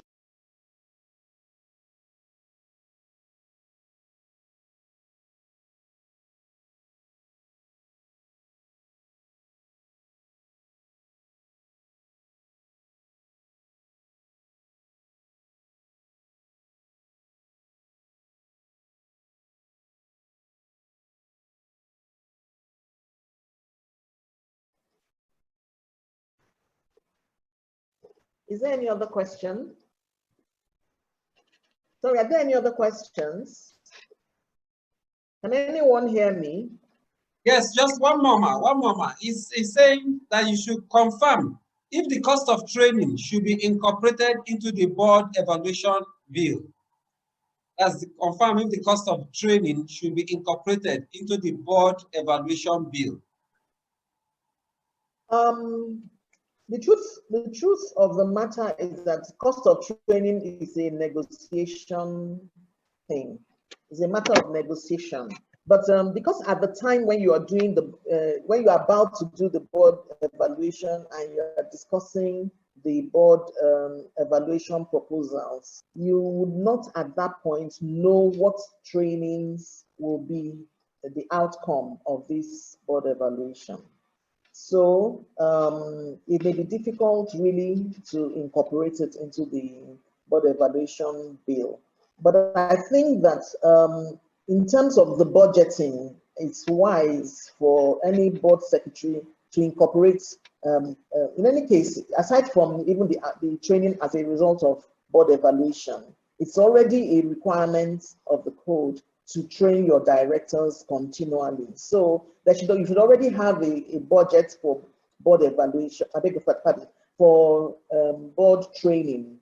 You should already have a budget. So in terms of how you then implement it would now depend, you know, budget, it doesn't mean, budget may be higher than what your actual, that you'll actually spend. So at the end of the day, if you're, when you identify what are the needs, after the needs assessments, when you identify what are the needs of the board members and all that, you may find that also it may not be the same evaluator that will do all the training. The evaluator may be the right person to do some of the trainings, okay? If, for example, the evaluator has a legal background and the training and the evaluation reveals that directors don't understand their directors' obligations and liabilities as directors under the law, the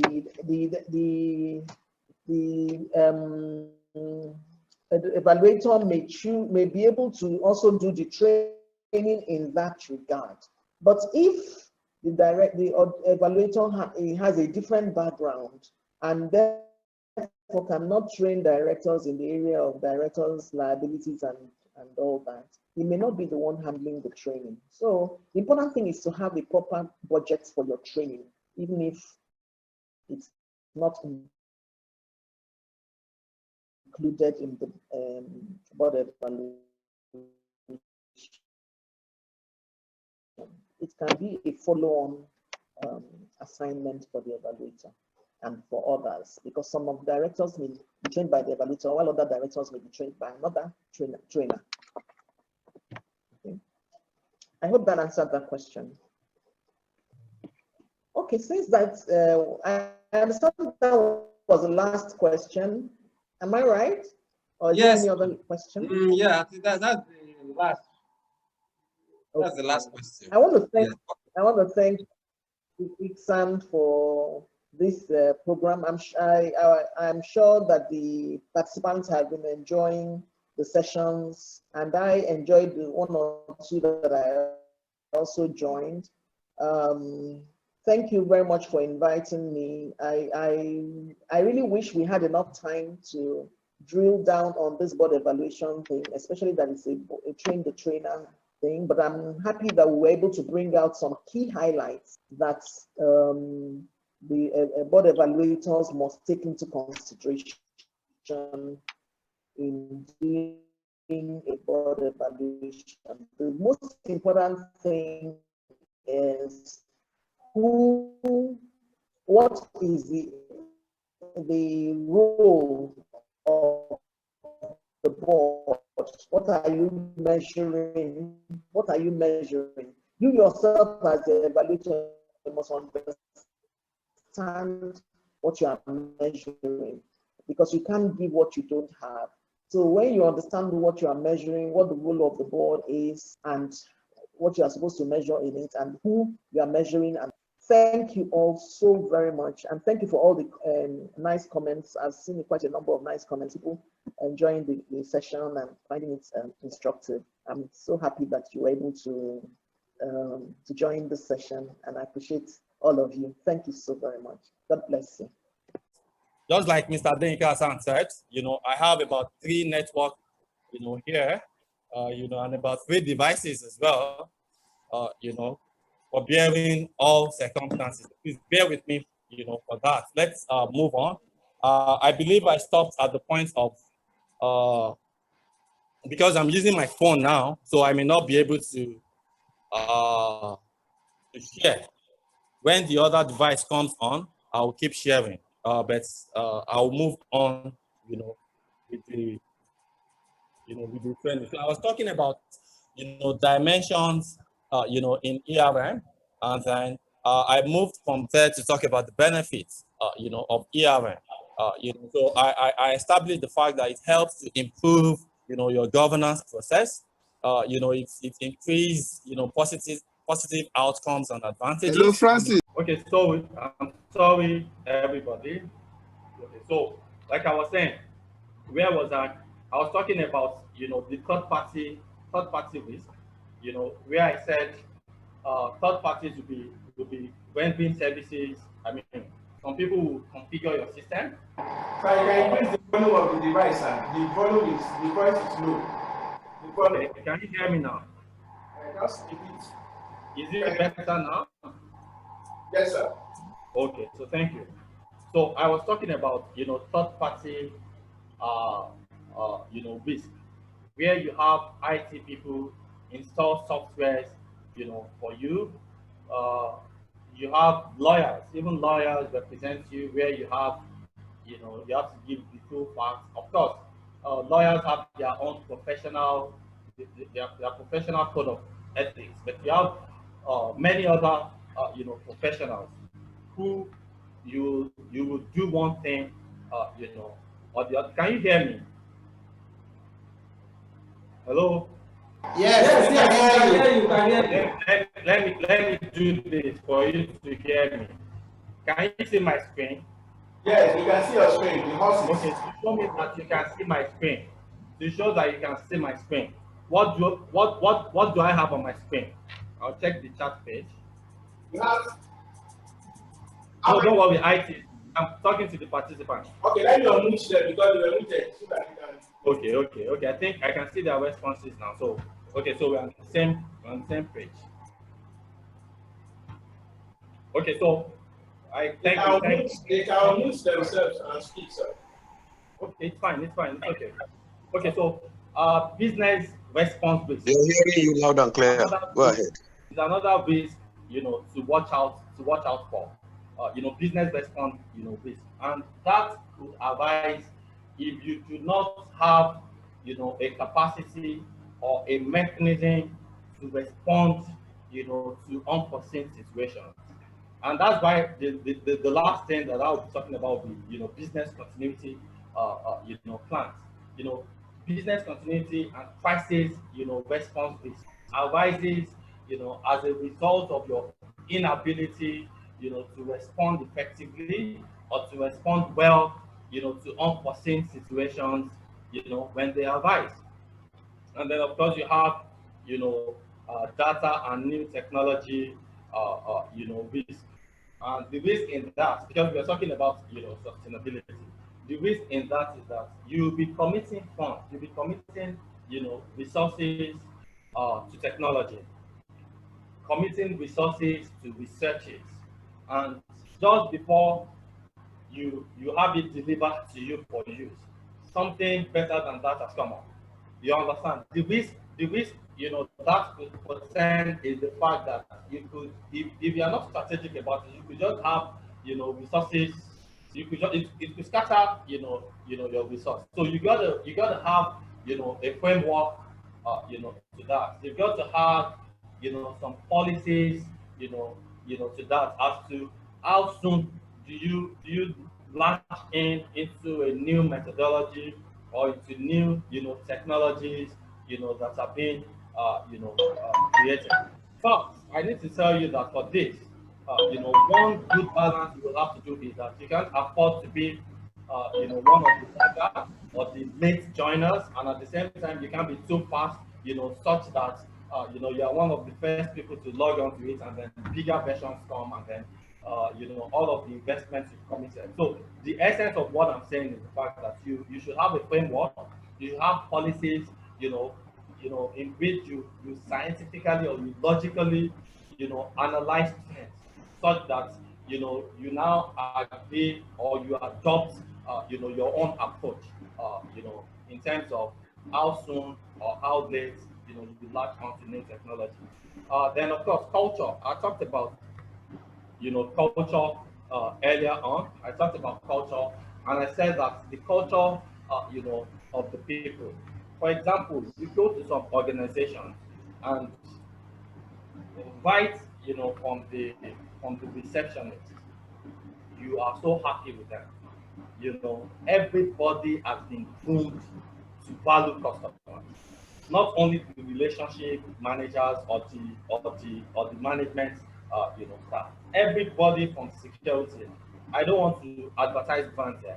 I could tell you 1, 2, 3 organizations where I personally, learned from that, culture. And when I got to meet with their management, I did them, kudos. I'll give you one example. I was having dealings with the organization. I was supposed to handle the strategy session, for the board and management strategy session, for one of the financial institutions where one of our council members, is a member. And I was supposed to log in, by 9 o'clock. I was supposed to make the first, it was virtual, like this. And the HR personnel that was working with me from the first day after the MD communicated the acceptance of my proposal, they just handed me over to an HR, personnel. And I bet you the same way the MD handled me is the same way that personnel handled. And when we were talking, I called her like 5 minutes or 10 minutes, to the time, to say, look, I'm ready on my systems and my experience, with organizations. I hope, and the lady told me, in our own organization, our 9, is our 9.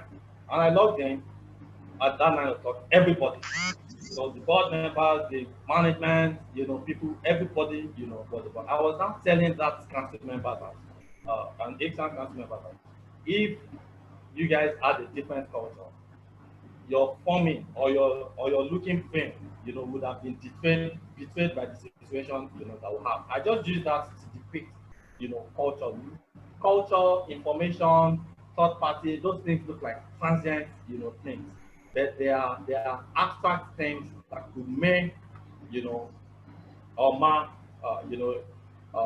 an organization. So culture, the risk of a bad culture, a nauseating culture that eats up, whatever strategy or whatever, intellectual, direction the board has, to offer the company. A bad culture to choke that and to make such, intellectual progress in effect.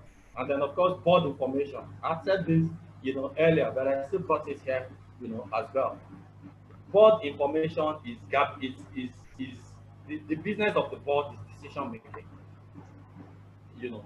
And then sometimes if you do not understand the business of the board, you could get irritated that a couple of guys just come in their suits, either quarterly or whenever they meet, and then everybody is running helter-skelter, and then they've spoken within 3-4 hours, and then they chat the past, for the next 3 months, for us. If you don't understand the interplay, that's when you end it. The business of the board is decision making. There's not just decision making, it is informed decision making. So information is extremely key, to effectiveness of the board. If the information is wrong, if you don't have a mechanism, for credible, speedy, information for the board to use in making its, decision, all other efforts, will just be, rendered null and void, by the lack of integrity, in the information. Like I said, we have a 2-hour script. I could go on and on with respect to board information. There's a lot to say, about board information, but I'll just, leave it there. Okay, so I just came up with some statistics, with respect to what I was saying, earlier about information. So about cyber attack. I was trying to focus on cyber attack. I'll just go back, to it. Growth in the use of internet. We are in a cyber world. We are in a virtual world now. And I just got some statistics that said now there has been increase, in the use of internet. We have 3.4 billion internet, users now. 8.4 billion connected devices, connecting one thing, the other, about 4.4 billion e-commerce, transaction, about 2 million petabytes of internet traffic, as of 2019, from my source. All of these are just statistics, to show you the gravitation towards, the new cyber life. You understand that we are living. And then as this cyber life, comes, there have also been statistics with respect to cyber incidents. About 44% increase, in incidents, of cyber, theft and cyber, hacking and all of that. And then you have about, 2 billion, cost of, cyber crime alone. You understand, in Africa, cyber crime, have got, away grouping, $2.4 billion, about $2 billion, The essence of this page is just to bring your attention, to the impacts and to the realities, of our cyber, world.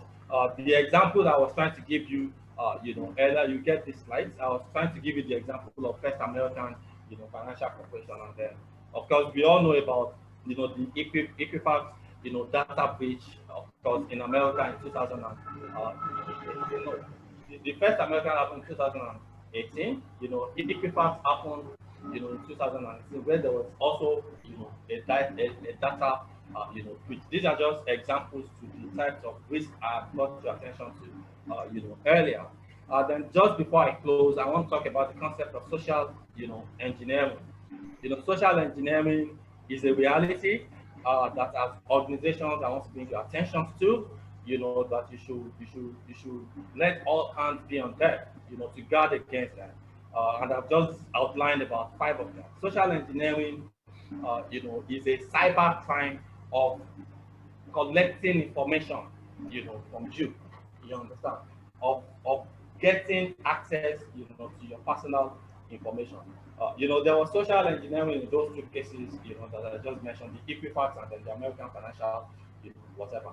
Okay, so phishing. Phishing is when they use emails to try to lure you into sites, just to be able to gain access, you know, into the systems, into the records, you know, in your system. You click, you know, something on an email, and then they have access into your system, and then they hack your system and then get all the information on, you know, and all of that. Then you have, you know, scare phishing. Scare phishing is just like, you know, another, you know, a more targeted version of, you know, phishing. While phishing is like general emails, do you understand that you just see? My own principle is I don't click anything I don't expect, you know. But spear phishing, you know, uses more targeted, you know, information. Like Dear Francis Alawale, you understand? Wherever they got your name, you know, from, or wherever they got to know what your mail is, either by compromise, you know, in places where you have dropped, you know, data. So when they come more specifically, you know, like that, and they elicit you, you know, to click on something or to make an action that will give them access, you know, into your system. You know, then phishing. Phishing is another social engineering whereby, you know, you get, you know, anonymous calls, you know, from unknown numbers or undetectable numbers, and then you picking it, you know, gives, you know, some access into your phone, you know, data and all of that. I'm sure you've heard it before where they say, look, you don't pick so number is, you know, coming around. Don't ask me how they get to be able to do that. You know, I'm not, you know, a cyber crime or a cyber criminal, but we know these things, you know, happen. Then you have smishing. Smishing, you know, is just the SMS version of all what we are talking about, where you receive, you know, SMS. And then this smishing happened to, you know, a younger cousin of mine, you know, recently. God just saved her that particular account.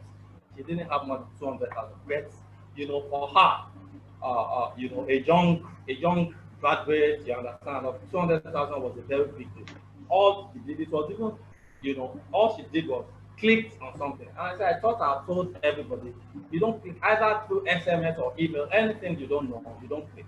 You know, but they send you on, you know, SMS, and then through SMS you click something, and then before you know it, they gain access into your whatever. Then we have social media, you know, mining. The way they do this is that they have what they call social accounts, so that solves down the net to the social media. There's something they brought. People's information to be able to use it. Okay, remove you, say, add something to social media account. Please mute somebody. Yeah, please mute. Okay. Okay, so that's that. You know, for that. Lastly, okay, so what I put here was just, you know, an advice from WHO. You know, you get this slide possibly, and then you'll be able to see it, but I won't, you know, spend much time on that. Okay, so lastly, in rounding off, I want to talk about, you know, business continuity plan, and then I'll quickly refer us back to where we started from. You know, the essence of perspective of risk management that we are talking about is to ensure and to aid continued existence, you know, the continued existence of an entity or an enterprise or an organization. Okay, so there is a need as well to plan for that. After all of the ERM methodologies that we just talked about in the last 2 hours, it's important to have a document, you know, that you call, you know, the business continuity plan. Now, the business continuity plan, you know, is like a higher version of disaster recovery plan. You know, I know that they are used interchangeably, but there's a slight difference. The disaster recovery plan basically helps you to recover, you know, from a disaster. But a business continuity plan, you know, takes you a step or some steps further. And the steps further is that after recovering from whatever crisis, you still have, you know, the little stamina, you know, to continue, you know, business, you know, in nearest perpetuity, so you're able to put, you know, so you're able to, you know, get to a point of full recovery. Before you get to that, you know, full recovery, there's an element of continuity, you know, in perpetuity, you know, in your operation. So that's basically, you know, what, you know, business continuity, you know, plan is. And then what, you know, I put here, I also tried, you know, to create a scope. What the slide in front of you, I just tried to create scope using, the 6 capital model. The 6 capital is used, to illustrate sustainability, and then what these 6 capital models do is that they create value that enhance continued existence, of the company, and there are 6 dimensions, like that. Don't forget that we are linking, risk management, with sustainability. I will not go into the details about these 6 capital, models, but basically the purpose of each of them at each of their unique dimension is that they create value that enhance continued existence, of the company. So when you are creating a business continuity, a business continuity plan, the 6 capital model, is a usable, scope. The 6 capital model is a usable tool to create the scope. You understand the dimensional scope, around which you are centering, your continuity plans as far as your, sustainability and continued existence, is concerned. Benefits of business continuity planning. It has all of these, establishes trust. I believe this is also in your own, slides. When you want to create a business continuity plan, basically, you identify the objectives of the plan, and then you set goals. You choose, the business continuity team. You conduct, a business impact analysis. You identify key, business areas. You identify pain points. You create steps to maintain operations. You develop, a testing. You test, that plan, and then you create a training curriculum to train all the players and the roles everybody will play in the event of, crisis, and then you continually, review that plan, and then be assured of, assurance within the system. It's going to be on that note that I'll say thank you, to take questions and answers. After questions and answers, I may just quickly look through my system and, and just share with you a business continuity plan that I've prepared for an organization, recently. I'm back on the hanging system, if the hanging system, permits. But ladies and gentlemen, I'd like to thank you at this point, and then welcome your comments and your questions. Thank you very much for your patience. We were dealing with risk management, and then the internet decided to test, both the facilitator and then the class, our ability to cope, But for us to have communicated all the way through, I'll give us a little pass mark. So ladies and gentlemen, thank you. I welcome your comments. Thank you very much. Thank you, sir. Now, my question is, how does executive pay pack impact risk, the risk profile of a going concern? Because I'm asking this question. You see the trend in the US, where executives are paid so much that the pay pack of a CEO can almost take down the company, especially if he has to be forced out and has to be paid. So I want you to interrogate this issue for us, please. I know it's not an issue yet in Nigeria, but we'll soon get there. You say the things that you think, let me quickly, what you think is not an issue, in Nigeria, it may already, I don't want to say if I have classified information, it may already be an issue. Do you understand what I'm saying? Yeah, I know. US has a system of transparency. Do you understand? We still have a system, that covers up a lot of things. So I may not easily want to also jump to that conclusion that it is not yet, an issue in Nigeria. But let me address, the issue of, executive pay and then the impact it has on the organization. You said, okay, so a two-sided, approach to it. One approach, to it is the fact that large and then excessive executive pay is a threat, to liquidity, is a threat, to profitability, and all the other financial parameters, you know, with which you measure an organization. And why am I saying that? Because it's from the same, in quote, cookie jar, where you are supposed to get resources, you know, to harness, you know, into productive use, you know, to have returns on capital. It's from the same cookie jar, you know, that you are tipping out, you know, this executive pay, bogus, you know, fat cow syndrome, you know, as they call it. So it has that effect. It's a big threat, you know, to liquidity, to profitability, and consequently continued existence, you know, of a particular company. I'll give you an example. I once consulted, you know, for a Nigerian company that was going to be bought into by a Malaysian, you know, company. And when I knew they were already, you know, planning that business, you know, merger, so to say, or is it acquisition? Let me just leave that, you know, for now.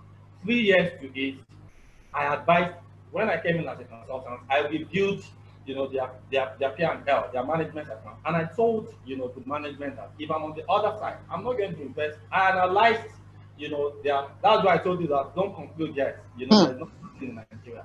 I analyzed their OPEX, you know, their operating, you know, expenses, and I realized that personnel, you know, personnel expenses were amounting to close to 38% of their OPEX. Now that is high. Now I now realize that from that 38%, I analyzed it further for them. I realized that executive pay was responsible for over 65%. So I now told them, they said, so what's the deal? We want to shoot it up so that when these guys buy into us, they will know that we are already big boys. I said, no. The way they are going to look at it, you know, is the fact that whatever they invest into your company, they are only coming to wet your hands. It's going to go, do you understand what I'm saying? Yeah. They are just coming to service you guys, you know, as management. And when I said that, you know, to them, of course, we restructured. And at the point, you know, of negotiating with the Malaysians, who, just for the information, ended up also still adopting me as their you know, consultants. This issue was one of the issues because they queried it, and the explanation I gave to them was that I advised. You understand? So what I'm trying to say is that high executive, bogus executive constitutes, you know, a threat. I said I was going to address it from two, you know, dimensional whatever. Now the other side to it is that there is a need, you know, for healthy pay, because you need to attract talent. If your pay is extremely poor, you're not going to attract, you know, the right talent. And I'll give you an example. Thank God we are all practitioners. I know a chunk of us are colleagues. You know, recently CAC started some, and apologies again if we have CAC directors, you know, in my audience, apology. After all, I've taken your directors and even your RG on this before, so but apologies to your sensitivity. You understand? CAC started this, their funny, bogus, what do they call it? Arrangements. You understand? Recently. And it made CAC deals unattractive. Do you understand? And it doesn't just appeal to me. What do I want to charge for all of this? You know, I'll leave that, you know, at that. But what I'm trying to say is that you also need, you know, good executive pay to attract good talents that are required to progress, you know, the company. So I hope that satisfies, you know, your longing a little bit in view of our time. I don't know if there's thank you. Yeah. I'm grateful. I think is the registrar there? Can somebody speak to me? Can I take a bow? Or is there any other comments from anybody? If you have any comments, there are a couple of questions for you, sir. Oh, okay. So you can read them. Should I go and check myself? Okay, so you can read them out for me. Yes, we're just going through the question now. The first one says, please, could you recap those who are responsible for risk assessment in organization? That's one. There are several that we identify and then we'll read out to you to pick up. Let me repeat that again. Please, could you recap those that are responsible for risk assessment in an organization? Okay, so thank you very much. And thanks to the person that asked, you know, that question. I'm trying to recap, and I'm not very sure if I even, you know, stated them. You know, as far as risk management is concerned, enterprise risk management, I said to you, that the peculiar thing, about ERM is the fact that, it cuts across every functional unit of the organization, and then it assigns goals to all stakeholders within the organization. So from the board, to the management, to the board committees, to the CEO, to the HODs, to the risk officers themselves. You have some people you call risk champions group. Everybody has a role to play. But with respect to risk assessment, as the person, that's why I'm thanking the person, because the person has just brought my attention to it. I'm not sure I mentioned it, earlier. With respect, to risk assessment, and then I would like to take responsibility that from my own experience, this is, my own recommendation, you understand. Within, the system, if you are not using an external consultant, you can use your internal audit, for risk assessment. When I was talking about, evaluation of risk, which is still talking about risk, assessment, the ultimate responsibility is on the board. But the board doesn't carry it out, by itself. The board creates a framework, or the board assigns people to do it on its behalf. The ultimate liability is on the board. You understand? So from my experience, is either you're using an external, an external consultant who should not, be your auditor. Who should not be your auditor? Why? So that the auditor's independence is maintained. It's not always very good to use your external auditor for any other thing, because it will impair, the objectivity of the audit exercise.